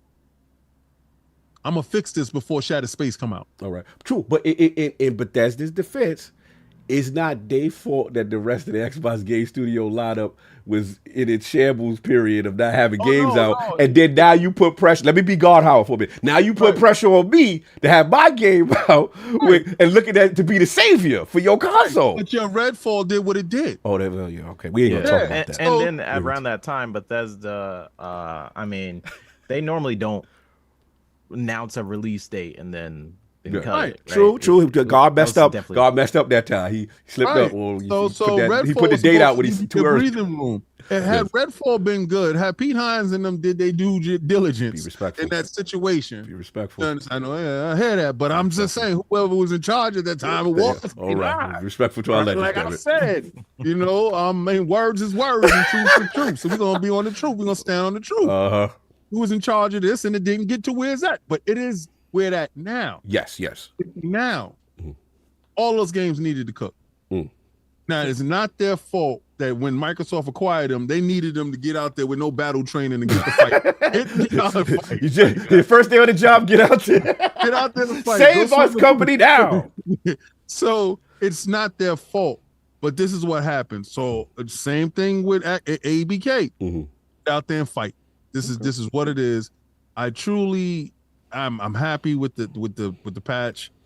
Now I can What? get the dead bodies out of my ship. The dead bodies in my ship. So That's storage, King. Don't get those dead bodies out, man. I was rocking them. You put that extra storage in there, man. Yeah. no, they didn't laying in my ship. I thought they would dissipate. I thought they would go away. Now the Bethesda physics. So you killed them, that baby. He's still there. So I know that every time I fly my ship behind me, the ghost of Christmas past is there. So now I think I could fix around my ship. Hopefully I'll be able to delete the dead bodies out of there. And because I can't have people flying with me in space. What type of ship you running? They're looking at the dead bodies. But enough about that. Yeah. But I'm super happy about Yes. that. I want the vehicles so I can really feel like Mass Effect now. Yeah, get that old, you know what I'm saying, Mako vibe, whatever. Yeah, I think it's gonna go up. I think the engagement is going to go up now. And that new year, new me after you finish the game, because I've never finished the game yet. Please finish. No, see, listen, a lot of dudes like to come at me because we did the review and we wasn't getting achievements, bro. Y'all don't understand. Oh, I feel you. Yeah, that hurts. That hurt. That's the cost of being a reviewer. That hurts. That's with a lot of games. You know, it's funny. Yeah. On my thing, I'm level 50. Oh no, they don't even give me. And my achievements say I've never even been into space. Yeah, like we never even played the game. Yo, there you go, friend. The review enjoy hurt for real. Finish game. I'll jump in. It did the same thing with Halo Infinite. Yes. Yeah. Yes. Like people came at me in the past saying, "Oh, he ain't even beat Halo Infinite." Yep. And like my community knows that game didn't give you achievements because it was on a completely different build. Yeah. Like at least Starfield's still in the same game. Mm-hmm. Halo was a completely different build, so you didn't get nothing from Halo Infinite. Yeah, that's a fact. The pain of the early access, but it is what it is. If we want to touch early, we don't get accolades for it. Exactly. But That doesn't happen with every game, but it does happen sometimes. It happens with a lot of like that. Yeah, but anyway, listen, I'm happy for it. I get the chance to use vehicles, the maps. I can't wait till the mods get out to the people so the game can actually have the crazy legs that I just went back and played Fallout 4 with. So yeah, I expect the game to have an uptick, and I can't wait to play Shattered Space. So I'm going to finish the game, COG. I'm going to be new year, new me at the end, and respect my character. I'm gonna do all of that. But I'm a thief, and I like stealing gifts. So Someone just tweeted, Helldivers went from spreading democracy to tyranny. Wow, tyranny. That's crazy. Look, man, it's that time. It's my baby. I don't care what nobody I love say. Starfield, Ain't man. nobody gonna tell me how my food tastes because I like my food. My food tastes good. You know what I'm saying? But all jokes aside, like, look, I really do like the game. I'm not gonna sit there and say it's perfect, but for everything that it attempted to do, I enjoyed it. And as far as I think for me, the main thing was, as a person who plays a lot of Elder Scrolls games and stuff like that, this was their, in my opinion, best main story campaign. Because generally in Bethesda games, you get raptured with the factions and all the different things you can do, the Dark Brotherhood, and you know what I'm saying, when you're playing that stuff. And I think for me, it was just like the Constellation Quest and what they were doing. And I really enjoyed New Game Plus. I like that take on it. It was really cool being a Starborn. And then just like you said, King, all the different things you could do in space, which is like, you want to be a pirate, you get your pirate on. You know what I'm saying? If you want to play how you want to play. And a person like me, I was getting my Star Trek on had the crew size capacity up to 7, 8. Everybody's got specialties. I got people on shields. I got people doing my, like, it was just my, as a person who loves sci-fi, this is a game that I want. And I know there's still room for improvement, but for what they did in their base, it was super ambitious. So I don't care what nobody says. Ain't no review score going to tell me how much I love my game. So that's where I was at. But back to business. May update. Look. This is big. This is big. This shows growth. They show that they all, for the people who didn't love it as much as me, they said, look, we're going to address the things that y'all had an issue with. And I think that's important, you know, as far as the maps, as far as the details, the customization. Some people had issues with the encumbrance, things of that nature. The gunplay, you want to make it more difficult for people who thought it was hard, you know, too easy. You had that. You know, I think obviously we were very shout out to Bethesda. Obviously, we had the pleasure of reviewing it as a team, you know what I'm saying, on ILP, one of our best reviews. And the thing that I had to say when it came to the frame rate creative vision thing, I have to admit, even when we played it, I was like, normally 30 feels like molasses most of the time. But it didn't feel that way. And I remember after playing a little bit, I'm like, it don't feel like it's 30. In a weird way, it's not bothering me like I thought it would bother me. And that was real talk. People at the time was like, oh, they capping because they got the. I'm like, yo, I'm playing it. I'm like, I don't feel like it. So for me, that was always interesting to me. And I was like, okay, they're going with this creative vision. And like Pong said, I was disappointed. I did say, yo, I, you know, feel that y'all should have this option. Like, I don't understand why we don't have it. That was my thing. So, all right, we let it rock or whatever. But this is a big deal. And the reason why it's a big deal is because, like King, I'm with King all the way on this. This is a bigger deal than say, hey, we're just going to give you something later. This is the first time, in my opinion, that there's an internal policy shift. That now with Xbox first-party games, we are not going to be beholden if we can't get the parity at launch or whenever. So I think moving forward, if we see that the Series X is capable of doing more, we're not going to hold back. Because I do think, King, you're right. With the launch of the dual SKU approach, I think they were scared. And I think a lot of them said, maybe the Series S is our most, you know, selling console. And if it is the most profitable console, we don't want any blowback to people say, hey, we're getting a lesser experience. But to your point, I hold the Larian situation open their eyes. Because you missed out at a critical time with the game of the year not being on your platform because of optimization. And it's not that the Series S can't do it. It just needs more development time. You know what I'm saying? It's also, and also all studios are not created equal. Right? So we got the resources, you got time development. Are you going to hold back on releases because of this all the time now? No. So I think this does represent a shift. And King may be onto something as far as, you know, Series X potential coming into a PS5 Pro, you know, timeline, so to speak. They're not putting out a Pro console. So what are you going to do? Tie yourself to parity? Absolutely. No, absolutely. This is a huge deal. And then, like, I think for me, you know, I'm OLED gang. So OLED gang, VRR, 120 frames. Oh, let's go. Like, VRR gonna be silky on this thing. Like, that's what I'm talking about. Give me the options. And 3, you said it best. I saw the vehicles. I'm like, whoo, this looks phenomenal. Giving us what we want. And we even see the mod community didn't even get busy yet.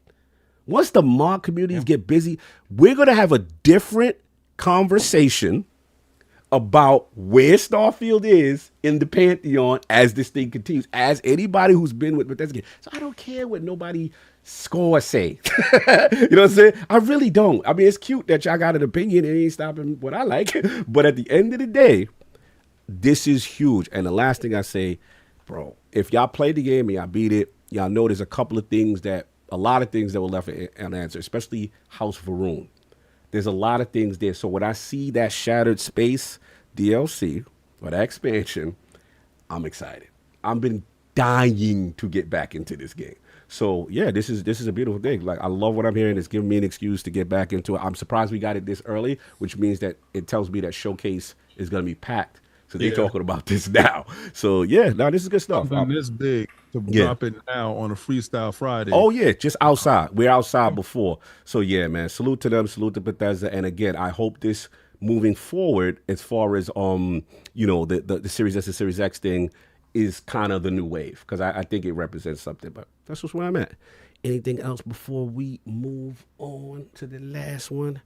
All right, we are good. How you boys doing on times? I know it's a long.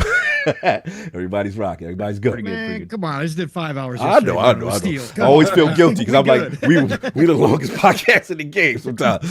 Salute, no doubt. Addict, where do we leave off on? Are we hearted up? I could just grab from the hearts. Yeah. All right, cool. Shout out to the Mike Untitled $5 super chat. Wolves is back. Anthony Edwards. Okay, that's the NBA playoffs. Make sure you're on prospects. Michael Booty, £5 super chat. So Sony can't find $3 billion in CAS for Bungie, but can find 26 cash down for the sofa for a Paramount offer. Oh man, we will address. Get into that. We will get into that. Spartan 661 member for 6 months. I'm surprised Sony fans haven't donated if they want to see King sweat for the first time. Oh, I forgot they don't buy their own exclusives. Let's go. Oh man, this guy's slanderous. Shout out to Spartan 661 again, gifting 5 ILP memberships. Salute, brother. Much appreciated. Danny Passion without the official $5 super chat. I just want to say that consoles suck. PC for the win. Oh, slander out here. I want someone to go and build a $500 PC and let me know what you could run on it. All right, that's that elitist talk. I see you. Danny Passion again, $5 super chat. Console players should be thankful for this update instead of complaining. Think about after Redfall, mass delaying Starfield again just for 60 frames per second. It sounds like he's coming at you, Pong. It sounds like a Pong directed. Hey, listen, super chat. Listen, I said nothing about delaying the game again. I said setting the priorities right. Again, the dev pipeline right now is broken, and that's across the board. That's why these companies are talking about we got to do something here, because these budgets of 100 million, 200, 300 million ain't cutting it anymore. Plus, games are taking 6 years to come out, 5, 6, 7 years to come out now. That ain't cutting it. Somewhere back in the day, they were able to develop games across multiple platforms with all different architectures and get them all running good. And now we got architecture and consoles that's closer than ever to PC. And you're telling me we can't put a little priority in the beginning when you're working on a game to make sure we got 2 modes for console when you give PC everything? Come on, man. That's I hear you. Yeah. Resources, ambitious. 100%. I feel y'all. I'm just trying I'm to not be a little. complaining. I'm be just saying empathetic. up front. And then trying to tell me, right? Then trying to tell me that it's your creative vision. That's the part that gets me. Like that, or I like it like this way. I feel that. I feel that part. I feel that part. I definitely feel you on that. I hear you. The creative vision part felt a little. Yeah, we ain't like that one. Shout out to Pragmatic Eagle. Thank you, brother. Remember, 53 months. This is the best podcast on YouTube. Deserves nothing less than the best fan base. Wow. Salute. I don't even know what to say. Super humble, man. Thank you so much.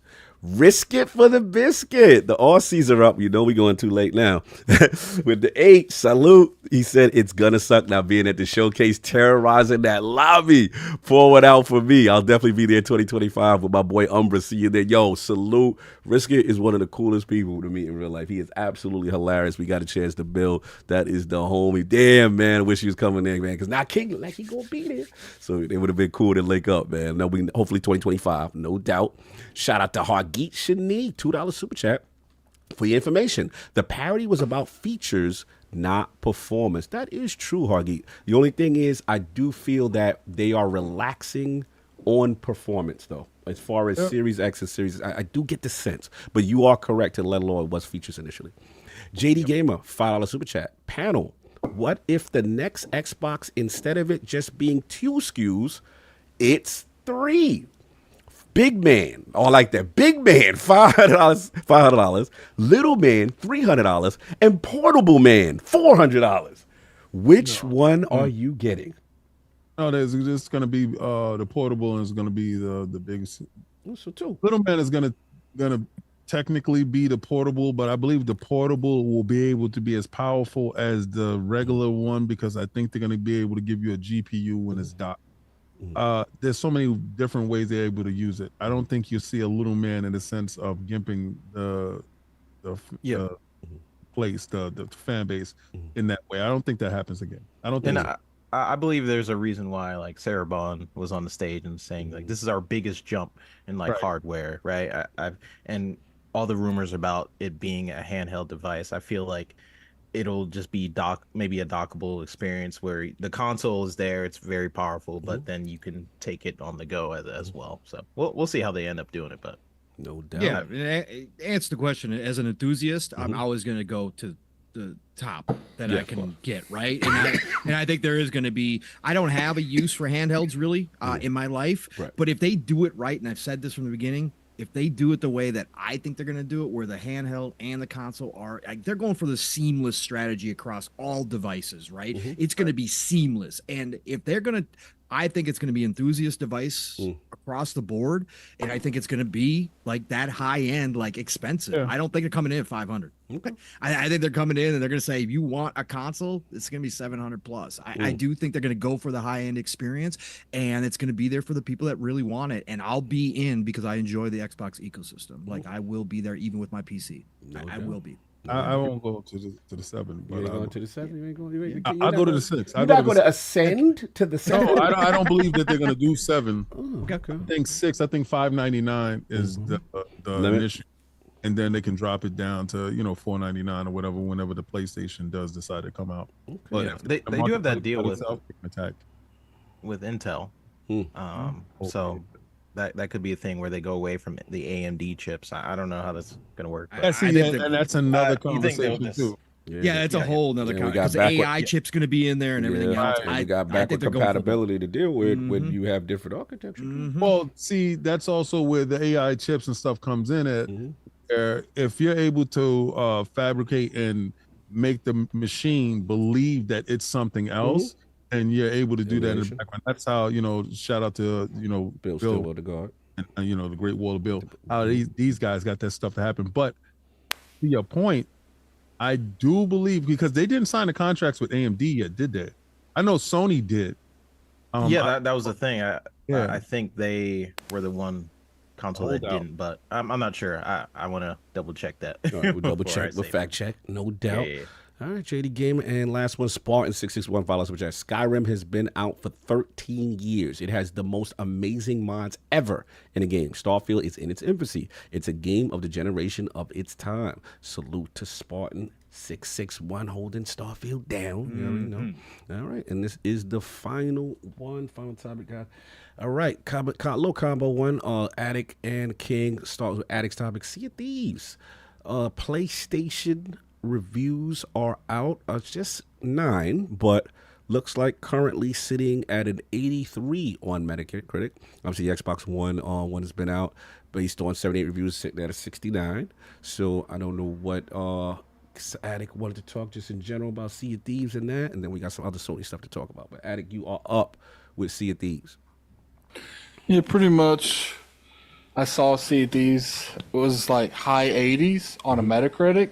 And I just want, like, your overall perspective on this. Because I saw someone, I looked, they went from a 6 or a 5, I think it might have been a 6, to a 10. Oh. And I'm just, like, curious on your guys' opinion on that. Because to me, if you're in, like, the 5s and 6s, like, you ain't really liking much about this game at all. So just adding content to it ain't necessarily going to raise it that dramatic. You know what I'm saying? Like we're talking 3 or 4 point difference, and I find it, kind of crazy. So I just wanted your guys' opinion on, that, and then plus you see stuff like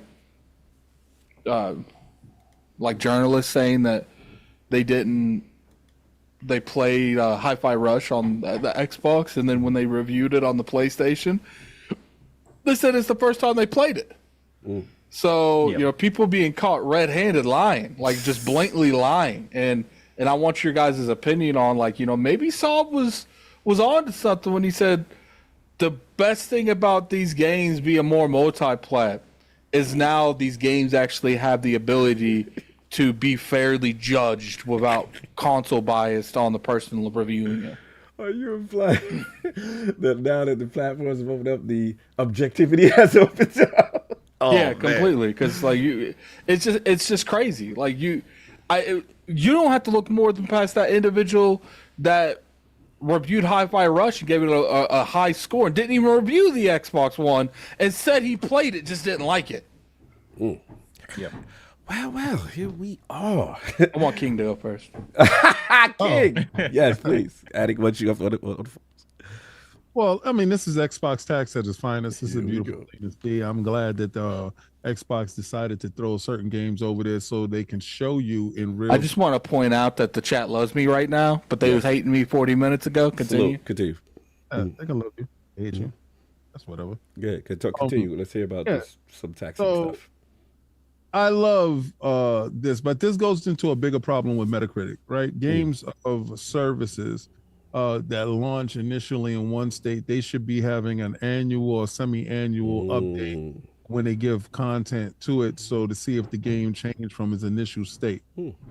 So if you're going to go, because this is where I'm going to disarm the PlayStation fanboy talking about we have a better, superior product. Idiots, same product over here.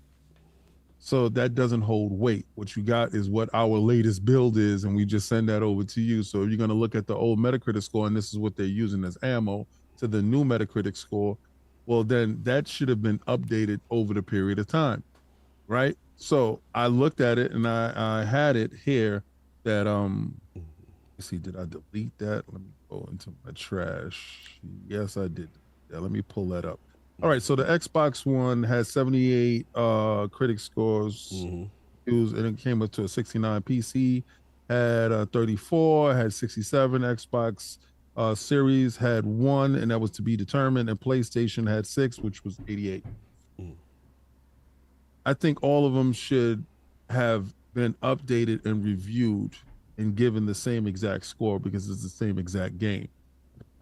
And in that way, the initial, like if you're new to the platform and you're going to get a game, or if you're inside the store and you're making a decision based on Metacritic, that's false information leading you to believe that one product is superior to the other, where that's not true.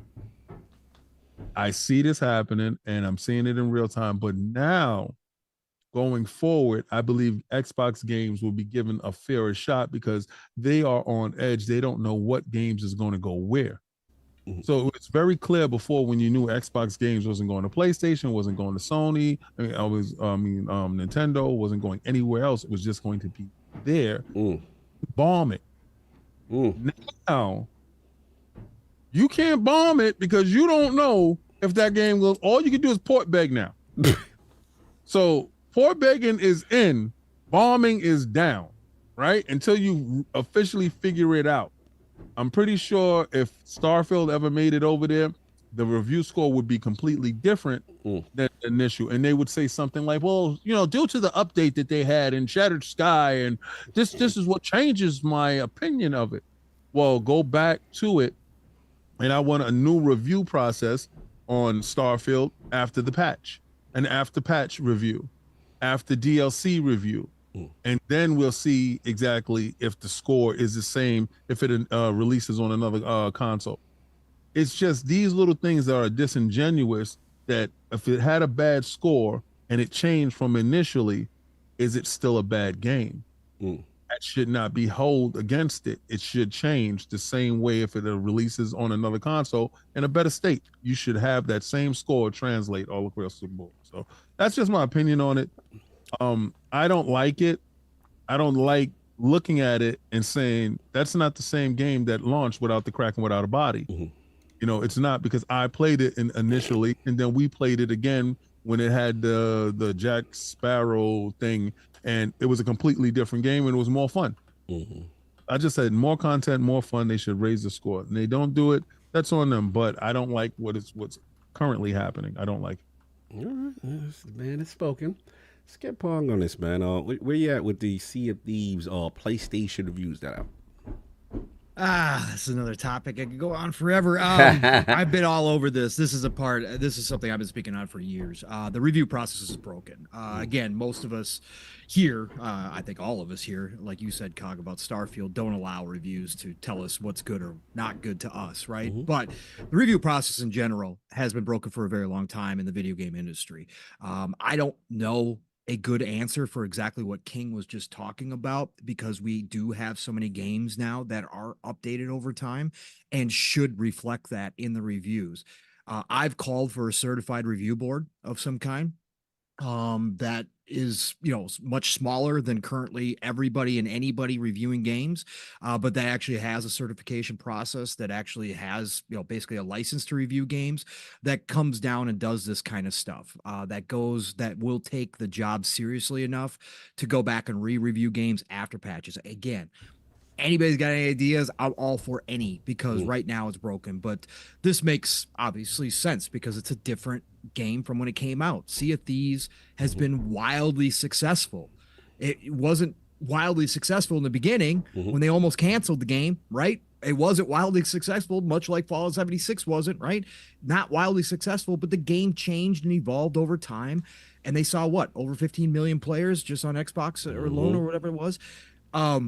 So yeah, of course, when this version shows up on the PlayStation, right? And of course, with the PlayStation bonus attached to it, whichever way you want to review it. Are you implying bonus? Listen. detail The what people, bonus the means, sir. Xbox bias deniers out here, or the Xbox tax deniers out here, are living in a fantasy land. Of course, there is. We're a part of humans. We're a part of human beings, Why man. is this so? These human beings. There's generations of journalists now, and these journalists lost their integrity a long time ago. Okay, but there's generations of journalists who grew up on PlayStation land. Okay, and again, this is coming from the guy who's owned every PlayStation up until now. PlayStation 5 is the only one I haven't bought. Love PlayStation. But listen, the bias, the Xbox tax is real. There is a certain difference of viewing of any game that shows up on PlayStation, because a lot of these journalists, a lot of these reviewers, that's their main console, right? And human nature being what it is, you are going to have that preference. So therefore it does happen.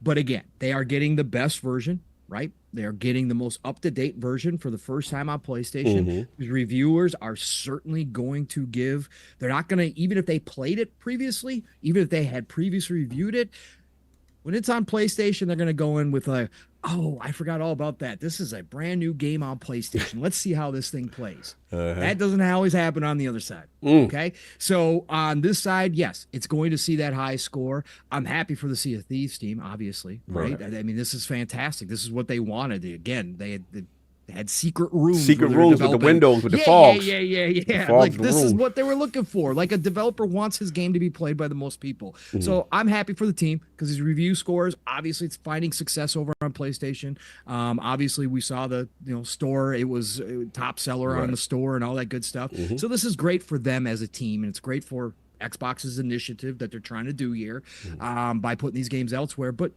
is it a part of that whole Xbox tax or PlayStation bonus situation? Yeah, of course it is.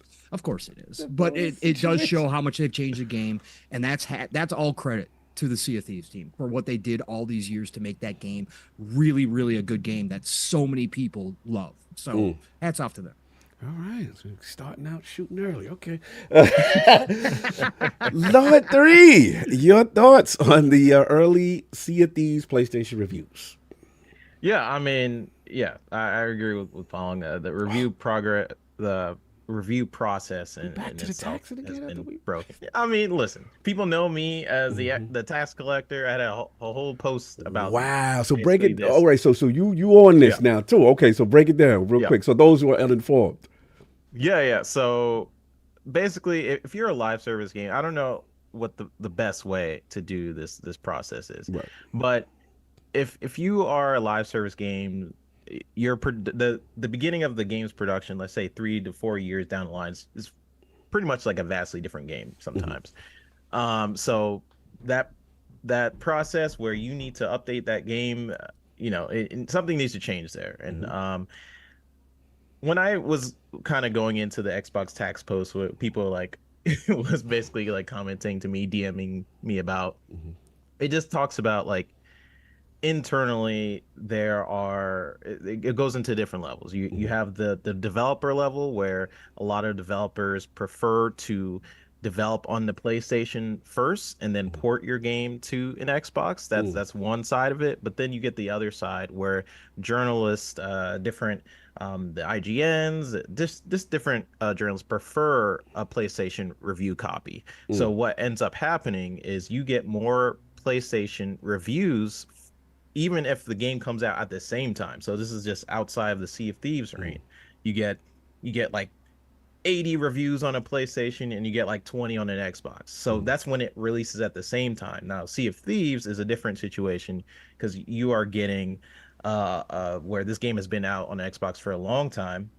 So when it first came out, people like didn't like it, review bombed it, and then people are now getting on PlayStation like, wow, look at this! Oh, this game is amazing. You know, I mean, in fairness, it has changed though. 3. I mean, there's a lot of updates. It's not the same game they get. Yeah, it has changed a lot of time, and I guess what the narrative is like, look, it's changed a lot. That's why you're seeing a vast difference in the Metacritic scores. But again, even when a game comes out at the same time, you will see basically vastly different scores sometimes with an Xbox release or the PlayStation release, just because a lot of people prefer to play on a PlayStation. It's more, and that just comes with PlayStation being the more popular platform. There's more people on PlayStation, so that's just. Like Pong was saying, that's the human element, where a lot more people are on the PlayStation platform. Let's break this down. So because a lot more people on the PlayStation platform, are you implying that there could potentially be inherent bias because of more popularity? I mean, this is what it seems there like is you're a implying. tax. I do believe there is a Xbox tax. Now, now again, there's the developer side as well, so it goes down Developer to the tax. media. Okay, so the There's developers a they developer tax. preferred is okay. Is it for financial because it's more beneficial for you to because of the user numbers, or what do you think on the developer side the reasoning is there? Yeah, I think it's because it's the most popular platform. They're going to develop on that first, make sure it's good, and then Xbox, because it has lower player counts or however they want to dictate it in the market, they're going to be like, oh, I'm going to port my version to the Xbox. So it goes down to that as well. But hey, it is what it is. I guess I don't know when that's going to change per se. I think Xbox, what they have the benefit of doing is with owning their studios, they could try to optimize it more, but then you're getting stories like, hey, this game slightly performs better on the PlayStation, or these shadows are more defined on the PlayStation. So we'll see what ends up happening with that, but it's honestly, I do believe the Xbox taxes is at that whole thing about it. I was trying to save y'all, but y'all going back down this hole again. now let this go. I see. All right, I see. Y'all standing on business. I give y'all standing on business with tax. Continue. Yeah. I know. I was just gonna say, like, I believe the tax does exist. All right. No, fair enough. It is, Fair enough. I respect the breakdown. Look, I don't got too much to say. My only pushback a little will be that the sample size of the reviews is really small right now. It's like 9, something like that. And there's a disparity, of course. It's 69, 83. And, obviously in fairness, the game has changed. But look, I will give y'all this. I had these conversations with Colin, and he's even admitted it to me that, when his time at IGN, he was there during the height of the 360's popularity. And he told me every IGN reviewer reviewed it on the 360. That was the preferred platform. He had to go out of his way to get a PS3 copy and so on. So there is such a thing. I will give y'all that. There is such thing as an inherent bias on the preferred place you want to play on, right? And it may be that you don't have a familiarity with the other ecosystem because you don't have it or you just don't want to play. So I'm not going to say that doesn't exist, of course. But I'm going to go back to my old saying last week, King. I do feel like, to me, Microsoft has figured the whole thing out. And I know a lot of people was, salty about the 4 games thing. But the benefactor of the 4 games thing is that you now have an audience who never experienced these games.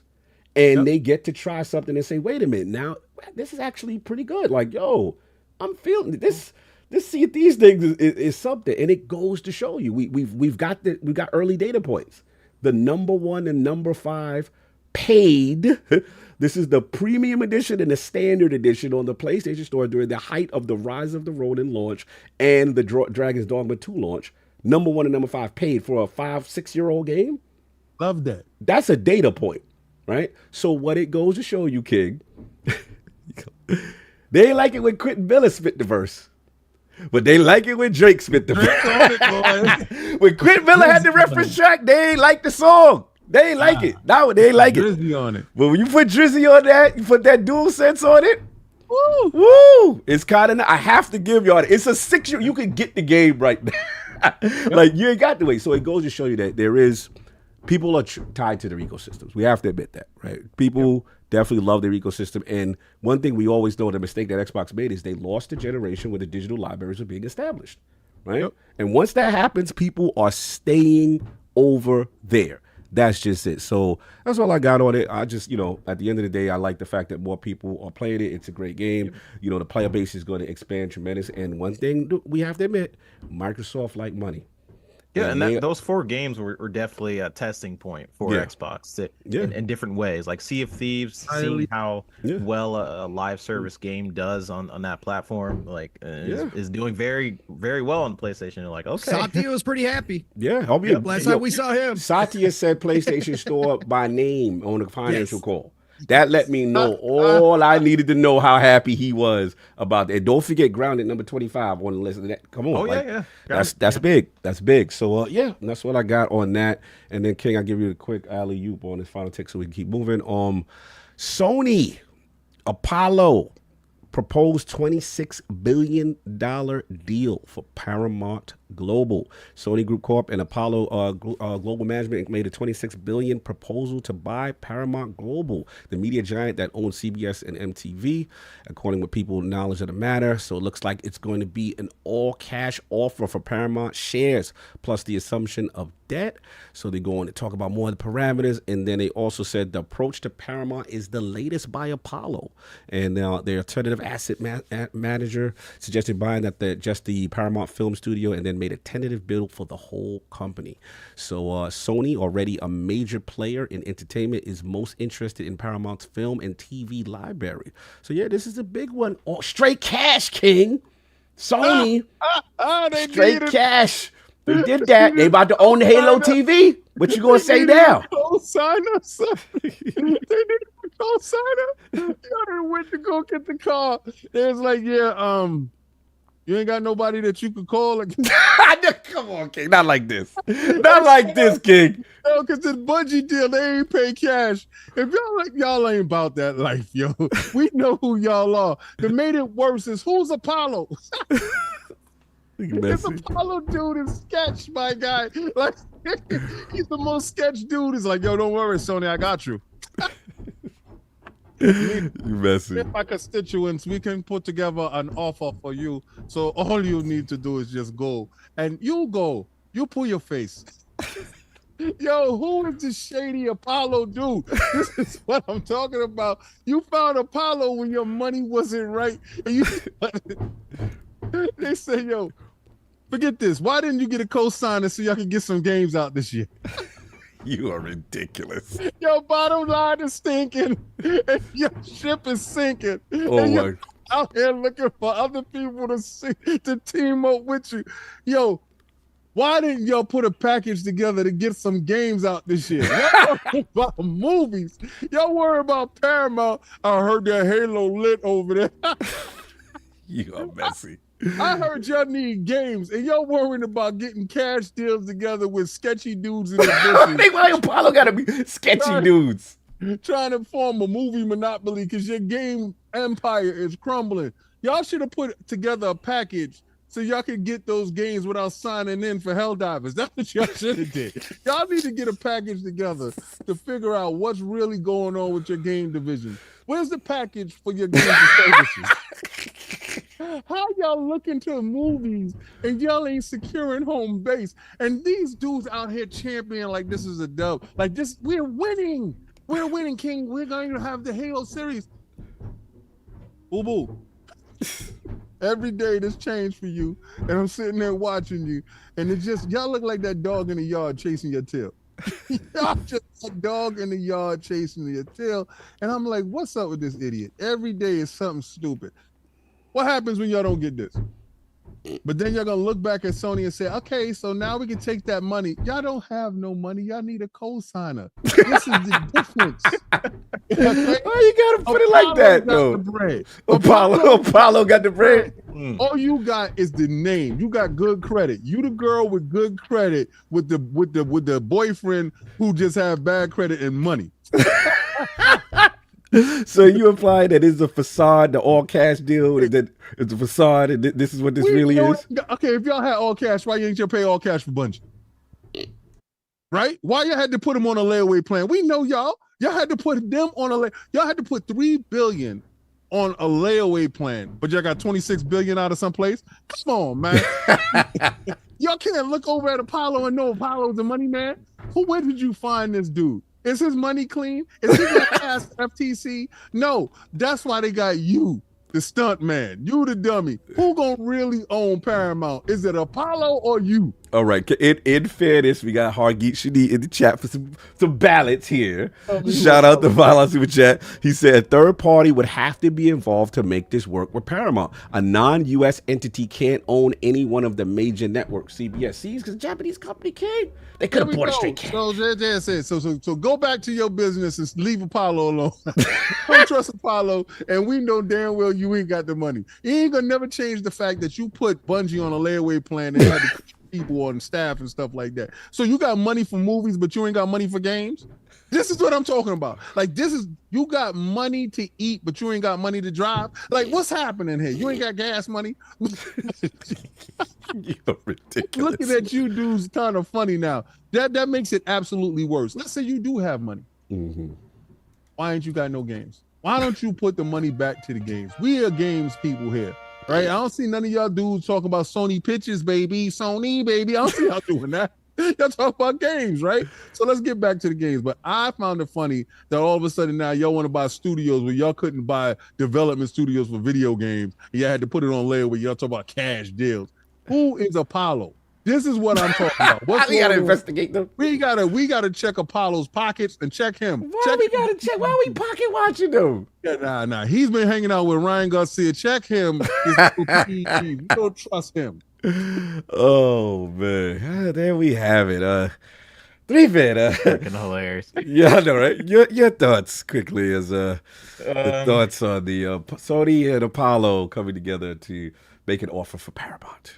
Yeah, it just gives me like a flashback moment to them buying like Crunchyroll and all these other smaller like TV division type things. I don't know. I do know Sony Pictures and like the game division, like their mentalities are just interesting to me. I don't know what they want out of this deal, like in terms of like the IP that Paramount has. I really don't know what to think about this yet. I'm still processing why they want to buy Paramount to this degree. I really don't know. Yeah, gotta see. Lord Pong, Paramount, Sony. What's your thoughts? Why you let King go first? Nobody can follow up King. Like seriously. Yeah. I mean,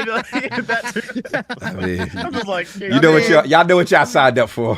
Yeah. We do. Know what the general does out here. Yo, Yep, yeah. Go ahead. Yeah, ditto, King. I just say no. Listen, I don't have much to say because I really don't care. I think it's Sony leaning in to one of their strengths, right? This is what they do. It'll be interesting. They've obviously been really good at stretching their IP amongst, using it in different places, especially movie and TVs, right? They've been at the forefront of that transmedia movement, which has paid off, right? Dividends. And so again, this is one of their fortes. They've been in this game for a long time, so they obviously see something in Paramount that they want, and maybe it's because there has been consolidation going on that side for quite a while. Obviously, Disney and Fox and all that kind of stuff. So maybe at this point for them, they see this as an opportunity to move in and make sure that they are solid there, right? As some of these other places are making deals, and they obviously the value point, whether or not this Apollo, and I looked them up real quick. They've been Yeah, what's around the for deal? quite a while. They've been around for quite a while. They've been around since 1990. And they got heavy investments. Their revenue last year was 32. Breaking out the Viper, they'll So celebrate. I mean, they're definitely a big group. They've got investments everywhere. So I just like I said, I'll just leave it at this. I just think it's Sony when they look at where they're at. They're so dependent upon PlayStation, right? They've become so again, I go so far back, when Sony was Electronics King, right? Right. And to see where they are now, and they're so dependent on PlayStation that they've got to make sure that their other sector, obviously in movies and TV, is also continues to remain strong. I mean, because again, they don't have a whole diverse lineup of things that they can go to that are making them a ton of money. So I guess this would just be another investment into that. But to King's point, right?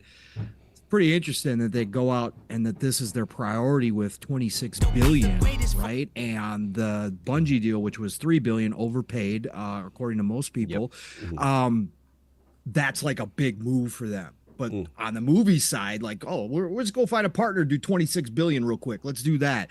Like, it is interesting that they haven't invested more on the side of PlayStation into some more studios or into a publisher. Just curious. That's all. And I had to look up because I was like, what does Paramount own, right? What licenses do they own? They own the first 4 films for Indiana Jones, which is interesting. Interesting. Transformers. The Godfather. Top Gun, Star Trek. That's one thing. So yeah, just looking at some of their IP, it could be some cool stuff coming out of that. Indiana Jones, Great Circle. Yeah, great movies. That's it. Do what you do. Buckle down on the movie. Bend the knee. You're going to have to put respect on the name when they had that. Put no respect on nothing. They need to put some respect on their constituents and get some games to these dudes and start worrying about movies. Y'all going to get the live action viewing of it. While we going to get the interactive. Yo, shout out to Microsoft for putting money where the games is at. 100 billion for games. Y'all paid 26 billion for movies because y'all like movie games. Y'all like movie games. Y'all like to watch your stuff. So they figured y'all out. Well, King is. I mean, they just copyrighted or trademarked or whatever the new system to have the games play themselves, right? Yep. So people can watch movies at the same time as they're playing games, right? So, what it was is, if the game is too hard for them, they have the ability to allow the game to play itself. So we understand what they're going for. Cinematic. This guy here. I love them. Hey, Addict, your thoughts on Sony and interested offer in Paramount? And he looks, and we don't hear him. Can you guys hear me? Now we hear you now. Sorry, like my, my mic. Stuff be messing up all the time. No, you good. Yeah, when it comes to this, I'm done talking about this topic. You ain't even start. The Paramount thing, like, that's cool, I guess. Like, they're gonna own Halo. Okay, maybe they can make it better than Paramount did. Like, I don't know. Like, at this point, they should probably aim towards Netflix because apparently Netflix can make good stuff. Yeah. I wonder, if they're gonna do something with PS Plus with it, you get PS Plus Premium. It comes with. We thought they were gonna do that. Coming for Game Pass, baby. Yeah, I thought so too. But we thought they were gonna do that for Crunchyroll, but they're like, "Nah, you're gonna pay us for both." They just pulled another first-party game off of there. Come on. Yeah, to me, all this is them trying to make more money in other areas. Don't expect this to benefit you in the gaming industry whatsoever. First off, they kind of fail at everything they do movie wise. Look at what they did with their version of the Spider-Man universe. I think all of it's been almost a complete flop, hasn't it? Like almost every single movie they've made, King. Yeah, except for Venom, right? Yeah. Except for Venom, everything else has been Maybe they'll do better with Paramount. I don't know. Their game division is where Sony makes the most money. So yeah, they keep doing more stuff like they did with Helldivers. That ain't gonna be much longer. Messy. And I wonder why they call us an Xbox game Y'all are out of pocket. It's just me though. It's just me. Y'all out of pocket. Look, I got much to add. Yeah, definitely surprised. King definitely wanted to make it clear that they did not do this on their own. This is clearly what the objective of bringing up this topic at Apollo. So, mute your joint. I hear like your TV is on. King, I don't know if that's you. Yeah. That was me. Oh, okay, cool. Yeah, no, that's it. I really got that much. To me, it's diversifying your portfolio. They see some interest. They want to, go there. They have obviously plans for their network. I think you made a good point as far as future inclusion of potential services and things like as a tier structure or something maybe there. But I don't really think this affects gaming too much. I think this is just a pure, We won't rest. What are you playing in the background? You are not resting, clearly. So anyway, that's all I got. So let's move on up out of here. Let's get these super chats and get it popping. Actually, before we do that, Addy, you gonna say something? Sorry. Yeah, I was gonna get we got the majority of the super chats. The only super chats we don't have is we got the member chat with 31 months. Apollo coming down from the Mount Olympus wearing the key drawers to make an offer on Paramount. It's crazy. It's crazy though. Love the show. Plasma Steak with the $5 super chat. Steam reviews kind of take away from the tax argument. Xbox first party titles align pretty closely with the critics' reviews, even with great recent reviews. And then $5 super chat from Xbox expansion pass. Salute to the Lords. Love these guests. Luke's, and we just missed maybe 3. I'll get the 3 we missed. Danny Passion, $2 super chat. Rest in peace. Go live with Gaz and Asa. It will be missed. Yes. It will definitely be missed. Nisa Hauer, $5 super chat. Last they said on Bitcast today, reviewers need to review live service games every once in a while. That's what King said. Because those games get updated and aren't the same. Yeah, that's a valid point. JD Gamer, $2 super chat. Xbox should block their deal. Where is Lena? Messy, sir. Go to block their deal. PlayStation low-key has a monopoly in the anime streaming service. I was about to mention that. And they just shut down Funimation and pretty much told people that bought digital content on there, whoa, tough luck. It's all body. And then we got the poll. We'll wrap up. New ILP poll with the latest controversy surrounding Helldivers 2 players on PC requiring a PSN account to continue to access the game. How do you feel Sony should respond? The choices are A, status quo. Helldivers 2 players were made aware this would happen from the start. B, reverse the policy and work with Arrowhead so regions won't be locked out of Helldivers 2. Or C, I don't care. They need to fight for democracy and bring Helldivers 2 over to Xbox. Shout out to all those. The polls will go up this time tonight. Again, salute to the legends that pulled up. The homies, my man 3-Bit, my man Pong Soul. Let's start with 3 Pixelated Echoes and all that. Where can the fine people find you? What you got going on, sir? Yeah, great show. Appreciate the invite, Cog and King and Addicts. Always good seeing you guys. Always love podcasting with you guys. You guys can find me on Twitter at i3bit. I run the show Pixelated Echoes.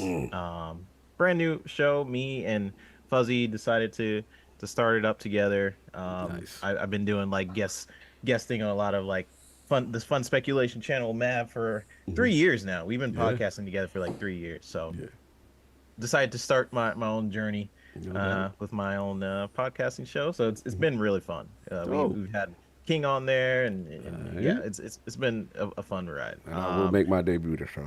Yeah, for sure. Don't feel bad, man. Things happen. Mama Cog, stop me. Things happen. Life happens. Man. I appreciate it. And yeah, so I've been doing that. Starting to direct commercials now. So you guys see an Auto Trader or Aflac commercials and stuff. I'm starting to direct a lot of that stuff. So that's been fun. Yeah. So I got that going on. I'll probably share some more when I can. We still developing. We're still doing things. Yeah. I'm mostly in the commercial land. Okay. No doubt. I'm in TV land now. I respect it. Let's go. Big screen. Sony and TV land too. Say hi to Sony and TV land. You're ridiculous. Forget the episode you saw. Hey, Sony. Never mind that slander. Yeah. No, I appreciate the invite, yo. No, always love, man. Always good to have you. And of course, my man, one of the most passionate in the game, Pong Soul. My man, where can the people find you? What you got going on, sir? Man, humbled and honored as always, Cog, for the invite. Appreciate being here and getting back on with you guys. I missed Easter. You invited me up to Easter, but I had to go to mom's. So you know, we both had a mom situation. I don't feel bad. Absolutely, there we go. Of course, there we but go. that Mama was the Dragon's Dogma episode. I was like, oh, because that's my game of the year right now. Oh man, you know. But no, thanks for having me back on it yet again. Of course, with my brother 3-Bit, it's always extra special when it gets part of the family here too as well. But yeah, you guys know how to find me. Realm, by the way, hey Realm, you guys are absolutely freaking incredible. Again, this is one of the shows that I started watching 4 years ago that it really influenced me to get into podcasting. I mean, again, the Lords are a big influence to a lot of us, and see you guys growing. But the realm, the community that you guys have built here, again, that is so beautiful, man. This whole community, there's a lot of negativity, but there's a lot of good people out here, man, and you guys got a big group of them. So appreciate you, Realm, showing up today with all the support and love too, as always. But you guys can find me Pongsoul on X, formerly known as Twitter, Pongsoul on the Xbox, Pongsoul on Steam, Pongsoul on Epic Games, Pongsoul on GOG. How long you on Steam? You gotta have an account for that. I'm just yeah. we gotta link our account to get you. You gotta link the account.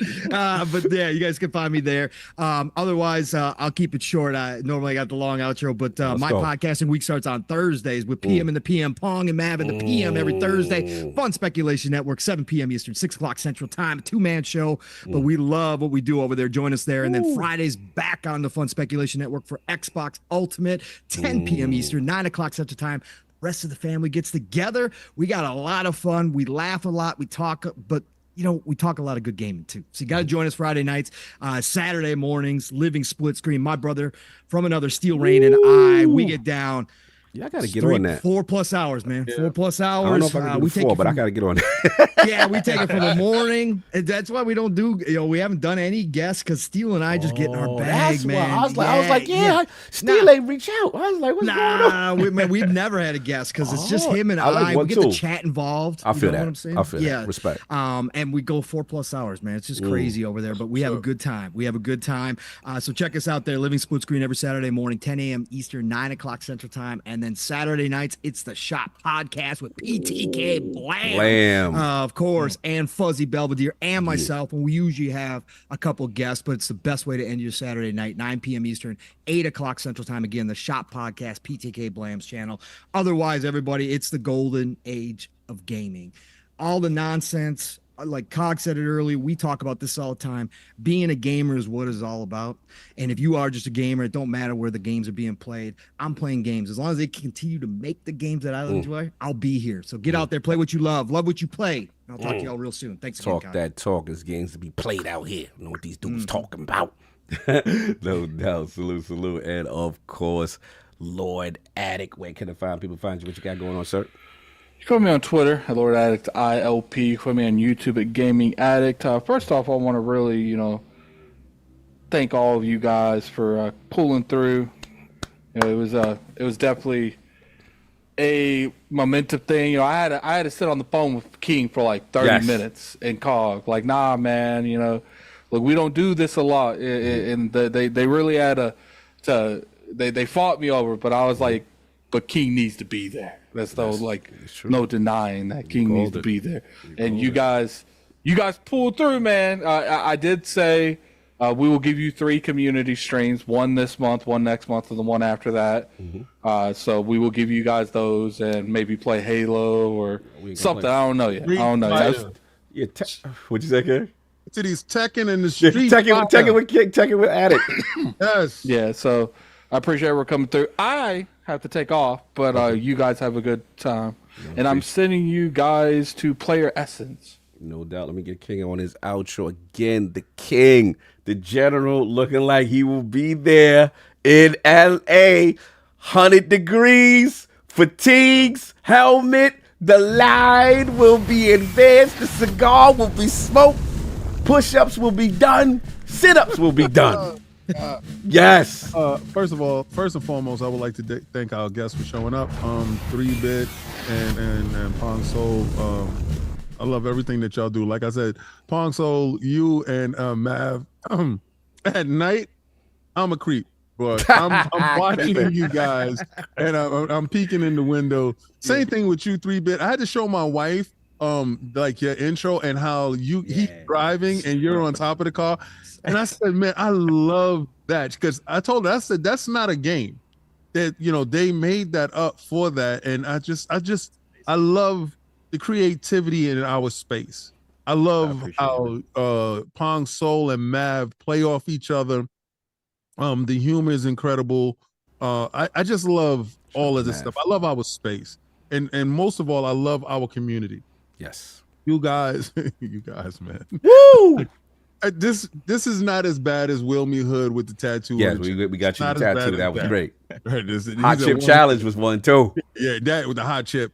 But you guys are fantastic. Y'all got me to go there now. Hopefully they pull me up on stage and I can give y'all the full extent of what y'all paid for.